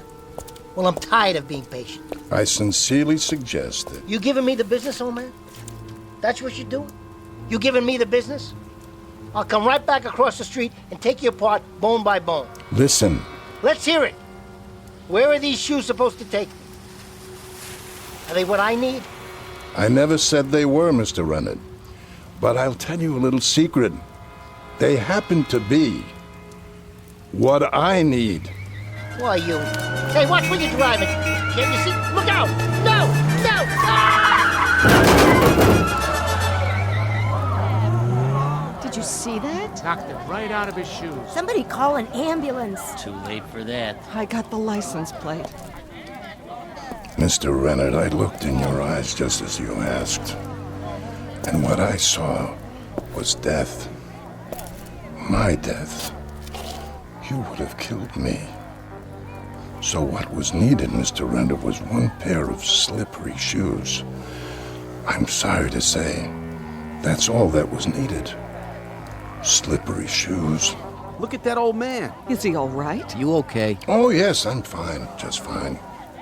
What happened? Hit and run, I guess. I heard the guy scream, and then the car just kept going. You see it, old-timer? Yes, most unfortunate. A hit and run. Can you beat that? Poor devil. Need anything tonight, sir? Shoelaces, perhaps? Matches? Anything at all? Are you kidding, fella? What would I need at this time of the night? I'll tell you what you need. You need this. A comb? It's yours, sir. No charge. Don't be rude, Harold. Well, thanks, I guess. Put it away. You never know. What's his story? He's a peddler. I've seen him around. He's a loony is what he is. Middle of the night and he gives out combs. Says it's what I need. Okay, folks, stand back. Better call for an ambulance. Looks like it's a little late for that. Evening, officers. What have we got here? Who are you? Rollins, Times Herald. You mind if I get some pictures? Go ahead. Just don't touch anything. All right, folks, back up on the curb. Come on. Anybody see what happened? I did. I saw the whole thing. It was a hit and run. All right, get their statements. Right. You were both witnesses? Sure were. We'll need your names. And a picture if you don't mind. Sure. For goodness sake, Harold, try to look presentable. Our picture's going to be in the paper. Yeah, I guess I better comb my hair. Well, use the one that man gave you. Hey, where'd he go anyway?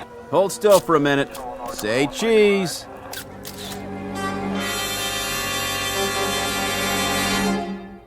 Street scene, night, a traffic accident, and a victim named Fred Renard.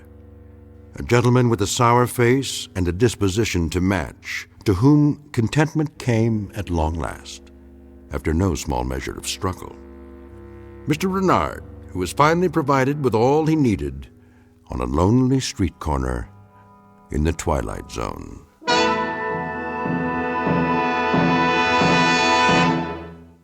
More from the Twilight Zone after this. Hello, I'm Stacy Keach. I hope you're enjoying this edition of the Twilight Zone radio dramas. To learn more about this series, be sure to log on to our official website at twilightzoneradio.com.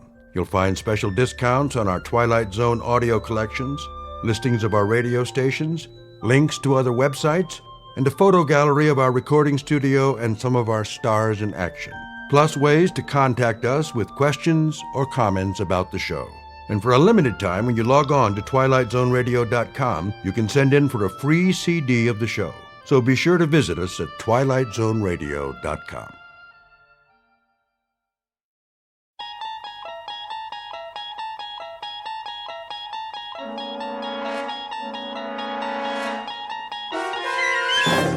You unlock this door with the key of imagination. Beyond it is another dimension, a dimension of sound, a dimension of sight, a dimension of mind. You're moving into a land of both shadow and substance, of things and ideas. You've just crossed over into the Twilight Zone.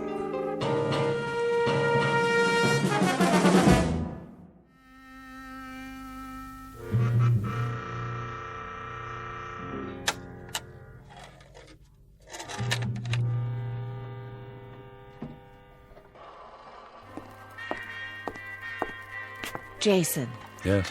Oh, hello, Evelyn. can I talk to you? In a minute. Do you know what that is? What it is? That's Glenn Miller, Evie. Who? You don't remember him, do you? No, of course not. You weren't born yet. Jason. Truth be told, I wasn't either. But I had a collection of old-time records. Quite a collection. One of the best in the country. Glenn Miller, Harry James, Tommy Dorsey. Of course, that was before. They all got broken to pieces, along with everything else. Except for this one. Jason, they want to know. Know what? About the food. You have to tell them something. Wait till Mr. Goldsmith comes back from the cave. Did you know there was a place called the Meadowbrook on the old Pompton Turnpike? What's that? The Glenn Miller Orchestra used to broadcast from there. I read it in a book.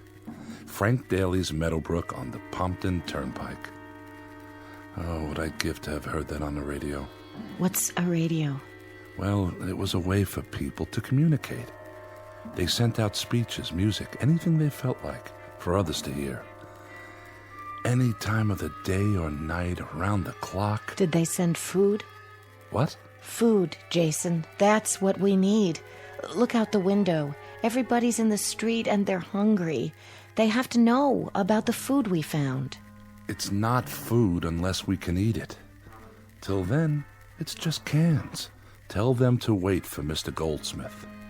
Tell them he's gone to ask the old man. I'm telling you, they're not going to wait any longer. Looks like there's a crack in this one, too. I'm sorry. It doesn't make any difference. All that was 1,000,000 years ago. That's where this music came from. 1,000,000 years ago. Just a ghost, like me. What about the canned goods? They're not ghosts. Hey, Jason! Is he back yet? Yeah, where is he? Sure been gone a long time. Maybe he's not coming. Are we supposed to starve or what? All right, I'm coming. Hold your horses, everybody.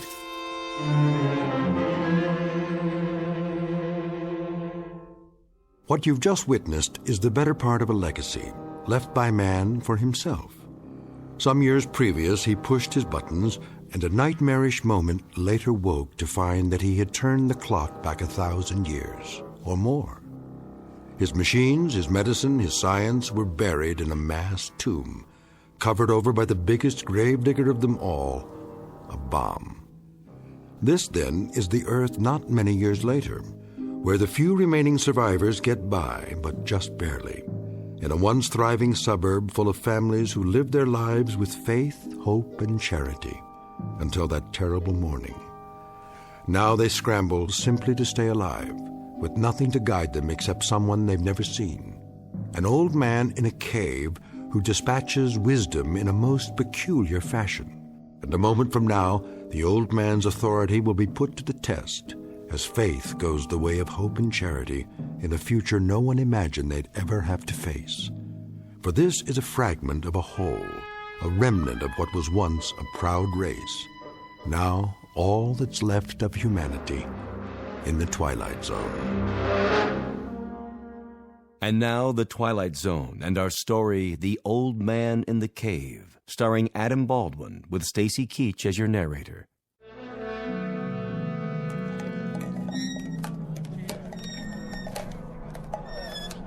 Put that can down. Look at this. It says peas and carrots. And sliced beef from Argentina. You know the last time I had beef? I said, leave it. You been to the cave, Jason? Did you see Goldsmith? What's the matter with you people? Are you worried the old man's gone away? He's always been there. Well, hasn't he? But did he talk to Goldsmith yet? Goldsmith's waiting for the message. As soon as he gets it, he'll bring it down and share it with us. Is he asking about this food? I tell you, it's pre-bomb. Everything in the pile is pre-bomb. We don't know that. Look at it. It's safe as anything. I'm surprised at you. I'm surprised at all of you. We have no way of knowing... Why do we have to wait for the old man? Why don't we just take our chances with it? We already took our chances. What's that in your hand? See this? The old man told us not to plant on the north acreage, and this is what came up. I know what those are. Those are carrots, just like on the can. Did these grow, Evie? Or did someone leave them to us in a will? They were the best of the crop. The best? Then I'd hate to see the worst. But if we grew them ourselves, they must be okay. No, Evie's right. I don't think we ought to eat these. Too much of a risk. Maybe we just better bury them with honors. But that's what Goldsmith went to the cave for. That and the canned goods, to find out what land we could try next. If the old man says it's okay... The old man, indeed. God knows where he gets his knowledge, but he knows about land. You remember the tomatoes that came up? After he sent a message telling us not to plant them... They were deformed, too. Monstrous is the word. Looked like rotten watermelons, and tasted like nothing fit for a human. But these cans, they didn't grow. We found them buried by the road. Let's wait till Mr. Goldsmith comes back. Wait till he has a chance to ask. You know, man doesn't live by bread and canned goods alone, or free carrots or mutated tomatoes. But do me a favor, will you?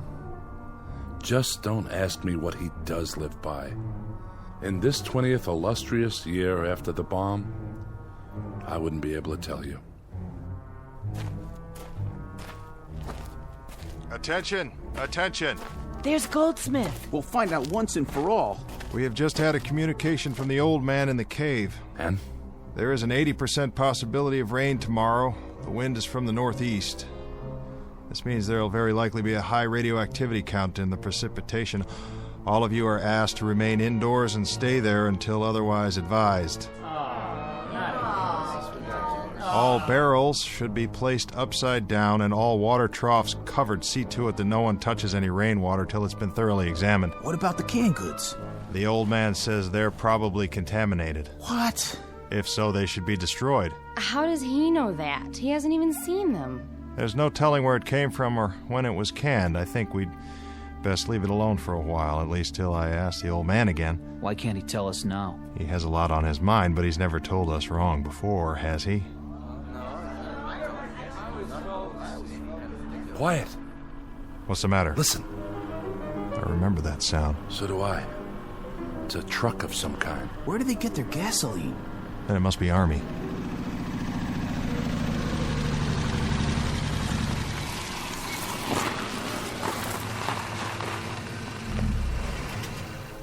Private, stay with me. Yes, sir. The rest of you wait by the Jeep. You won't need those guns. We're not armed. Who's in charge here? I guess I am. Good. You got a name? Goldsmith. What about this place? Does it have a name? And if it does? Well, if it has a name, Goldsmith, we'd like to hear it. And you are? Major French, Central States Command. Never heard of it. Well, you will from now on. We've been sent out to organize. What? Organize? That's what I said. On whose order? You better clean out your ears, Pops. I told you, Central States Command. How many people here?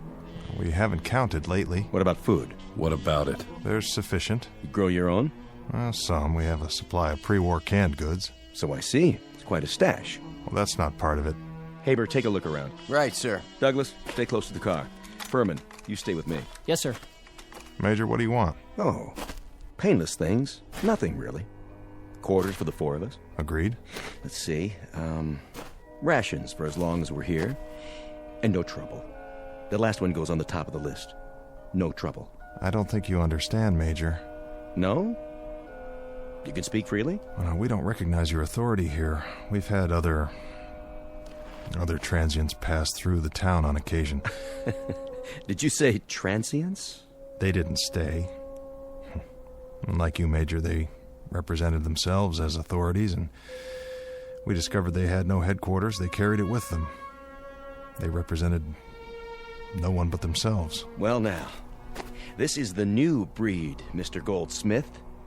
From now on, this whole area will be organized. It will be set up in military sectors, each controlled by local constabulary. In this case, that means yours truly.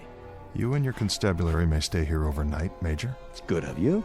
We'll share our food and provide you with a place to bed down, but tomorrow morning you best do your organizing somewhere else. Mr. Goldsmith, unofficially, the following. We'd like to make the transition here as easy as possible, for you as well as for us. Under certain circumstances, we might allow you to remain in nominal control, assuming you don't in fact give us trouble.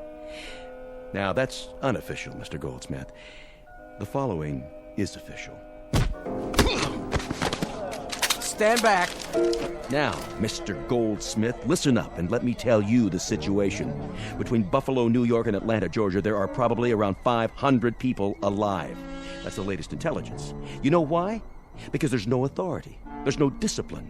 We're here to give you a little of both. Now, if you give us lip, if you make any trouble at all, I'll hang you from that flagpole of yours, the tall one in the town square. Now, what about it, Mr. Goldsmith? Do you want to cooperate, or do you want your neck broken? That should be an easy enough decision for someone as bright as you. We already have an authority. We've had him for better than 20 years. He give you that pile of cans in the street? No, someone found it. What all have you got there? Poisons, contaminated food. Who says so? The old man in the cave. Oh, it's the old man in the cave, huh? Oh, yeah. Is that right? You idiots. You don't want organization. You'd rather starve to death. You'd rather listen to some nutso in a long flowing robe? It's not like that. Have any of you looked at yourselves in the mirror? Do you even have a mirror? You look like skeletons. You know that? That's what you look like. Skeletons. So where's this old man who keeps you on a starvation diet? When does he come out and play? Well, he never comes out. He stays in the cave. I'm not surprised, Mr. Goldsmith. You know that? I'm not at all surprised. Off Lake Erie, there's a pack of weirdos who bay at the moon once a week. Yeah, they do. And what used to be Chicago? Oh, we got a swinging cult out there. They built themselves a statue made out of fissionable lead. This is their deity, mind you. And here, what do you have? An invisible old man in a cave. Of course, what else? Come on, Mr. Goldsmith. When you run it around the block a couple of times, doesn't it sound a little nutso, even to you? When we first came here a few months after the bomb, there were just a handful of people. They had survived because of the old man. We were permitted to settle here only if we did what the old man told us to do. Oh, this one takes the prize, I swear. This one's the farthest out of anything I've heard yet. We've survived, Major. While most of the world was dying of radioactivity, strontium-90, the plague, we survived. Because of the old man. That's right. Because of the old man. He's telling the truth. Oh, now, let me see if I've got this straight. He cues you, huh? He tells you what's radioactive, what's not, what's poisonous, whether the sun's coming out tomorrow. I mean, the whole bit. The whole bit, Major French. As long as he's alive, we'll be alive. All right, then. Let's go meet him. You can't do that. No? Why not? Well, I want to meet him. He must be some kind of genius, this guy. I say we send a team up to the cave right now and check out what he has to say. Please, Major, you don't understand. Then help me to understand. And there's only one way to do that. I want to meet this guru of yours, in person. I make myself perfectly clear. I want to meet him right now. Haber, Furman, Douglas. Sir. Move it out right away. Right away, sir. Where do you think you're going, Major? Off to see the wizard. I have the authority now, Mr. Goldsmith. It's not that easy. Oh? Where's the old man's cave? In a safe place. It is, huh? The mountainside. Well, then you lead the way. Fall in, mister. He won't talk to you. He will if I show him the business end of an M14. Major, you're not listening. It doesn't work like that. I've told you the only reason we've survived this long in spite of the radiation is because of his advice. Without him, we all die. Is that what you people believe? How about you, girlie? Mr. Goldsmith's telling the truth. The truth? And you? And you? The same goes for everybody here? Yeah. Well, you know what I believe? Why don't you enlighten us, Major? You're all suckers. Patsies. I don't think any of you will ever die of radioactivity. It's not in the cards. I think you're all going to kick off from malnutrition or maybe getting conned to death. Well, if that's true, Major, it'll be a painless death. Are you serious? Take a look around you. Take a good look. This town turned to dust a long time ago. Broken windows, roofs falling in, street lights tipped over. You're living like animals. Is this painless, Mr. Goldsmith? Well, it's what we're used to. It's what you're used to because you've got rings through your noses.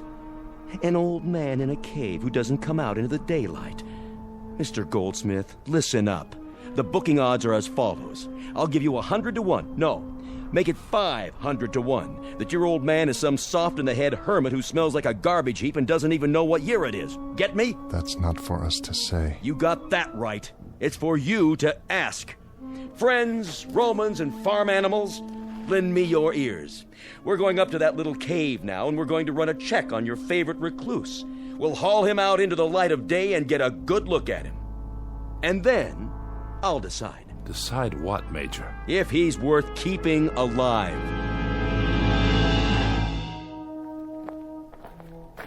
How much farther? Don't worry, Major. We'll be there soon. If you're trying to pull something, Goldsmith. Just beyond the burned-out trees, there's a rise, and then the mountains. I'll show you. Furman. Yes, sir? You and Douglas pull ahead. Haber, keep everybody on the path. No problem, sir. Goldsmith, do you realize what you're doing? I believe I do. But when we get there, what if they... What, Jason? What if they execute him? Then where will we be? Well, they won't. How do you know that? They can't. Have you seen the Major's eyes? That man doesn't care about anyone but himself. He's the kind who started this war. And if he has his way, the old man is finished. We'll see about that. Hold up, Major. I think we found it. Good. Everybody, stand back. Is this what you wanted to see, Major? It looks like a solid steel panel, sir. Built flush into the base of the mountain. All right, Mr. Goldsmith, tell us about it. Nothing much to tell. How does it open? I don't know. To my knowledge, it's never been opened. Suppose I were to strip off your skin an inch at a time. Would that increase your knowledge? Oh, you could do that, Major, all the way to the bone. I'd have to tell you the same thing. I don't know how the door opens, or if it opens. The old man lives inside? That's right. And he never comes out? That's my understanding. I hate to press you, Mr. Goldsmith, but what does he eat? How does he live? How does he stay alive? I couldn't say. How do you know he's in there? How do you communicate with him? He sends out notes, messages under the door. There's a small slot right here. Let's see.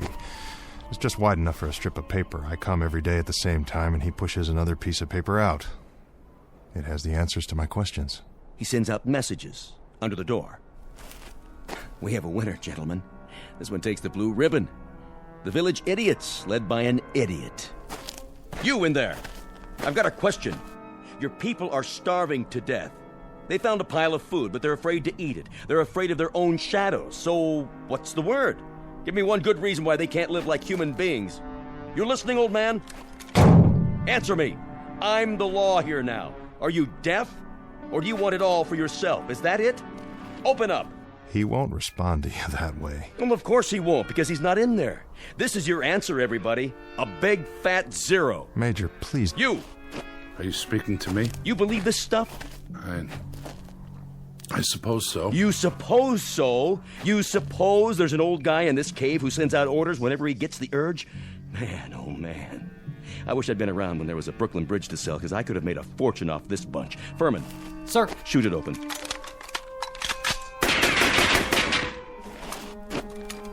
No dice, Major. It must be an inch thick, maybe 2. Douglas, give me a grenade. Here, sir. What's he doing? Better make tracks, friends. This one's going to do some damage.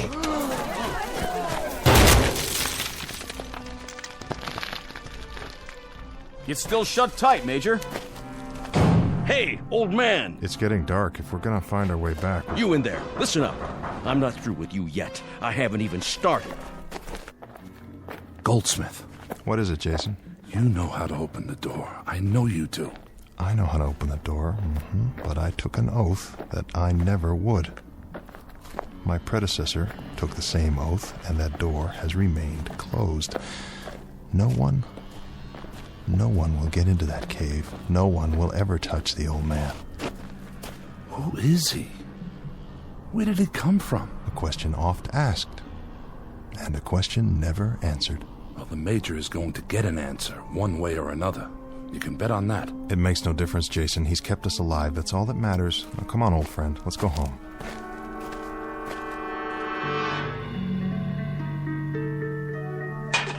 Now time, people. Dig in. It looks all right. But the old man didn't say. But I'm so hungry. What should we do? Come on. What's the matter with you? Everybody choose 5 cans. Take your pick. Tonight we're going to celebrate the new order. That food is contaminated, Major. It is, huh? Who said so? The man who wasn't there? There's every possibility that those cans contain enough strontium-90 to kill all the people in this village. Yeah? Funny. I listened real close, and I didn't hear a single word from that guru of yours. Haber, give me a bayonet. Sir. What are you doing? I'm opening a can of, what's it say? Tropical fruit salad. I remember fruit salad. Do you? The kind with the little red cherries. Let's see what else is in here. Pineapple, peaches, pears. I warned you. My stomach. You see, this is what happens when you... See what? Just a little performance for the yokels to keep them, on their toes. But you knew that, didn't you, Mr. Goldsmith? There's nothing wrong with this food. It's positively scrumptious. Well, say something. Tell me how disappointed you are. You're a nutcase, There's enough grub in that pile to keep you alive for years. There's enough poison in that pile to kill us all in days or hours. Much of it was canned after the bomb. We have no idea where it came from or who processed it. Some of the cans are only cheap plastic. It's porous. We have no idea what seeped into them from the air. Let's lay it on the line, shall we? Any of you who want a good meal for a change, dig in. For the rest of you who still want to play kindergarten, go home and gnaw on a bone. I'll try one. I guess it wouldn't hurt to sample it if we're careful. Don't be fools. Don't commit suicide because a couple of pack rats invade our homes and decide to turn things upside down. Let them be, Goldsmith. If they want to eat that stuff, let them eat it. The old man warned us about this. He told us it might be contaminated. We've got to bury it. Get out of my way. I say it's all right. He tested it. There's nothing you can do. If they're willing to risk it, that's up to them now. I'm afraid you're right, Evelyn. I've said my piece.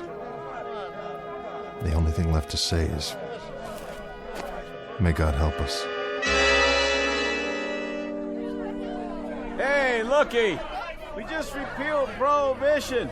All over again. Goldsmith, over here. Let him go. But I wanted to have a drink with them. Have one with me. I got plenty. What's that one? Single malt Scotch whiskey. Here, give it a try. Like Christmas. Just like Christmas, huh? Thanksgiving. Thanksgiving, too. You got a name? Jason. Jason. Where's your golden fleece? I'm a very literate man. I went to college. Did you know that, Jason? I went to college. What did you learn? Why, it's the famous Mr. Goldsmith, keeper of the legend, protector of the fables, Lord High Chamberlain of the cave. You look hungry and thirsty. How about a drink? You got 100 cases of that hooch inside. You want to start breaking every bottle? You got yourself a man's job. Do you have any idea? Do you have any remote idea what you've brought to this village? Mr. Goldsmith, what I've brought to this village is the first square meal any of them have had in 20 years, and the first hours of pleasure they've had since you started leading them around by the nose. Why don't you give up the ghost, old man? Unbend. Why not? Can you answer me? You came as intruders, but now you're murderers. There's no telling how many people will die because of what you've done tonight. The old man told us dozens of times about food like this. He warned us. Now hear this. The old man? Well, there isn't any old man in the cave. He's a lie. He's a concoction. You made him up. You cut him out of whole cloth. Nobody's seen him. Nobody's heard him. Nobody knows who he is or where he's from. He's there just the same, whether you believe in him or not. Prove it. We've survived for 20 years. That's all the proof we need. Speak for yourself. By the looks of it, I'd say there aren't many believers left. You're on your own now. Open the cave, Goldsmith. Prove it that way. Maybe I can explain something. Go ahead. There were 2 men here right after the bomb. Scientists. That's all we knew about them. When they died, they gave the secret to another man, and he gave it to Goldsmith. Now he's the only one who knows how to open the door. I don't know what your game is, Goldsmith. I don't know how you get paid off. But it's time you let these people fill their bellies. It's time you open that cave and let them see who's kept them hungry all these years. Listen to him. You'll have to kill me, French. Mister, I've killed 100 times you. And that's how I've stayed alive. You, Jason, get your people together. You know what we have to do. Everybody follow us. Light some torches. We're going to the cave. We're going to open it. We're going to get the old man. Jason, for the love of God. You get it, Mr. Goldsmith? This is the Renaissance. This is the New Age. And you're going to usher it in.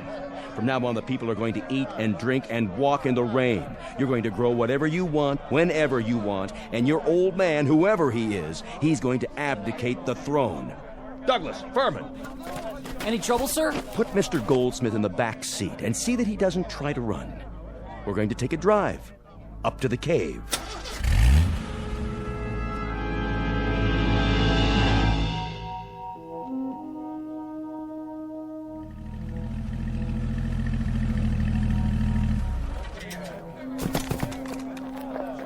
Drag him if you have to.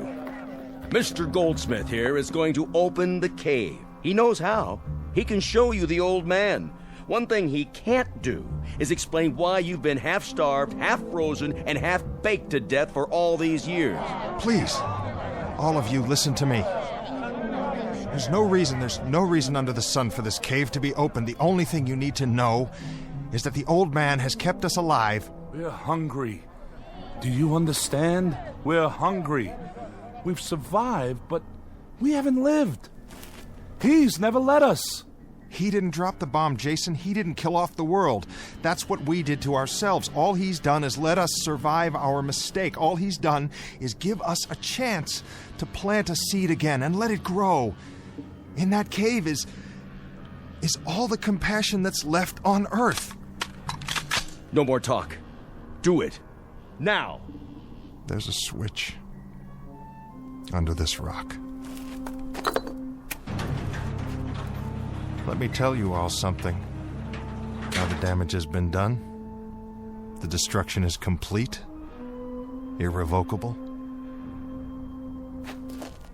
You, Mr. French. When we talked about the ways that men could die, we forgot the chief method of execution. We forgot faithlessness. Enough! You've listened to him for years. That's all you've done. You've listened and you've listened. And then, when he said jump, you jumped. When he said breathe, you breathed. And when he said starve, you starved. I'll tell you what's in this cave. Here's my prediction. It's a fanatic, a madman, who had to be kept locked up behind a steel wall. Not to protect you, to protect him. Now you'll see for yourselves. What are you waiting for? Get him!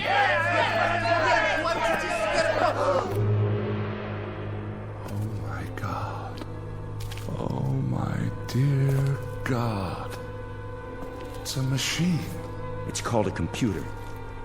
This is your old man. This is your tyrant, your dictator.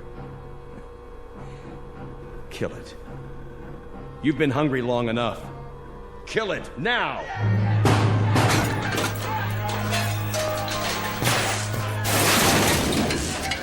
You're free now, hear me?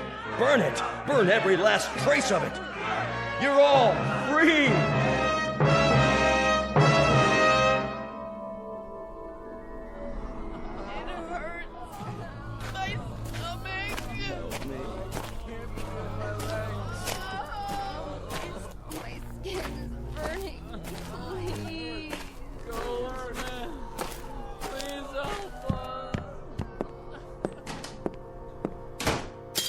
Mr. Goldsmith? Evelyn? I didn't think anyone else was alive. At least not for much longer. I took your advice. I didn't eat the food or drink anything last night. Why?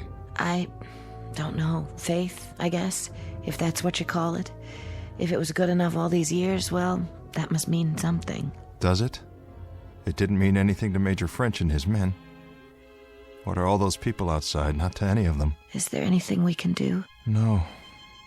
I know there might be a treatment of some sort to prolong their lives, but I don't have that information. It died last night back in the cave, along with all the rest of our knowledge. I know some things. I'm sure you do, Evie. For instance, it's going to rain today. Why, you can't know that. Yes, I can. I can feel it. Can't you? I'm not sure. Well, that's my prediction. We'll have to move the bodies, bury them. Yes, there are so many. You can hardly walk. I moved one already. You moved? Inside. He's laying down, over here. Goldsmith? That you? Jason? Jason, I'm so terribly sorry. So am I. I'm the one who's so sorry. You're not to blame. Maybe this has to be the destiny of man. I wonder if that's true. I wonder. Jake, I just...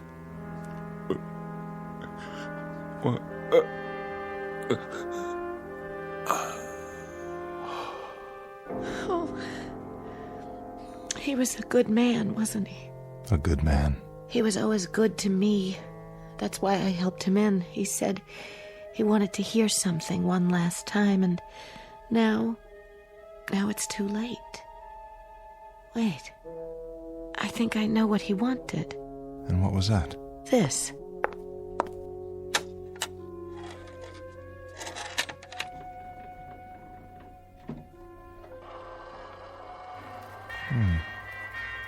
Sounds familiar.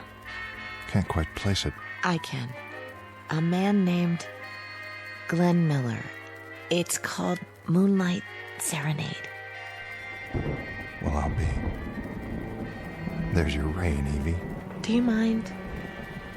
Do you mind if we just sit here for a while longer before we move the bodies?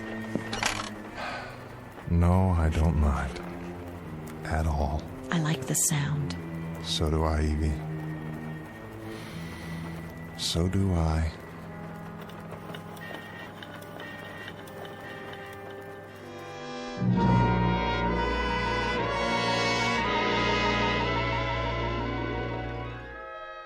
Mr. Goldsmith, survivor, an eyewitness to history and man's imperfection, an observer of the very human trait of greed and chronicler of the last chapter, the one reading suicide. Not a prediction of what is to be, just a projection of what could be in the Twilight Zone.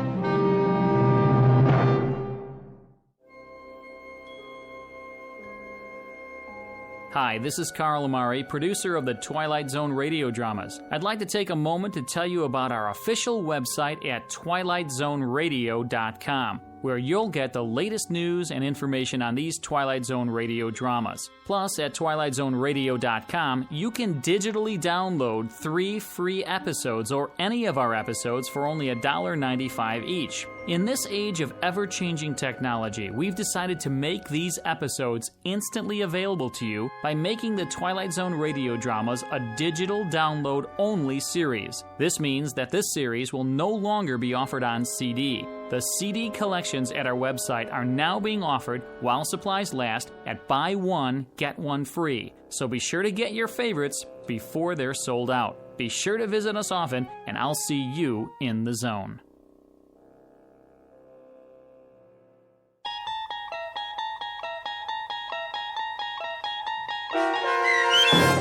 The Old Man in the Cave, starring Adam Baldwin, with Stacy Keach as your narrator, was adapted for radio by Dennis Etchison and based on a script by Rod Serling from a story by Henry Slesser.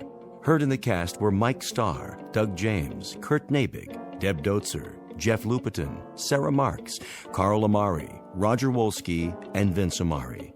To learn more about the Twilight Zone radio dramas and to obtain audio cassettes and CDs of these programs, visit our website at twilightzoneradio.com. This copyrighted radio series is produced and directed by Carl Amari and Roger Wolski for Falcon Picture Group. Doug James speaking.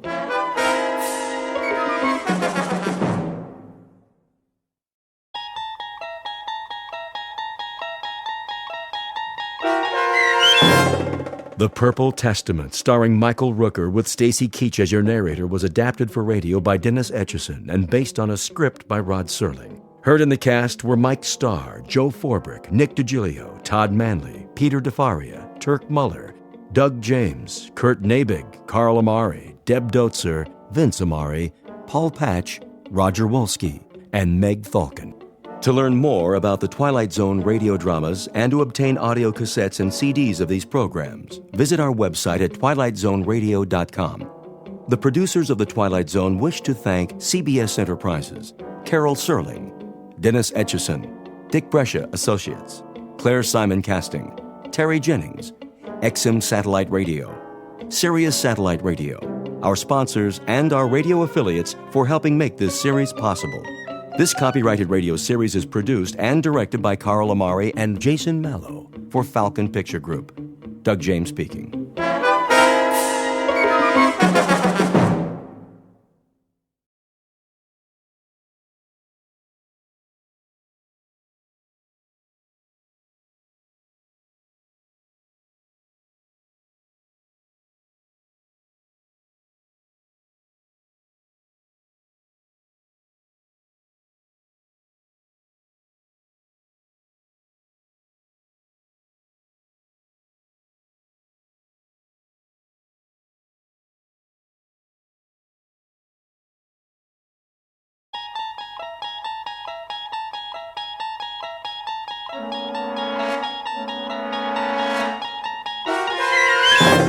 There is a fifth dimension beyond that which is known to man.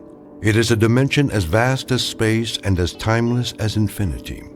It is the middle ground between light and shadow, and it lies between the pit of man's fears and the summit of his knowledge.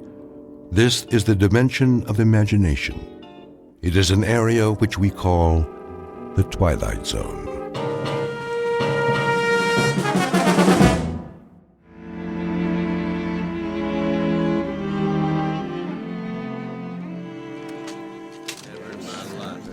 All right, men, listen up. Get your gear together. We're moving out. Moving where, Lieutenant? Yeah, what's the word? We going home? Not today, Morgan. Good, because I got me a date with a certain little nurse tonight. Gonna teach me the mambo. Is that what they call it? Now, don't you go talking about my fiancée. Can it, fellas? The trucks will be here in a few minutes. Oh, I get it. We're going to Manila for some R&R. Ain't that right, Lieutenant? Man, those nightclubs. Hey, they still got nightclubs in Manila? I hear they do. But first, we're gonna have to secure the road. Enemies dug in pretty good. Ain't that something? Just like they own the place. Weapons checked. Extra clips, grenades. If you need more, tell the sergeant. You heard the man. Right here. I want to see full belts on everybody. This is the one that counts. Sir? Yeah, Horton?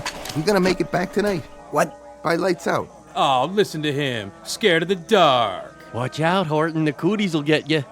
I just mean, well, that nurse. She's sort of expecting me. You should see her, sir. Brown hair, blue eyes. Yeah, don't worry about it. We'll be back in time for chow. Every last one of us. All right, fall in.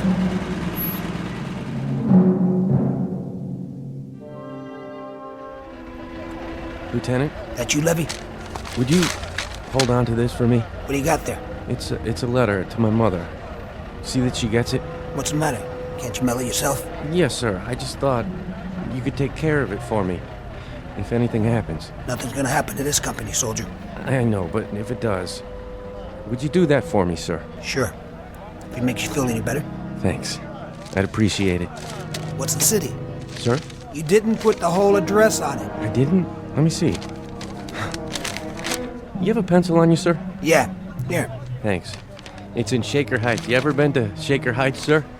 In Ohio, right? Right. Real nice place. My mother, she's sick. I guess she's kind of holding on till I come home. But just in case I don't, I wrote her this letter. So she'll know I was thinking about her. She knows, Levy. You think so, sir? I'm positive. Thanks a lot, sir. Here you go. What are you doing? Nothing, sir. No smoking in the truck. Right. I mean it, fellas. Douse the butts now. Nobody's smoking, sir. Honest. Then where's that light coming from? What light, sir? The one under your chin. Stash the Zippo, soldier. He doesn't have a Zippo, sir. He doesn't even smoke. Then it must be yours, Hibbert. What's the matter with you? We're sitting on a ton of ordnance here. We know, sir. Orton? Nobody lit up. Don't give me that. It's true. Nobody's that dumb. All right. Must be my eyes. Hibbert. Morgan. Levy. Orton. Something tells me this must be the place. Okay, heads up. Rifles at the ready. Okay, move out. Single file. Infantry platoon, U.S. Army. The place, a road in Luzon, the Philippines. The year, 1944. These are the young men who fight. Despite their nervous jokes, there is an element of brutal sameness about these faces. They're dirty, desperately tired, hollow-eyed, each showing the aftermath of shock and violence, etched with fatigue and colored with the backwash of fear. As if some omniscient painter had mixed a tube of oils that are at once earth-brown, dust-gray, blood-red, beard-black, and the yellow-white of exhaustion, with these men as the models. For this is the province of combat, and these are the faces of war. But even here in this time and place, expect the unexpected, because this particular platoon has just crossed enemy lines to fight for their lives in the Twilight Zone.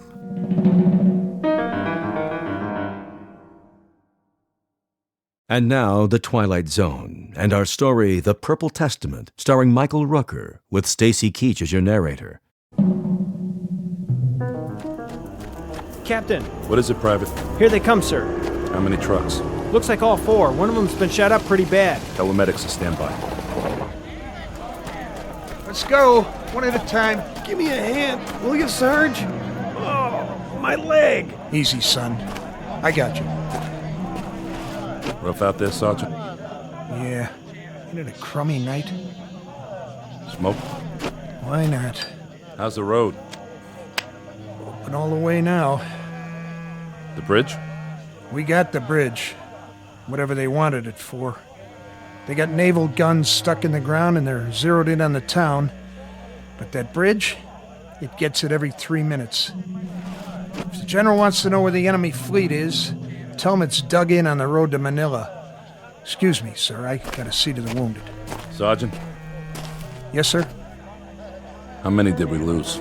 Lots of wounded. Maybe 10, 12. 4 dead. Who? Hibbert, Orton, Morgan, and Levy. Sergeant, bed the men down. Right, sir. And check with the mess sergeant. Make sure there's hot coffee and a meal for everybody. If they're not hungry, make them eat anyway. Hey, company. First platoon. Inside. Fitz. Sir. I got a bottle of Philippine tuber in my tent. It ain't Johnny Walker, but you'd be surprised what it does for a man's outlook. Come on. Pull up an orange crate. Okay. Take the cup. I'll drink out of the bottle. Thanks. Cheers. Cheers. Bum day, huh, Fitz? Yeah. 4 dead in 2.5 hours. 12 wounded. And the 4. Anything special about the 4? Special? How do you mean? Just that, well, we've lost that many before, and we've lost 8 and 10. I know. But you're taking it hard this time. It's always hard. Harder than usual. I thought there might be something special about them. There are 4 kids, all under 22. Does it have to be any more special than that? No, it doesn't. This time it really got to you. More than I've ever seen. I'd like to know why. You're a perceptive man. It's the mark of a good officer, isn't it? Warding off trouble by anticipating it. You gonna give me trouble? I don't think so, Fitz. You're a good officer. You got guts and brains. But something's gotten to you. I told you I'd like to know what it is. Why don't you start with this? What do you have there? Something I wrote down. Read it. Hibbert, Horton, Morgan, and Levy. So? You tell me. Who are they? 4 KIAs. Yeah. That's what they are. Or were. Killed in action. Luzon PI, 13th June, 1944. I still don't get it. You want to know what's gotten into me? Well, I'll tell you, Captain. What's gotten into me is that I... You what? I wrote those names down today. This afternoon. I wrote them down before we left. So? Why'd you write their names down, Fitz? We had a weapons check. Then we got on the trucks. We were on our way to the bridge, and I looked at their faces. Those 4 faces. One at a time. Go ahead. I looked around at 44 faces. When I got to these 4, I looked around at all of them. A light. A light? Shining on their faces. First it was Levy, then the others. One by one. I thought somebody had a cigarette lighter around. Then I realized it wasn't that kind of light. What are you talking about? I can't describe it to you. It doesn't fit anything I'd ever seen. I just looked into their faces and I saw that light. And I knew this was their last day. I knew they'd get it. Oh, come on. I'm telling you, I knew. There wasn't any doubt. None at all. Driving up that highway, I was in their truck. All 4 of them were sitting across from me. Some coincidence, huh? And then the light. The same odd light. It moved across their faces, one by one, completely separate from the others. It didn't touch anybody else. As if somebody had a flashlight or a searchlight or something, and it had picked out those 4 faces. And I knew. I just knew. That's a funny thing, all right. I'll give you that. But for now, maybe you ought to just pack it in. Get some sleep. No, I don't think I can sleep. All I can do is keep wondering. Is this the way it's gonna be from now on? Huh?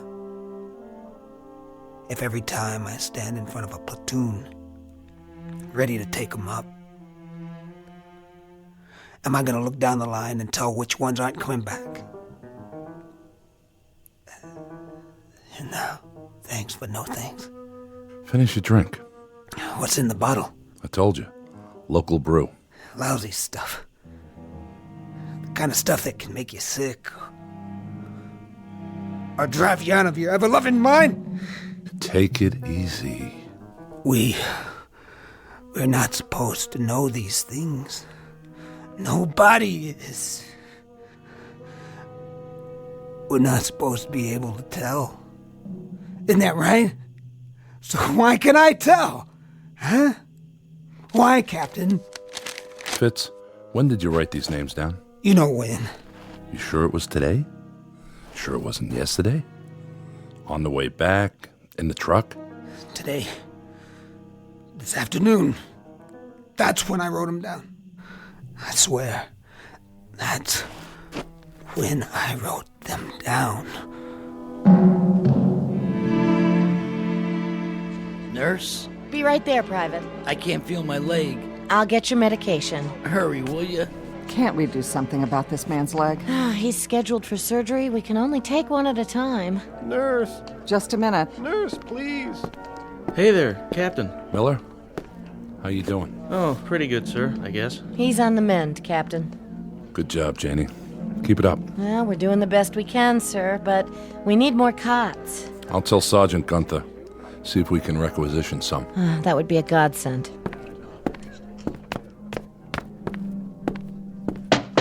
Come in. You could use some more beds out there. You noticed. Any more coming in? Not from this island. I suppose we can make pallets if we have to.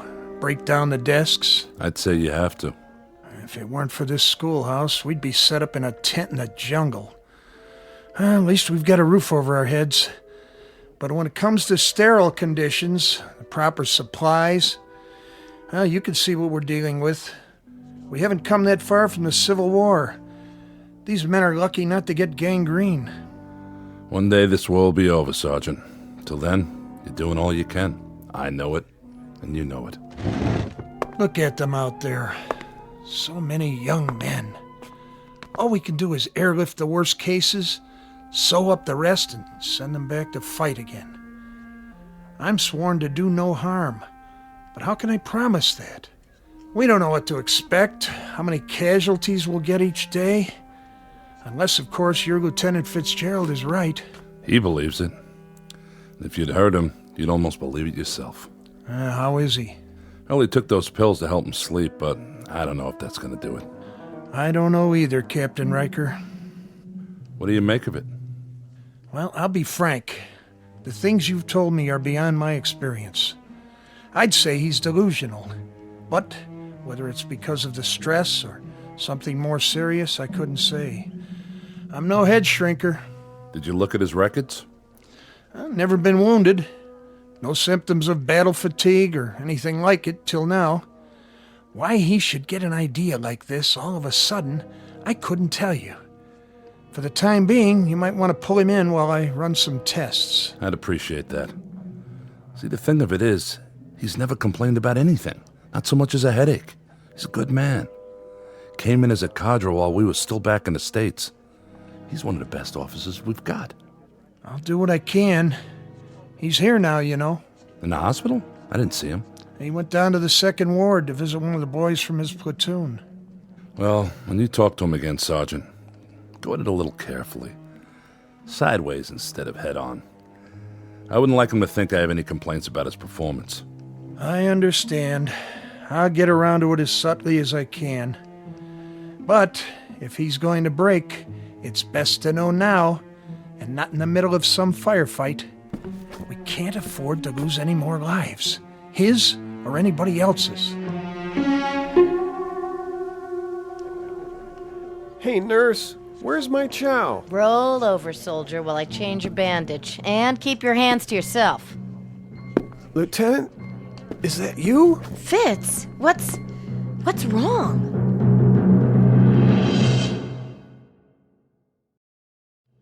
What's wrong, Fitz?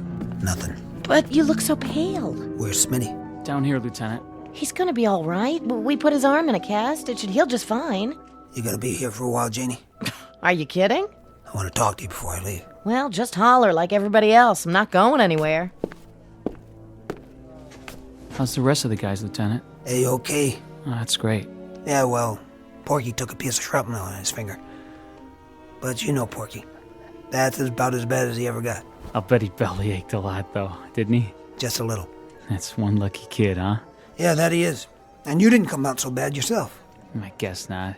Except I can't scratch myself with my arm up like this. Then you'll just have to call the nurse. That's not so rough, is it? No, not as long as it's Janie. Yeah, get you all patched up and you'll be as good as new. Ready to head home before you know it. That won't be too hard to take. No, sir, sure won't. Your cigarette went out. Here, let me light it for you. No, thank you, sir. No? Can you just lay it down for me? I won't be needing it for a while. Sure. I'll just put it here in the ashtray for you. Thanks. Look, Smitty, I got a couple things I gotta do. I'll come by later, okay? You take it easy here. Will do, sir. Anything you want? You got enough to read? Yeah, all I need. Okay. Take care now. Thanks for coming, Lieutenant. I'm glad I got to say goodbye. Oh, no, not Smitty. You dropped your lighter. Something the matter? What? No. Nothing. I'll be seeing you. Goodbye, Smitty. You okay, Lieutenant? Yeah, fine. I'm okay. Help me get him to a cot. I said I'm okay. I just got a little dizzy there for a minute. Are you sure? I'm sure. Thank you, Meg. I've got him. What's all the fuss about? You better take it slow, mister. All I need is a little sleep. A little? You look like you haven't slept in I don't know how long. My lighter. Right here. I want you to lie down for a while. I don't have time. You're pale and your pulse isn't that great. You need to rest. What do I have to do? Write you a note for the teacher? I'm fine. Janie. What? I wanted to tell you... I wanted you to know that... Save it. Go back to the barracks if you don't want to stay here. But do me a favor. Get off your feet. Listen, that boy in my platoon, Horton. Please, Fitz. He was a good guy. I know. He was looking forward to seeing you last night. That's all he talked about. He thought you were special. Very special. Soldier? Not now. I just wanted you to know. You are special. You were probably the last thing on his mind. Did he suffer? It was a landmine. Oh, no. He never knew what hit him. He didn't feel any pain, I swear. Soldier, I got your pill. Wake up. Oh, Fitz, that poor sweet kid. Get the doctor. This man does not have a pulse. Smitty. Bring me a shot of adrenaline. It's too late. No, it's not. What do you know about it? I said get me. Forget it, Janie. He's dead. No, it can't be. Oh, not another one. Please, God. They go awful quick sometimes, just like that. Awful quick. Morning, Fitz. Captain. How are you? Something happened? I was down seeing Smitty. I know. I read his tag. Doc says he's gonna be okay now. No, he isn't. What are you talking about? It's only a broken arm. That's all that showed. Are you a doctor now? I took a look at his face. I took one look. And I knew. Come off it, Fitz. And then, a minute later, he was gone. What? Go ahead. Take a walk downstairs if you don't believe me. Same thing. Same thing. The look. The light or whatever it is. Yeah, I saw it. I knew. Captain. Fitz, I can't explain this, but... I don't want you to explain it. How can anybody explain it? How can anybody? I want you to believe it. Captain, that's all. That's all I want. I want you to believe. I just want you to believe. Yes? Bed 5, Sergeant. What, nurse? He just died. I'll be right down. For what? Fitz. There's nothing to see now. Except the body. He's dead. And I knew he was going to die. That's nonsense. Is it? I read it on his face. I read it just as clearly as if somebody had painted it there. Go on, I'll be there in a minute. Yes, sir. You knew, Lieutenant? I told you. He thinks... You bet I knew. Really, Fitz? Tabbed 4 men yesterday. I knew they were going to get it too. But that would be extremely odd. Don't you agree, Lieutenant? Odd? Is that what you call it? Odd is when you go 30 days on the line without losing a man. Odd is when you march 25 miles and you don't get a blister. Now you're talking odd. That's odd. This isn't odd, Gunther. This is more like a nightmare. about a dog-face officer who can see death on people's faces. A lousy dog-face line officer who'd just like to give back the power to whoever or whatever gave it to him. Or a dog-faced line officer who's cracking under the strain of having seen too much and done too much and felt too much and finally starts to crack from the weight of it. I'm 5 for 5 now. We deal in facts here. How many coincidences does it take to add up to a fact? How many men do I have to tag as least likely to succeed before somebody starts listening? How many more faces do I have to look into? You're not being rational. No. Then answer me this. What I'd like to know is, what's it take before people realize that somewhere along this line I picked up a talent they don't teach at OCS because I just got promoted?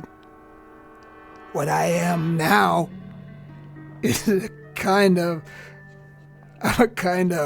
recording clerk for the Grim Reaper. Come with me, Fitz. Let's go back to quarters. Okay, sure. Why not? But there is one thing you might do for now.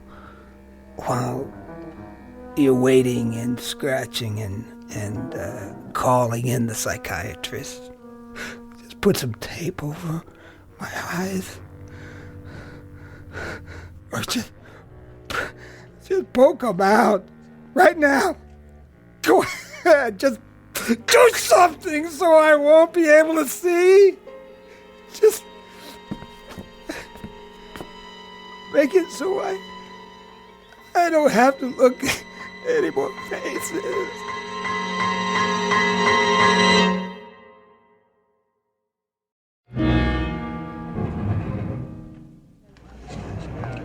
Everybody here?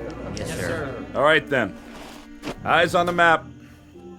I'll give it to you just as I got it from Regiment. We spearhead the attack. We go to a point exactly 4 miles north of the bridge. That's right here. That's the Pasig River. At this point on the highway, the bridge is out. But over here, to the east, the Army's sticking across a bailey. Should be done by 0200. Not much time. You can say that again. We could do it. We'll spearhead the operation and move across the bridge as the point. All by ourselves? Baker and Charlie companies follow us. What's the enemy doing all this time? There'll be some Filipino guerrillas up here crossing by boat. We hope unobserved. Their job will be to take out any and all guns on the other side. So we should be able to get across that bridge against only small arms. Any more questions? Then that's it. We've got 22 minutes before we load up on the trucks. Give each one of your platoons a good briefing. Belts, 5 grenades apiece, 6 clips of ammo, no backpacks. Got it, Captain. And let's get moving. And good luck. Yes, Fitz? Nothing. Think you're well enough to lead a platoon? Well enough, yeah. I'm well enough. Gunther thinks you'd be better off with 3 weeks back at division. You agree with him? Matter of fact, I do. This one won't take more than a few hours, but it could be messy. Captain, Something? What are you staring at? You, sir. I asked you. Captain, don't go. Did you see something, Fitz? Is that it? Yeah, I saw something. Something like with the others? Yeah, it was on your face. Just for a few seconds, but it was there. Sure it was. If you go... Say it. You won't be coming back. You can't go out there tonight. I have to. You have to stay here. Don't do it for me, okay? Don't even do it to save yourself.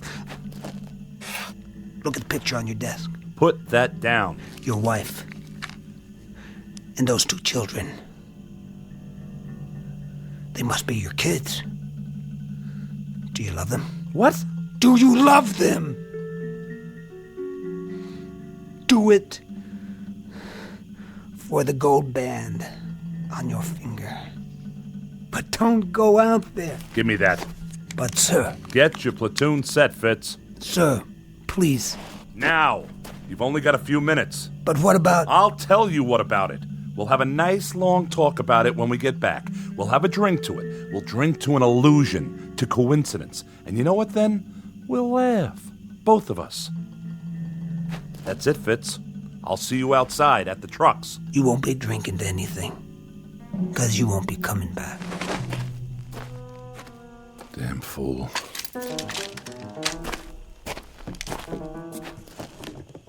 Marie, don't you worry about me.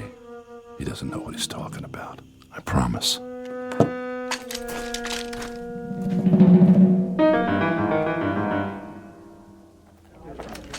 Lieutenant Fitzgerald, sir? What is it, Freeman? Well, sir, everybody says you can tell. Who says that? All the guys. They say you know who's gonna get it and who isn't. Well, how about it, Lieutenant? Give us a break. Come on, Lieutenant, please. Come on, Lieutenant, please. It ain't fair, you knowing and not telling us. Freeman, knock it off. Forget about it, okay? Somebody started a wild gag. Somebody's gonna get burned for it, but good. Take it from your captain, nobody in this company's a mind reader, including Lieutenant Fitzgerald. Isn't that right? That's right, sir. Okay, boys. Let's hop.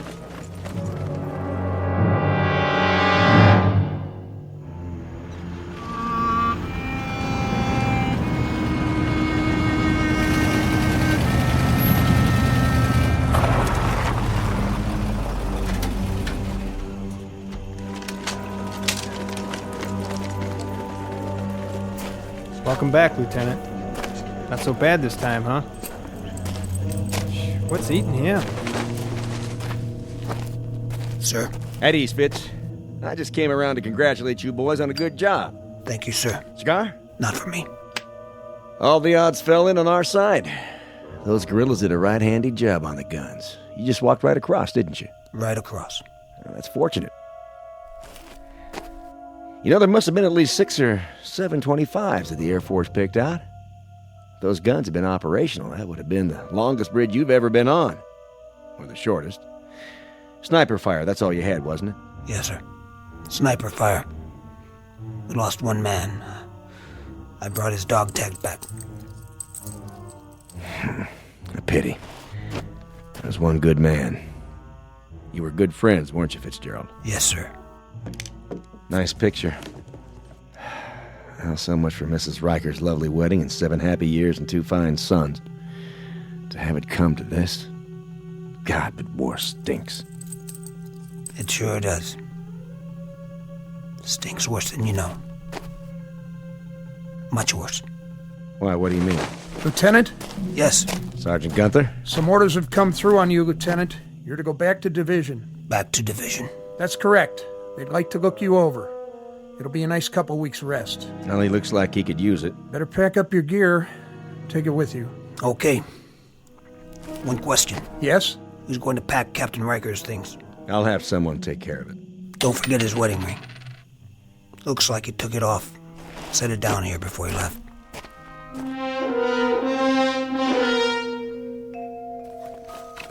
Going somewhere, Lieutenant? Yeah, somewhere. That your mirror on the wall? Oh, yeah, I almost forgot. You want it, Freeman? Gee, that'd be great. I broke mine, you know? Mighty hard to shave without a mirror. Go ahead. Here. You sure you don't mind? Sir. Listen, if you want to keep it, that's okay. Honest to... Look. Huh? In the mirror. What do you see? Well, I see your face. Yep. That's you, all right. And nothing else. This is important. You don't see a light on my face, do you? Light? No, sir. That's funny. Because I do. Sorry, Freeman. Gosh, what'd you do that for? This one's no good. Take my word for it. Whatever you say, sir. Get yourself a new one that works right.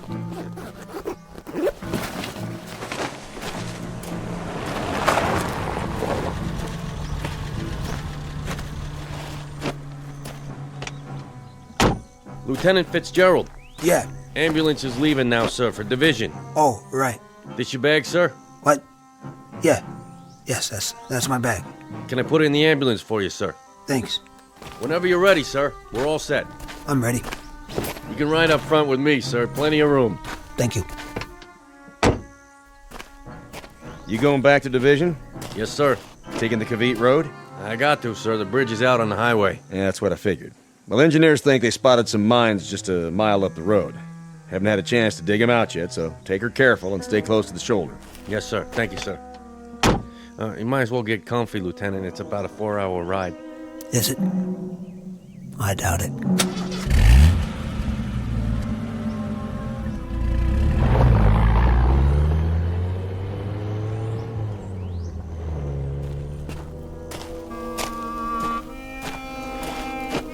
You play that pretty good. Thanks, sir. Thank you very much. You hear that? Thunder? I don't think so. Sounded like an explosion. Maybe. Maybe it was thunder. Yeah, that's what it was. Probably thunder.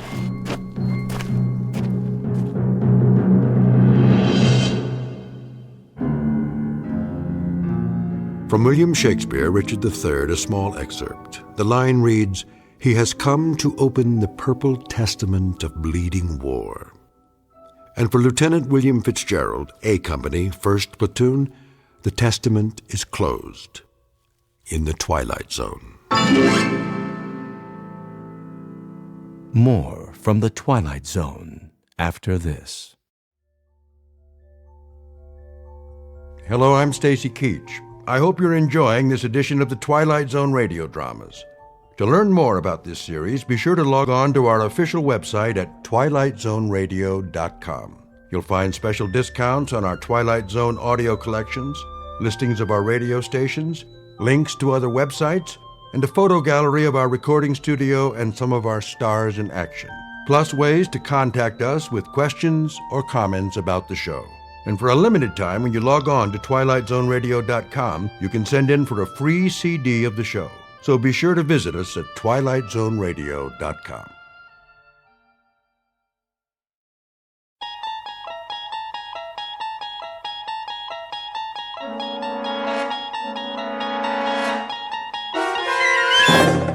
There is a fifth dimension beyond that which is known to man.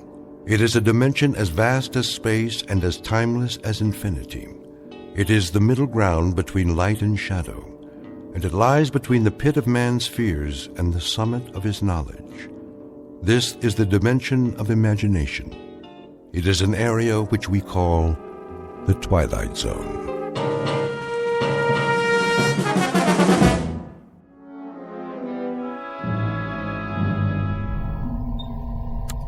T-1 minute. Count off.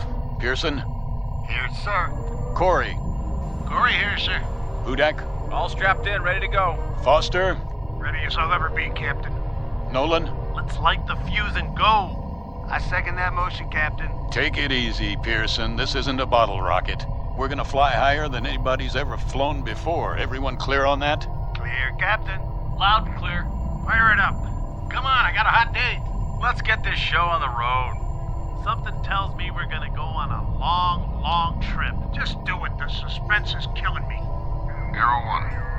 Come in, Arrow 1. This is Arrow 1. That you, Brant? Affirmative, Captain Donlin. We read you loud and clear. Well, do we have a go? Weather's holding. Time for a system check.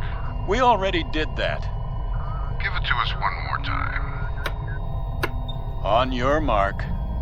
Fuel supply. Fuel check. Computer presets. Computer check. Air supply and life support. Life support check. Flight plan trajectory. Flight plan check. Autopilot. Autopilot check. System coordinates. All systems check. Looking good, Captain. You've got to go. Crew, stand by. Hey, I changed my mind. I think my mother's calling me. I gotta go to the bathroom. Fire rockets. We have ignition. Cleared for takeoff, Arrow 1. Prepare for countdown. Ready for countdown. T-minus 15. Minus 14. Lock those seatbelts, boys. Hey, I forgot to bring my lunch. Where's my lucky rabbit's foot? Do they have TV in space? We're gonna miss a World Series. Minus 10. Take a deep breath, everybody. Minus 9. You want we should hyperventilate? Minus 8. Captain, I need a drink. Minus 7. No more chatter. Minus 6. Anybody bring a magazine? Minus 5. I gotta finish my crossword puzzle. Minus 4. Don't I get a last cigarette? Minus 3. Wait, I forgot to lock the door. Minus 2. Cut it, I said. Minus 1. Somebody tell my wife I love her. Aw, ain't that sweet? Blast off. Hang on. This is it.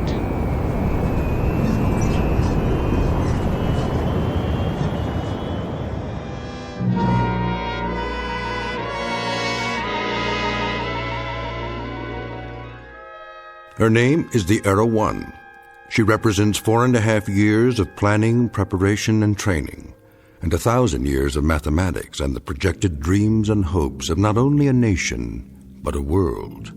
You might say that all of human history has led to this point, with man poised to take one giant step off terra firma and into the void, the unknown that lies beyond the safety of the nest. Because she is the first manned craft aimed into deep space, beyond the moon to other worlds that until now have been the exclusive province of science fiction writers and those given to imagination without bounds. For her hand-picked crew, this has been the ultimate countdown, the last few seconds before humanity takes its best shot and fires a tall silver arrow into the air. But you know the saying about the best-laid plans of mice and men. In just a moment, this ship will veer off course and into a region not on any star map for an unscheduled landing in the Twilight Zone. And now, The Twilight Zone and our story, I Shot an Arrow into the Air, starring Chelsea Ross, with Stacy Keach as your narrator.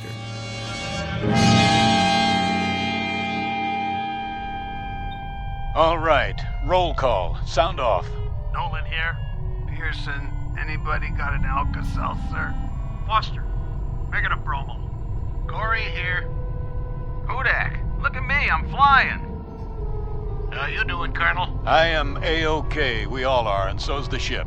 Are we there yet? We're leaving the Earth's gravitational field. Instruments all in the safety zone. Pearson, give me a visual scan. Yes, sir. Everything's on the money, Captain, as far as I can see. Cabin pressure? 1.19, sir. Disengage restraints. You can remove your helmets now. We're free to move around.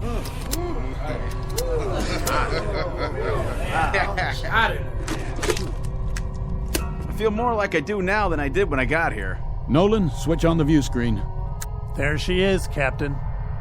Wow. Will you look at that? Is that talcum powder or stars? Never saw so many in my life. Quite a sight, huh? We're almost clear of the Earth's atmosphere. Where is the Earth, anyway? It's down there. Hey, question. Which way is up and which way is down? Watch the lower edge of the screen. It should come up any time now as our trajectory shifts. It'll be the blue one with clouds, about the size of a quarter from this far out, but we'll be able to see it. What are those blips? Where? The ones moving toward us. We've entered the asteroid belt. But don't worry, they're miles apart. The odds of hitting one are infinitesimal. Mission Control to Arrow 1. Come in, Arrow 1. Roger, Mission Control. It's a big high five, Captain. We've got you on the monitor, center screen, right on course. Just like a Sunday ride in the country. Any snafus down there? That's a negative, Arrow 1. Hold on, Captain. Someone wants to talk to you. Standing by. I just want to say how proud we are of you, Donlin. You and the entire crew. That you, General Langford? That's right, Bob. How does it feel to make history? I couldn't say, sir. We're only doing our job. Sure you are. You make it sound so simple. The President will be sending you a live message at 1400 hours. Till then, keep your eyes on the prize. I can't express how proud I am of all of you. Thank you, sir. First, keep space. Every American. What's that, sir? You're breaking up. I say, in the world. First broke. General, we're losing you. What's going on? Some kind of interference. Look, Captain. What? The stars are moving. We must be turning. Not this early. Did you punch in a course correction? No, I didn't. General Langford, we have rotation here. Till then, signing off. Wait, the ship is yawing. That's not part of the flight plan. Happens to your course. Up the screen, get deep. Get back in your seats. We're turning faster. Now! Captain, what's happening? I said strap in. What about you? I'll try for a manual override. Captain, we're spinning. Lock your belts. I can't get in the chair. We're going into a dive. 0 G's. Hold on and pray.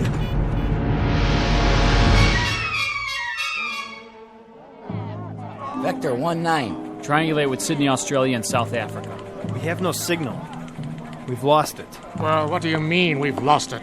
See for yourself, General. Good Lord, with 15 monitors going. We could have 15,000 monitors, but the situation would be the same. We've lost contact. Visual and radio? How is that possible? Don't ask me. She's off her vector path, clean off the radar screen. Just gone. Completely gone. When did you first lose contact? A few minutes ago. There was a short period of heavy interference. What kind of interference? Probably solar. Some kind of sunspot activity. We haven't been able to identify it yet. In any case, when it was over, the contact was broken. Couldn't a change in their course account for that? The course was preset. The captain wouldn't change it without notifying us. Bob Donlin's a solid officer. And even if he did change course, the automatic tracking system would have been activated. It would show up here on the board. So a ship with an 8-man crew just disappears like a puff of smoke. 1 minute she's there, the next minute she's gone. That's not the worst part. What do you mean? Until we regain contact, if we do, there's not a thing anybody can do for them. I shot an arrow into the air. It landed I know not where. What say, General? A nursery rhyme for the age of space. Gentlemen, wherever you are, may God help you. Contact the observatory.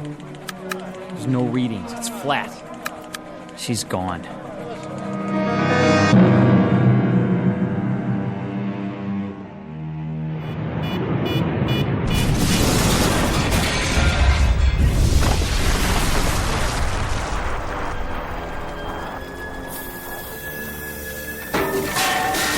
Captain Donlin? Go on, get out of here. I can't find my helmet. Forget your helmet. Go. My God, look at Grimes. Anderson. And Nolan. And Foster. Help me. It's Hudak. He's still alive. Here, take his legs. Now lift his head. What are you doing, Captain? Gotta drag the bodies out. But the fuel tanks are gonna blow. Hold on, we'll give you a hand. Somebody, please. Get him out, I said. That's an order.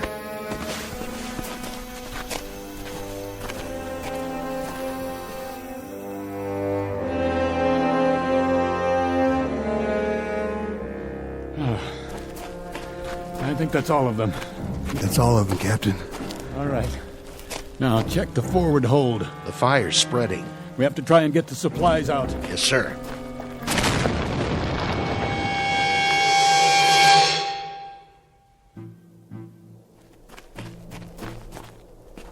The others are all dead, sir. Except Hudak. How bad? He's still conscious. He keeps drifting in and out. We should have gotten the supplies out. We did the best we could. We should have done that first. We knew the ship might go up. So now, instead of food and water, we've got 4 dead men and another one dying. We didn't know they were dead, Corey. Well, knock it off, Pearson. Maybe when your tongue starts swelling up, you'll realize where we are. We're on a rock here. We blew it. We wasted all that time playing Undertaker instead of going in there and getting supplies. Let's cover them up. Pull something over their faces. Why bother? What's the point? You heard me. We'll take 15 or 20 minutes, and then we'll bury them. Yes, sir. First entry, log, Arrow 1, Captain R.G. Donlin commanding. The first leg of the flight went off without incident. Now we have crash-landed on what appears to be an uncharted asteroid. Cause of malfunction and ultimate crash, Unknown. We lost our course, the electrical system went out, and there was an explosion. That's all any of us can remember. Any of us, being Flight Officers Corey and Pearson, and Navigator Hudak, who has been seriously hurt, and myself. The rest of the crew are dead. There's very little left of the ship. The radio is gone, the bulk of the supplies were destroyed in the crash, and as of this moment, there is little certainty that we have been tracked and our whereabouts known. Begging the captain's pardon. What do you think you're doing? This is no time to write your memoirs. Stand down. Listen to me, Corey. We're in bad shape, but we're still a crew. As long as we're a crew, there'll be discipline and there'll be protocol. And until I'm lying in a hole like the rest of those poor devils, we'll operate from the book. Got it? I got it. Now give me the recorder. Go over there by the rock and sit down. Continuing this log entry. Commander Donlin, it's hot, see? It's very hot. Thank you for the information, Corey. And that makes it hard to think. So if you're going to expend all that energy, use it to figure a way out of here. A way to get back home. A way to let them know where we are. Corey, you stay out of this. You heard him. Go over there and sit down. You've got a bad cut on your forehead. Make a bandage and tie something around it. Okay. Something's wrong with Corey, sir. The bump on his head, or whatever it was, he's not acting right. He's not the one I'm worried about just now. Hudak? Hudak, can you hear me? Sir? How about some water? Water. Please, sir. Thank you. How much is there? 5-gallon can and whatever we've got on us. Then why waste it? He won't last through the day. You the consulting surgeon, Corey? I'm one man out of 3 who's going to need that water. And 5 gallons isn't going to last very long. If the situation were reversed, Corey, if that were you lying there, I'll give you good odds you wouldn't want to get written off, 5 gallons of water or no. He's going to die, Colonel. If he dies, Corey, but nobody gets behind to push. If he's thirsty, he gets water. If he's hot, we move him in the shade. And then if he goes, we'll give him a prayer or two. Right? If you say so. Pearson? Sir. There's a broken shovel near the packs. Let's dig the graves. I'll relieve you in 5 minutes, then Corey here will relieve me. Right away, sir.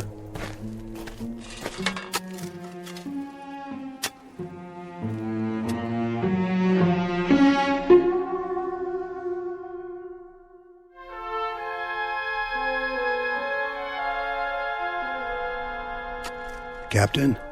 Yes, Pearson? That's odd. What is? The sun. Don't you think that's odd? The size of it, I mean? What, the size of the sun? It's hardly any different than we knew it on Earth. Same kind of star and almost exactly the same distance. Which means that whatever asteroid we've landed on is close to the Earth. How close? Pick a number. That's how it is, huh?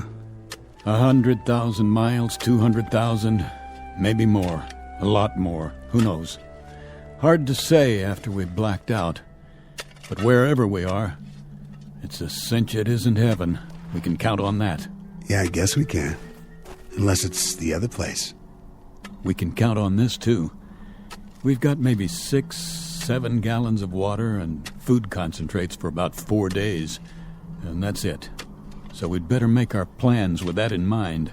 What kind of plans? We have to get our bearings and see what's here. Any water, plant life. We'll use this as a base and spread out in 2-man patrols, 1 man to stay behind and watch Hudak. You think we'll find anything but rocks out there? At least we'll see what's on the other side of the rise. Look at it this way. We've got several things in our favor. The air is breathable, so we don't need suits and helmets. The gravity's close to Earth's, so moving around's no problem. No signs of animal life, friendly or unfriendly. And there's no radiation to speak of. You checked? The Geiger counter still works. I have to hand it to you, Colonel. That's what I call positive thinking. We don't have much of a choice. No, sir, I guess we don't. It took 4.5 years to build that ship. There wasn't any prototype, just the one, the only ship of its kind. So, if they know where we are and want to come get us, they've got to build another one, and that'll take another 4.5 years. So I suggest we dig in and get comfortable, because any way you look at it, we've got a devil of a long wait ahead of us. Pearson, your turn.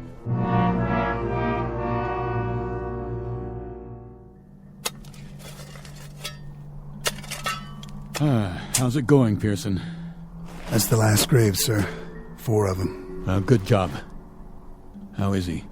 The same as when you left. Breathing pretty shallow, though. Maybe the air here, well maybe it doesn't have as much oxygen in it. It has enough. We're doing all right. You two see anything out there? Nothing we can't see from here. Yeah, we saw something. Sand and more sand. Rocks. And those scrubby hills over there. But not a single drop of water. This isn't an asteroid, it's an 8-ball. And hot, Pearson. Hot like nothing you've ever felt before. It'll be cooler at night, sir. I'll head south towards the mountains and take a look in that direction. If there is a night here. There has to be. The sun's moved down to the horizon. That you, Captain? Right here. What are you doing? Giving him his ration of water. Oh, no. Not this time. Corey, take your hand off my canteen. That's an order. Not this time, Colonel. What are you talking about? I want an even shake. I want a chance. You're alive, aren't you? That's a better shake than the men in those graves got. For now. But I want to stay alive. So don't give him any of my water. Your water? That's right. It's ours now. Stand down, Corey. You heard him. How are you doing, Hudak? Hot. So hot. Yeah. Here, take a sip of this. Let go of that. Get off me. I said leave it. Don't you ever raise your hand to me. I'm still the commanding officer here. Do you understand? Captain Donlan? What is it, Pearson? See for yourself, sir. I think he's stopped breathing. You'll be pleased to hear, Corey, that he won't be drinking any more of your water. Pearson, get something to cover his face. Yes, sir. You died a long way from home, boy. A long, long way. Rest in peace. Wait till dark, then we'll make some treks over the hills and down to the flats in all 4 directions. We better get to know it, because this is our home now, gentlemen. Such as it is. Corey, what are you doing? What does it look like? I'm taking his canteen off his belt. He can't use it. For the record, Corey, there's just 3 of us now. And the big problem is going to be staying alive. You hear me? The 3 of us. I'll carry the extra canteen. Something's wrong with you, Corey. I was gonna share it. Sure you were.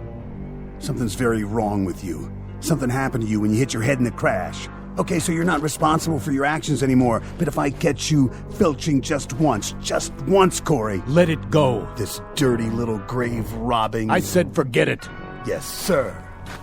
Now, let's all find a place in the shade and sit tight. For how long?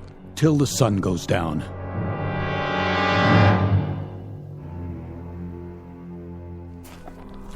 Watch your step.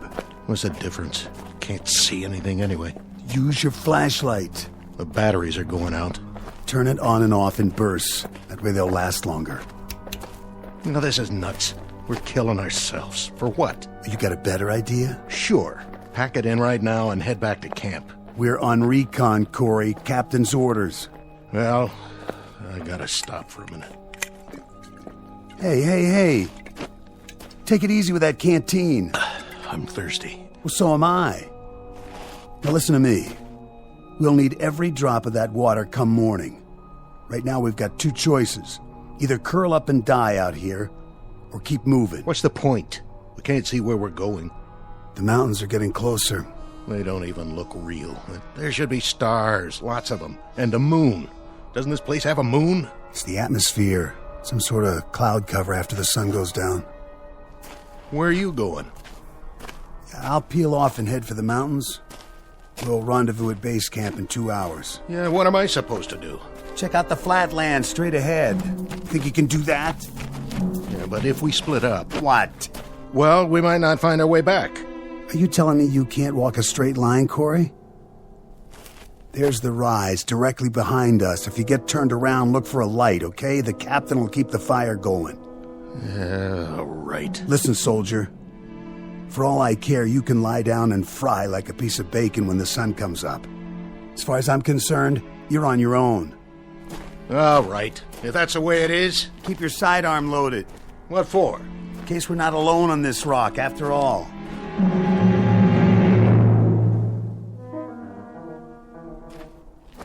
Corey? Are you following me?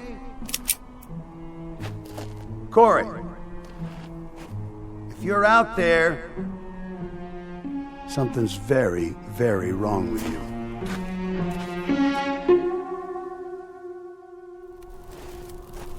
Pearson! Corey? Who's there? Identify yourself. What the...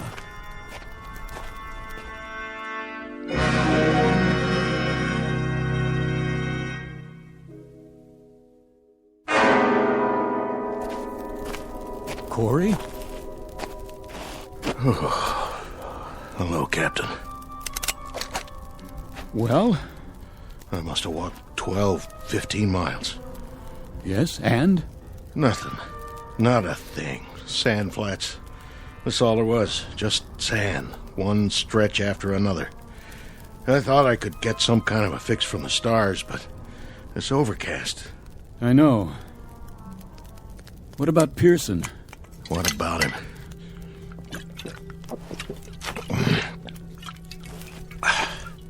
You haven't seen him? Not for hours. You didn't pass him coming back?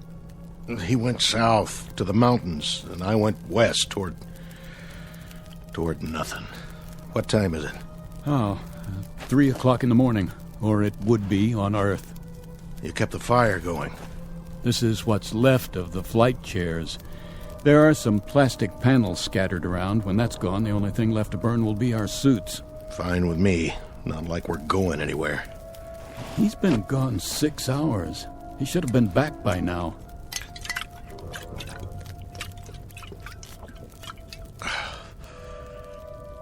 Corey? Yeah? You're sure you didn't see him or hear him? I already told you, Captain. We went in different directions. Was it hot out there, Corey? You know it. The sand doesn't cool off much at night. And that made you thirsty, didn't it? All the time. I guess I'm getting used to it. Obviously. Very used to it. So used to it, Corey, that you didn't even need any of your water. I drank some. Hardly any. This canteen is almost full. You were out all those hours and you didn't touch more than a drop. Is that right? That's pretty remarkable. Downright amazing, in fact. So put me in for a medal. Buddy, what I'm going to give you can't get pinned on a uniform. Hey, what are you talking about? I want to know why you started out 6 hours ago with half a canteen and then came back with it 3/4 full. Hey, let me go. Come on, Corey, talk. I want to know where you left Pearson and what you did with him. Now. All right. It was like this. I found him, face down. He must have fallen and hit his head on a rock. That's all I know. He was dead when I got there. And where did this happen? At the foothills. You followed him there? I went looking for him. Sand was too deep, heading west. I had to change directions. It's your story you'd better change. Captain, I swear I didn't touch him. He was dead already. I saw his canteen, and I poured his water into mine. I knew you wouldn't believe me. That's why I told you I hadn't seen him. What's that for? On your feet. We're going to bring him back. No, you're nuts. It's 7 or 8 miles from here. I can't make it again. I'm dead, Captain. Correction. You're almost dead, but you're not quite yet. Let's go, Corey. I want a conducted tour all the way to Pearson's body. I want to see for myself. Let's move out.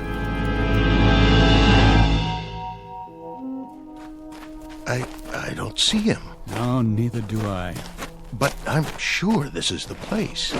I'm sure this is where he was. But he's not here now, is he? Just these marks in the sand. Captain, look. He must have crawled away. I thought you said he was dead. I was wrong. I must have been wrong. But you were so sure he was dead. You were so positive, Corey. I was. Did you do anything for him? Anything at all? Did you check his pulse, his respiration? Did you do anything to help him? I checked, I swear. Or did you just steal his water and then make a beeline back as fast as you could? You must have been hit hard in the head, pal, real hard. It knocked more out than your senses. It turned you into an animal. Captain, please. I thought he was dead. I really did. And I was so thirsty. My tongue was swelling up. I swear on everything holy, my tongue was swelling up and I... Pearson! Pearson! It's Captain Donlin. Pearson, answer me! You can still see the tracks. It looks like he went that way. Pearson, I'm here. You're going to be all right, Pearson. I'm coming. Don't worry, Captain. I'm coming too.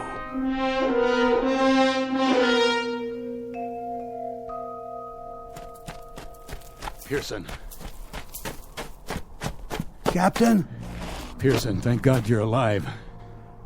Water. I lost my canteen. Yeah, here. Take some of mine. Can't sit up. I'll lift you. Thanks, Captain. And not too fast. You're all right, boy. We'll take you back now. I don't know if I can walk. I'll carry you myself if I have to, but you're gonna be all right. Captain. What, Pearson? What are you trying to say? I saw. What? What did you see? Where? Up there. Over the hill. Did you climb the hill? Is that it? I went. And what, Pearson? What did you see? Captain, I saw. What? Are you drawing a picture? You should have seen. You wouldn't believe it. What? No, Pearson. Sorry, Captain. Pearson. Come on, Pearson. Pearson, don't die on me. Don't. Is he gone? Yeah. He drew this in the sand first. Some kind of sign or symbol. What is it? It looks like a T, or maybe a cross. He was trying to tell me something. Well, it doesn't matter now. It might. What do you suppose he... Captain? Corey? Put the gun down. Captain, 2 men can live maybe 5 more days. 1 man can live 10. You forgive me, Captain, but... You killed Pearson, didn't you? In cold blood. Maybe I did. What of it? Are you gonna court-martial me? Corey, you're demented. You're a madman. You already killed once. Don't make this any...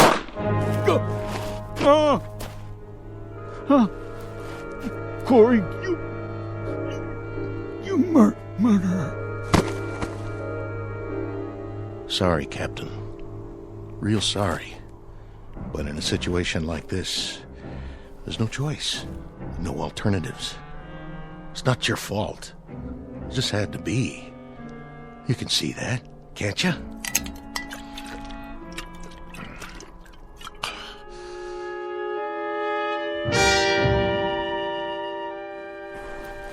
What? Morning. That blasted sun already. Gotta get a move on. Goodbye, Captain Donlin. Pearson. Now, what were you trying to say, Pearson? Lines in the sand. Something over the hill. Is that it? Well, I guess you got me thinking. Just have to check that one out one time.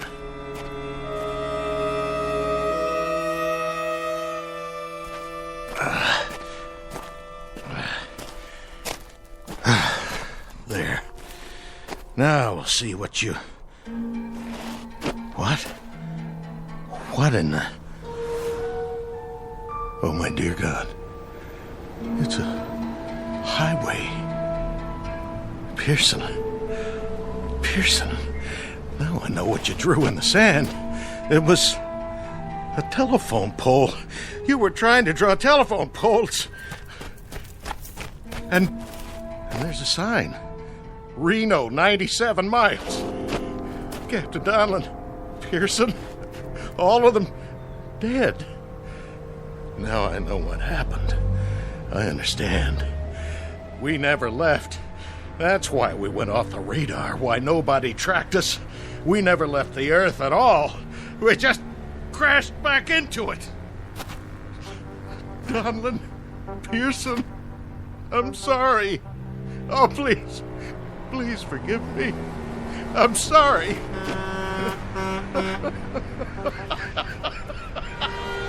Oh, stop! Please! Stop! Stop! Somebody! Anybody! Please! Stop!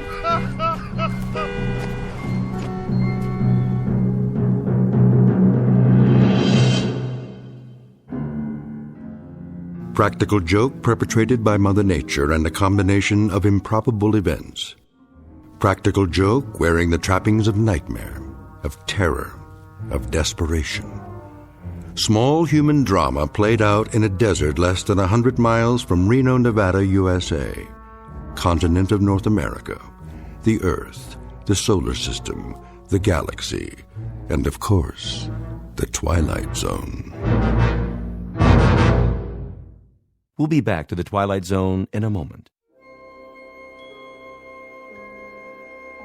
Hi, this is Carl Amari, producer of the Twilight Zone radio dramas. I'd like to take a moment to tell you about our official website at twilightzoneradio.com, where you'll get the latest news and information on these Twilight Zone radio dramas. Plus, at twilightzoneradio.com, you can digitally download 3 free episodes or any of our episodes for only $1.95 each. In this age of ever-changing technology, we've decided to make these episodes instantly available to you by making the Twilight Zone radio dramas a digital download-only series. This means that this series will no longer be offered on CD. The CD collections at our website are now being offered while supplies last at buy one, get one free. So be sure to get your favorites before they're sold out. Be sure to visit us often, and I'll see you in the zone.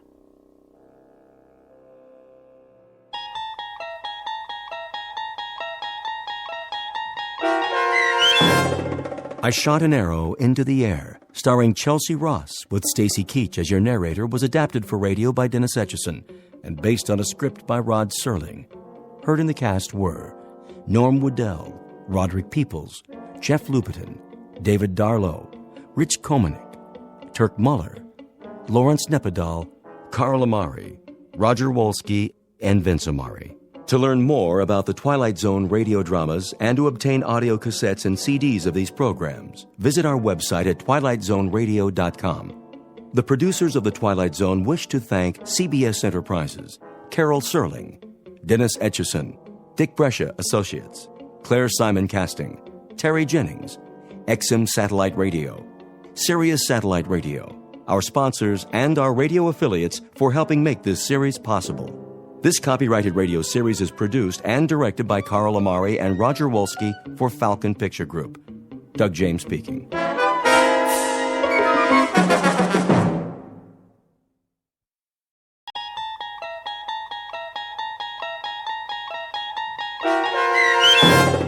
The Silence, starring Chris McDonald with Stacy Keach as your narrator, was adapted for radio by Dennis Etchison and written for The Twilight Zone by Rod Serling.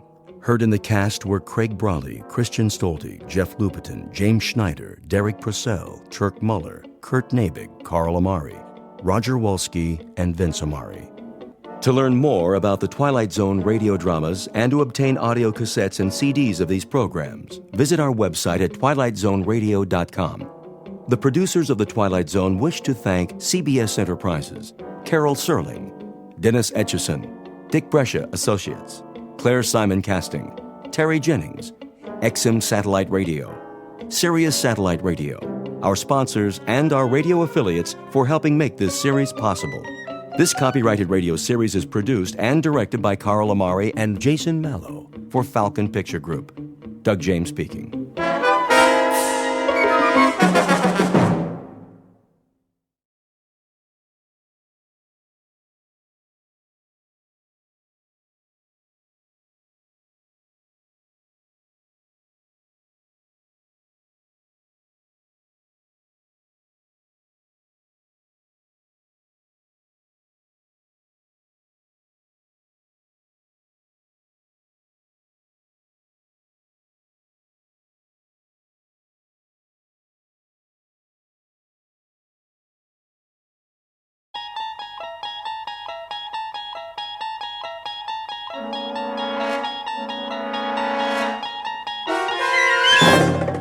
You're traveling through another dimension.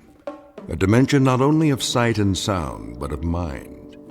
A journey into a wondrous land whose boundaries are those of imagination. Your next stop, the Twilight Zone.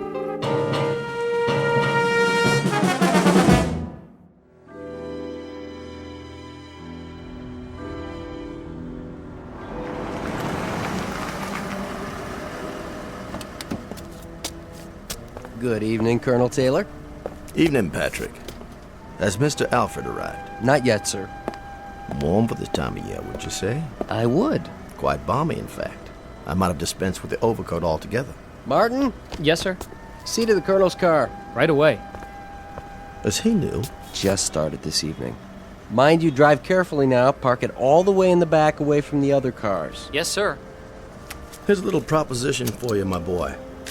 See this bill? That's $50, sir. Indeed. And if there are no dents or scratches when you bring it back, not a one, mind you, this is yours. All of it. I promise, sir. Good. A man should always keep his promises. You shouldn't spoil the lad. Nonsense. A little incentive, that's all. How was it in the club this evening? The usual crowd. Is Mr. Tennyson here by any chance? Yes, sir. For some time now. Thank you, Patrick. Colonel Taylor, how nice to see you. Let me take your coat. Is there a table in the oak room? Yes, but I'm afraid the fireside chairs are all filled at the moment. Mr. Tennyson, I presume. Yes, sir, it is. If you'd care for a seat in the card room... No, I'll find my way. Mr. Alfred arrives, please send him to the oak room. Of course. Well, I'll tell you something else, gentlemen. The most idiotic thing occurred in the market today. Just idiotic. I've been doing a little dabbling in the syndicate. It still has some oil holdings in the western part of Texas. Well, anyway, Jack Brewer, he handles our New York operation for us. He comes in on the floor, and I happen to be there. This was, about 10:30 this morning, and he waves to me, and he's got a sheaf of papers in his hand, and I can assure you, if there's anyone I don't want to see before noon on any given day, it's Jack Brewer. Raucous sort, a little crude. Nouveau riche, you know the type. Yes. Give you a light, Jamie? Not necessary. Not at all. Oh, this lighter? Solid gold. Gift from my dad when I got out of Princeton. Now, where was I? Jack Brewer. Oh, yes, of course. Charlie Sport, let me sit there, would you, old man? Your chair's much softer, and I'm afraid I'm just worn out. Not a problem. Much better. Now then. Oh, yes. Anyway, Brewer, I call him Brewer the Boar, walks across the floor to me with an intense voice, a voice absolutely shaking with intensity, sidles up and whispers. He's got a miserable habit of whispering sotto voce when everyone in the world can hear him. Anyway, he says to me, Jim, I've got to scrape up $250,000. Can you imagine? $250,000. And I'm the usual, sir? What? Oh, yes. The usual. It might be quieter in the blue room. No, this will do. Young Mr. Tennyson is in rare form tonight. Yes, sir. You're the only one who can handle it for me. This is Brewer speaking. To me. Well, anyway, to make a long story short. Mr. Jamie Tennyson, who at best is a dapper, albeit articulate, ne'er-do-well. He is glib but shallow, well-groomed but worthless. His every gesture is studied, obvious, planned. He is a mannered dandy, devoid of character, and his presence in this gentleman's club is a social condescension on the part of the members. For this man's credentials are an accident of birth and nothing more. And across the room, a gray-haired ramrod of an ex-army officer, rock-hewn and coldly unemotional in his appraisal of others, but who was no longer able to conceal his distaste in an altogether gentlemanly fashion. And that distaste is about to take the form of a proposed wager. But it's the kind of wager that comes without precedent. It stands alone in the annals of bet-making as the strangest game of chance ever offered by one man to another. In just a moment, we'll learn the terms of the wager and what Mr. Tennyson does about it. And in the process, we'll witness all parties spinning the wheel of chance in a very bizarre casino called the Twilight Zone.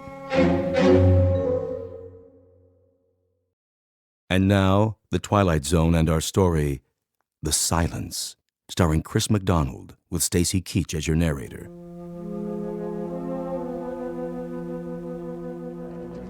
$250,000, mind you. And I'm supposed to scrape it up for him. I'm supposed to scrape it up as if it were some kind of residue lying around that literally can be scooped off a floor. There you are, Alfred. I just got your letter. Sit down, please. Look, Archie. Shh. Our young friend is discoursing again. The opening salvo and then the attack. That may well be. The only thing worse than his loquaciousness is his transparency. In about 30 seconds, Alfred, he'll very nonchalantly request a loan, a sizable loan, from anyone within earshot. Mark my words. The letter you sent me is the most incredible thing I've ever read. Is it? You must be out of your mind. Not at all, but that's a medical appraisal. What I'm looking for from you is legal advice. Archie, we're old friends, but I must tell you. My communication to you, Alfred, was not as an old friend. It was directed to you as my lawyer.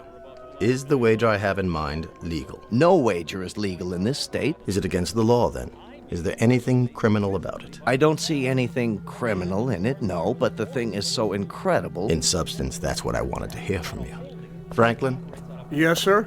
Would you take this over to young Mr. Tennyson across the room there? Tell him it's from me and ask him to read it immediately. Why, all right, sir. Well, as I'm sure you know, gentlemen, I'm familiar with the plastics business inside and out. Inside and out. And Brewer has obviously stumbled upon a golden goose. But the man is just too incredibly stupid to know what to do with it. Can you imagine what I could do with $250,000 in this kind of deal? Well, I'll tell you this. I can treble it. I can quadruple it. With an initial investment of $250,000, I can take this plastics thing and I can... Excuse me, Mr. Tennyson. A note for you, sir. From Colonel Taylor. Just put it down there, Franklin. Now then. Excuse me, sir. The Colonel's instructions are that you read it immediately. I beg your pardon? The Colonel, you say? Across the room, sir? Yes, the Colonel. He's waiting, sir. Oh, all right. Let's see what he has to say. What's the matter, Tennyson? He looks like he's seen a ghost. Why, this is just absolute nonsense. What about it, Tennyson? See here. Yes? Is this some sort of joke? I mean, really, Colonel. If it's a joke, then I suggest you're employing a sense of humor that's quite beyond me. It's not a joke, Tennyson. You know me reasonably well. Humor is perhaps the least developed aspect of my character. You're in earnest, then? Oh, quite in earnest. What's it all about? Come on, Tennyson, let us in on it. Yes, please. The suspense is killing us. Would you mind terribly, Tennyson, if I acquainted the gentleman with my proposition? That's quite your business, Colonel. Quite your business. But I do believe you will make yourself highly suspect. I'll take the risk. I propose a wager with Mr. Tennyson here. A wager that takes the following form. I bet Mr. Tennyson $1 million that he will be unable to remain silent for 1 year. What? Surely you're not serious. He's joking. The wager carries with it the following conditions. He will be placed in a room to be observed by me or anyone else at their discretion. He will not be permitted to speak a word for a period of 12 months. Not a single syllable. He will be supplied with food, television, books, anything he wants by way of diversion. But he will make his wants known by pen and paper, not by voice. Incredible. Are you pulling our legs? $1 million? I don't believe it. What about it, Tennyson? First, let's establish that you're quite serious. Beyond any doubt. Then, may I ask the purpose of this wager? That should be obvious. That is, to anyone but you. I'm afraid it eludes me, Colonel. So perhaps you'd be good enough to explain to me why you're willing to risk $1 million? Risk? Hardly a risk, Tennyson. Well, hardly a risk at all. But if the wager is genuine... What I'm about to say would horrify the average man, but to someone as insensitive as you, it will probably mean nothing. Oh, is that right? I dislike you intensely, Tennyson. It goes well beyond the normal distaste I would feel for anyone without manners, without breeding, without principle. beyond and much deeper. You've become a cause celeb with me. Your voice has become intolerable. See here. Each night I sit here, and the sound of it makes me wince. I cannot ask you to leave the club because I don't have the right. So, the thought occurred to me that I would be happy to risk, as you say, a large sum of money, just to have quiet. You see, Tennyson, you couldn't possibly remain silent for a year. It's not in your nature. You're a shallow, compulsively talkative, empty-headed ne'er-do-well, and to remain silent would destroy you. Your kind has to seek out an audience. So what I assume will happen, what I more than assume, I fully expect, is that you will very likely be able to withstand the pressures for 3 or 4 weeks, perhaps a couple of months, and then you'll have to succumb. Again, that's your nature. So you won't cost me anything, but what I'll derive from it is a month or 2 of delightful and very precious silence. What about it, Tennyson? Appeal to your sporting blood? Oddly enough, it does. It does appeal to my sporting blood. And that, of course, is patently ridiculous. There's nothing sporting about you, Tennyson. But I happen to know you're rendering your nightly financial folderol because you're in desperate straits. You've run out of your inheritance, and your debts are insurmountable. In short, you're a desperate man, and you do just about anything for money, except, of course, to remain silent for 1 year. Colonel, if this were Europe and the company were a bit more sophisticated, I should be forced to invite you outside for the things you've just said? Would you now? Yes, but the ground rules here are somewhat different. As it stands, I can either ignore you or call your bluff. I'm going to do the latter. I accept your wager. Careful, Tennyson. Surely not. Watch what you're agreeing to. Just a few more questions. Where am I to be incarcerated? In the solarium upstairs. It's no longer being used. With the permission of the Board of Governors, I'll have some work done on it. It will be a glass-enclosed living room with a private bedroom and bath that will remain unobserved. Around the room will be placed microphones, which you're to leave untouched. Your every movement will be recorded, and of course, as it follows, so will your voice. In the event you decide to give up, you will permit me or anyone else to observe you at any time. When will this start? I've been planning this for quite a while, and I've made all the necessary inquiries. The room can be constructed by tomorrow night. Oh, Archie, for the love of... You will enter any time after 10 p.m., and at 10 o'clock on June the 3rd of next year, you can leave the room. I'll have a certified check in the amount of $1 million waiting for you, assuming the impossible happens and you have remained silent for the full 12 months. Well, Tennyson, your questions answered? They are. I'll be back tomorrow night. Oh, and I would like the check placed on deposit in my name with a photostat of it available to be witnessed by every man in the club. Excellent. That's thoughtful and businesslike, Tennyson. You surprise me. That would be the normal procedure in a pawn shop or a fish market, but not in this club and not with me. My credit happens to be as well known as my honor, Mr. Tennyson, as any member in this room can attest. There will be no check placed on deposit. You will have to be satisfied with my word. Very well, then. So this will be a contest between my courage and your credit. And a year from now, 1 year from tomorrow's date, both can be proved beyond the shadow of a doubt. Precisely. Get my coat, Franklin. By all means, sir. Immediately. Until tomorrow, then, Colonel. And may the better man win, most definitively.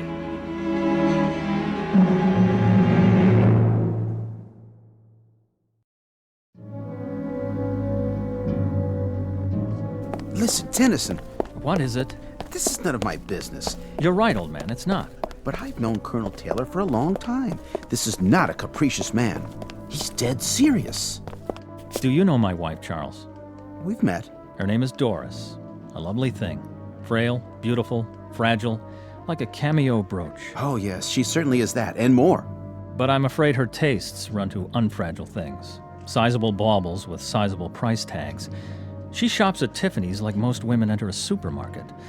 And my miserable misfortune is that I happen to love her very much.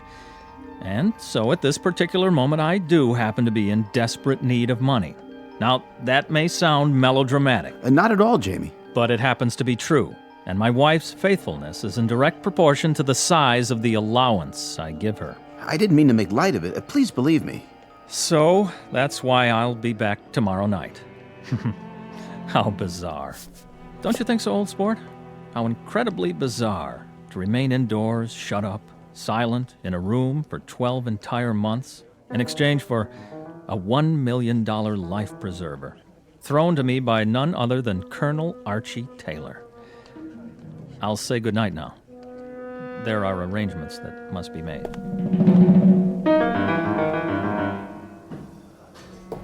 How's it coming, gentlemen? Right on schedule, Mr. Taylor. Almost finished. On the plumbing, the electrical outlets. Everything works. We'll give it one more inspection, but I'd say everything's about ready. What about the microphones? They're in position? Yep, all around the room and plugged into this tape recorder. If he says one word, we'll know about it. You turn it on like this. Test 1, 2, test 1, 2. In that case, give the crew my thanks and my check for the agreed-upon amount. Thanks, Mr. Taylor. Will do. Anytime now, Mr. Tennyson. Anytime.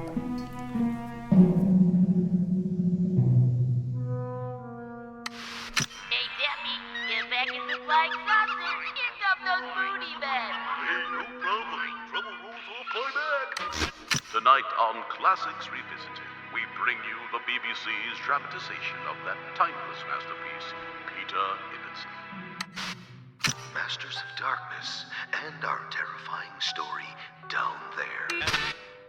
Money got you down? Pick up the phone and dial now for the lowest interest rates. Do not attempt to adjust your television set. We control the transmission. Tonight you will travel from the height of man's dreams to the absolute limit. What's the matter, Mr. Tennyson? Nothing on television to your liking? Perhaps you should try reading a book. It might be a new experience for you. Or does your taste run to ghost stories, science fiction, that sort of thing? If you prefer, I could stock your bookshelf with trash like that, bestsellers, even erotica, something to keep a man's thoughts on other things. Excuse me a moment. Hello, Franklin. Mr. Tennyson's supper? Yes, sir. Eating well, is he? Appetite good? Well, not very much up to a week ago, sir. But he's eating very well now. Oh, nice. I'd like him to remain as healthy as possible. My conscience simply couldn't stand it if this experience damaged him in any way. Quite the contrary, sir. He seems in excellent spirits. And it's 9 weeks now. 9 weeks that he's been in there. 9 weeks. Really quite incredible. I gave him 4 to stick it out, 6 at the outside, but 9 weeks. A little more gristle there than I'd given him credit for. Yes, sir. Look at that, Tennyson. Dinner for 1. Everything cooked to perfection, I take it. Comfortable, sir? More wine, perhaps. What's the matter, Tennyson? Cat got your tongue? Or don't you believe in speaking to the help? Will there be anything else, Mr. Tennyson? I'll be back when you're finished, sir.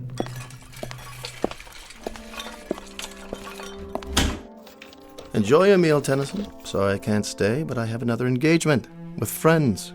A lovely little spot downtown, so warm and friendly. Perfect for conversation. You understand, I'm sure.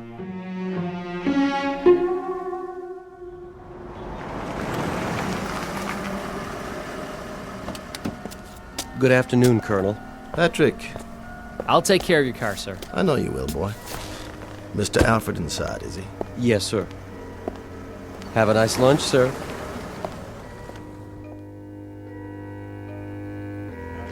There you are, George. I reserved a table for us, a quiet one. Good. But then they're all quiet nowadays, aren't they? Franklin called to say you wanted to see me. Only to pose a question to you. What sort of question? Very succinct, Archie. Very brief. Yes? How long? How long what?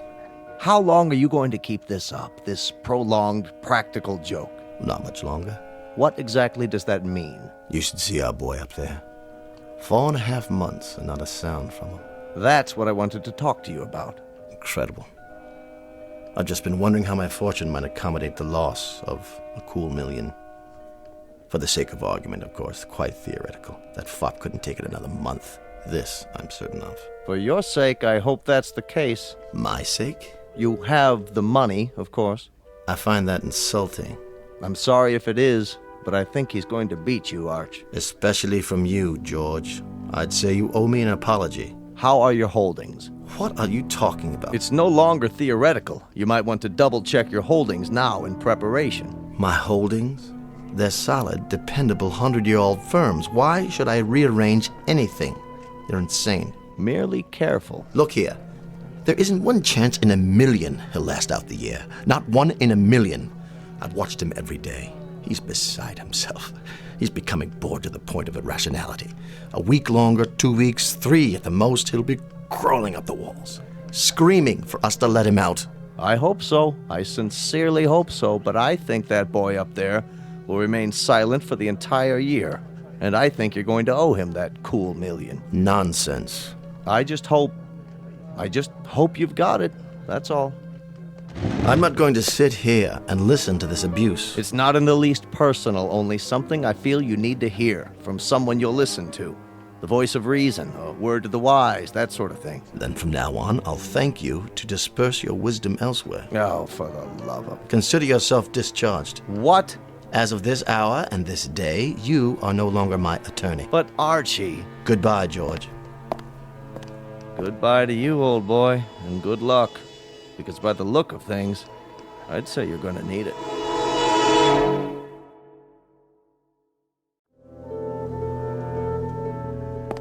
How are we doing today, Tennyson? Read any good books lately? Or are you meditating on the calendar? Thoughtful of me to get you a calendar, wasn't it? What is it you're pointing to? Oh, yes, March already. So it is. In like a lion, as they say. Speak up. I can't hear you. What's that? A note? Well, bring it over to the glass so I can read it. Yes, I see it. 3 months to go, Colonel. The bet stands. Does it, Tennyson? Does it really? It's in early spring this year. Did you know that? You ought to see it. It's incredibly lovely out. Warm with the flowers starting already. All over the city. You really must see it. You don't know what you're missing. Why are you looking so smug? Well, you won't be so smug after I've given you something else to think about. It's the time of year when a young man's fancy gently turns to, you know the rest, and a young lady's too. Your wife, for example, she must be desperately lonely for you. Desperately lonely. Why? Well, what's that pained expression? I was simply going to tell you that, as a matter of fact, she's been seen in the company of your friend. What was his name? Charlie, that's it. And other young men. Odd that she hasn't visited you, Tennyson. Don't you think it's odd? I happen to know you've sent her notes requesting a visit. And she doesn't even respond to the notes, does she? Tennyson, you may lose your wife. You're well aware of that, aren't you? While you sit doing nothing behind that glass, the very reason for all your agony may be slipping away from you.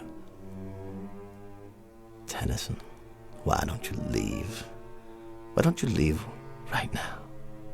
It still might be possible to save your marriage if you act without further delay. Don't you walk away from me, you fool!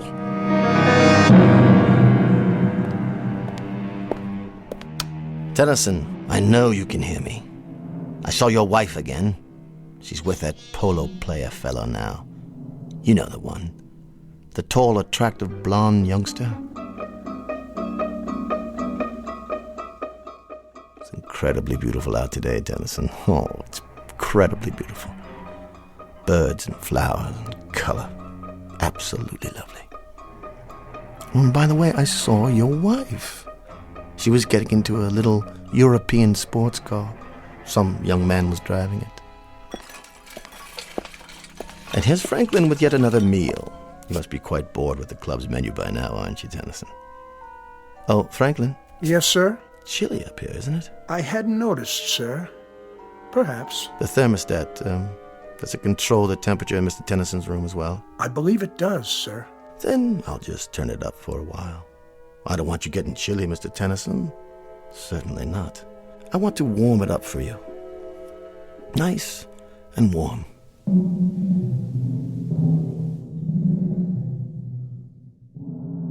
It's April Fool's Day, Tennyson. You remember April Fool's Day? I think it was named after you. Because only a fool would stay in there as long as you have, knowing precisely what's happening on the outside. Your wife, Tennyson. Your wife. She hasn't written to you, has she? Not a line. Not so much as a single response to any of your letters. What are you doing now? Writing another note? Why bother? I see you sweating. Why don't you tell me how uncomfortable it is? Why don't you ask me to get you out of there? I suppose I could read one more if you prefer. Let me see it through the glass. You monster. Is that the complete contents of your missive? That I'm a monster? Hardly. You do me an injustice, young man. All I did was turn up the heat. That's no violation of the terms of the wager. At no point did I indicate what the temperature would be during your confinement. As to other matters, I'm merely a chronicler of your events on the outside. I'm kind of your personal gossip columnist. Let's put it that way. Tennyson, this nonsense has to cease. You've got to get out of there. I could tell you some stories about your wife. Please don't strike the glass. You might have hurt your hand. Anyway, it's non-breakable. A kind of plastic, actually. But of course, you know all about plastics, don't you? Now, how about it, Tennyson? I might see my way clear to giving you $10,000. That would pay off a few of your debts and a little bracelet for the wife. Something to compensate you for months of loneliness. How about it, Tennyson? $10,000, man. $12,000. Say one word and I'll let you out. You're an idiot. You know that? You're losing your mind in there. I know you are. You're ready to crawl up the walls. Tennyson, listen to me. Make it $75,000 in cash. If you'll give up this ridiculous game and speak. Make it 100. No, 200.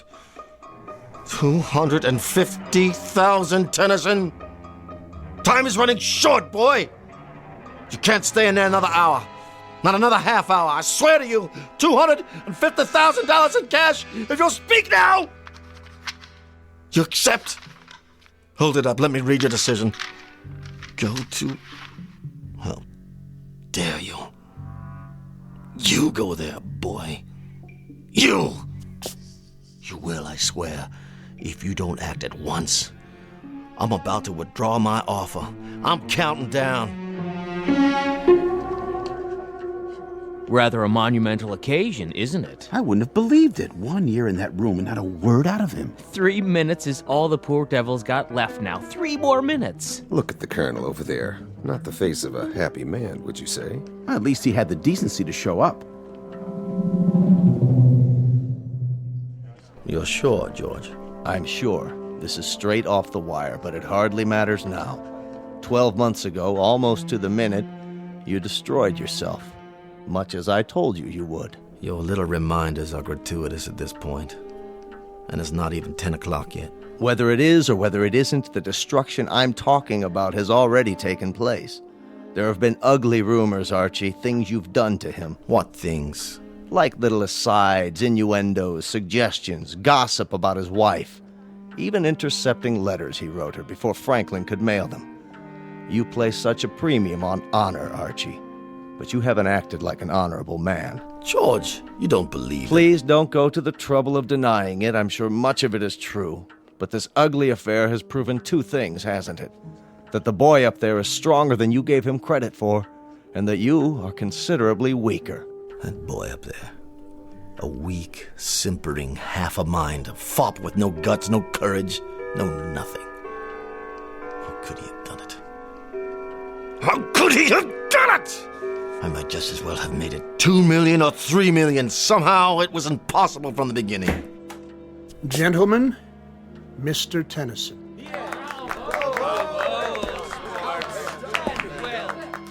He's so pale, thin as a rail. But he's done it. You hold out your hand to me, Mr. Tennyson. Not to shake it, I presume, but to receive payment. Well, sir, you have me at a disadvantage, a rather compromising situation. You forced me into a position of rather unpleasant candor, because it happens to be a fact that I'm a fraud. I don't have any money. I offered you $10,000 and then 12. The truth is, I would have had to go out on the streets to beg even that amount, let alone $1 million. I received a cable from London. Both the Birmingham Tool Company and Edinburgh Motors have filed suit for bankruptcy.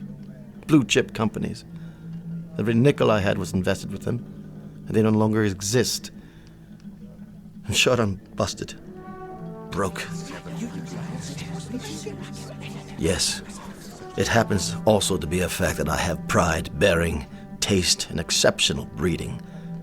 But I've lost. Proving, Mr. Tennyson, proving that you are by far the more substantial of the two of us. I will naturally resign. You have both my resignation and my apologies. I will not ask you to suffer my presence any longer. Look at Tennyson. They won't let him walk out like this. He'll demand satisfaction. Talk to him, Tennyson. Tell him whatever you like. Your time's up. You can talk, gurgle, sing, chortle, anything you want. You've won the bet, son. What's he doing? Writing another note? But why? What is it, Colonel? What did he write? Why doesn't he speak? Let me see. It says, 1 year ago, I had the nerves that my vocal cords severed. Good Lord. He's opening his collar to show you, Archie. There are the scars on his throat. I underwent this surgery because I knew I'd never be able to keep my part of the bargain. For the love of God, man. For the love of God.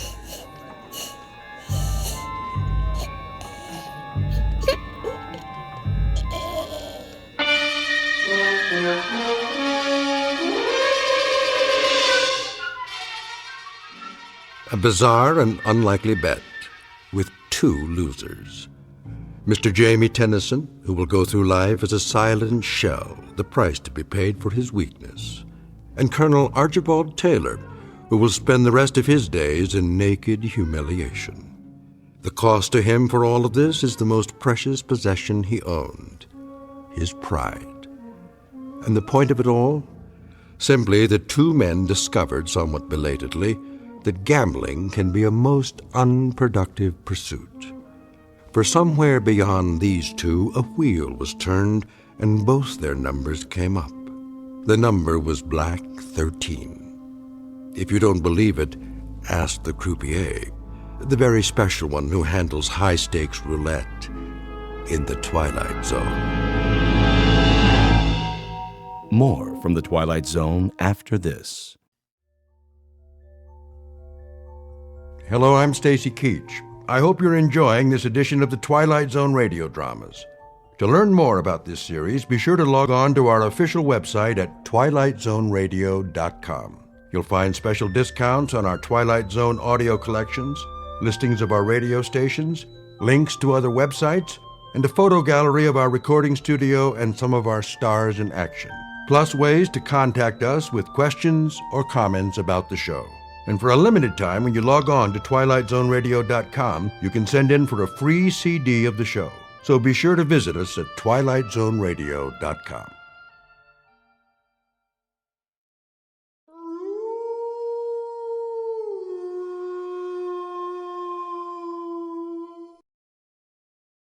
Tune in to nostalgia. Tune in to now. Golden Radio Hour.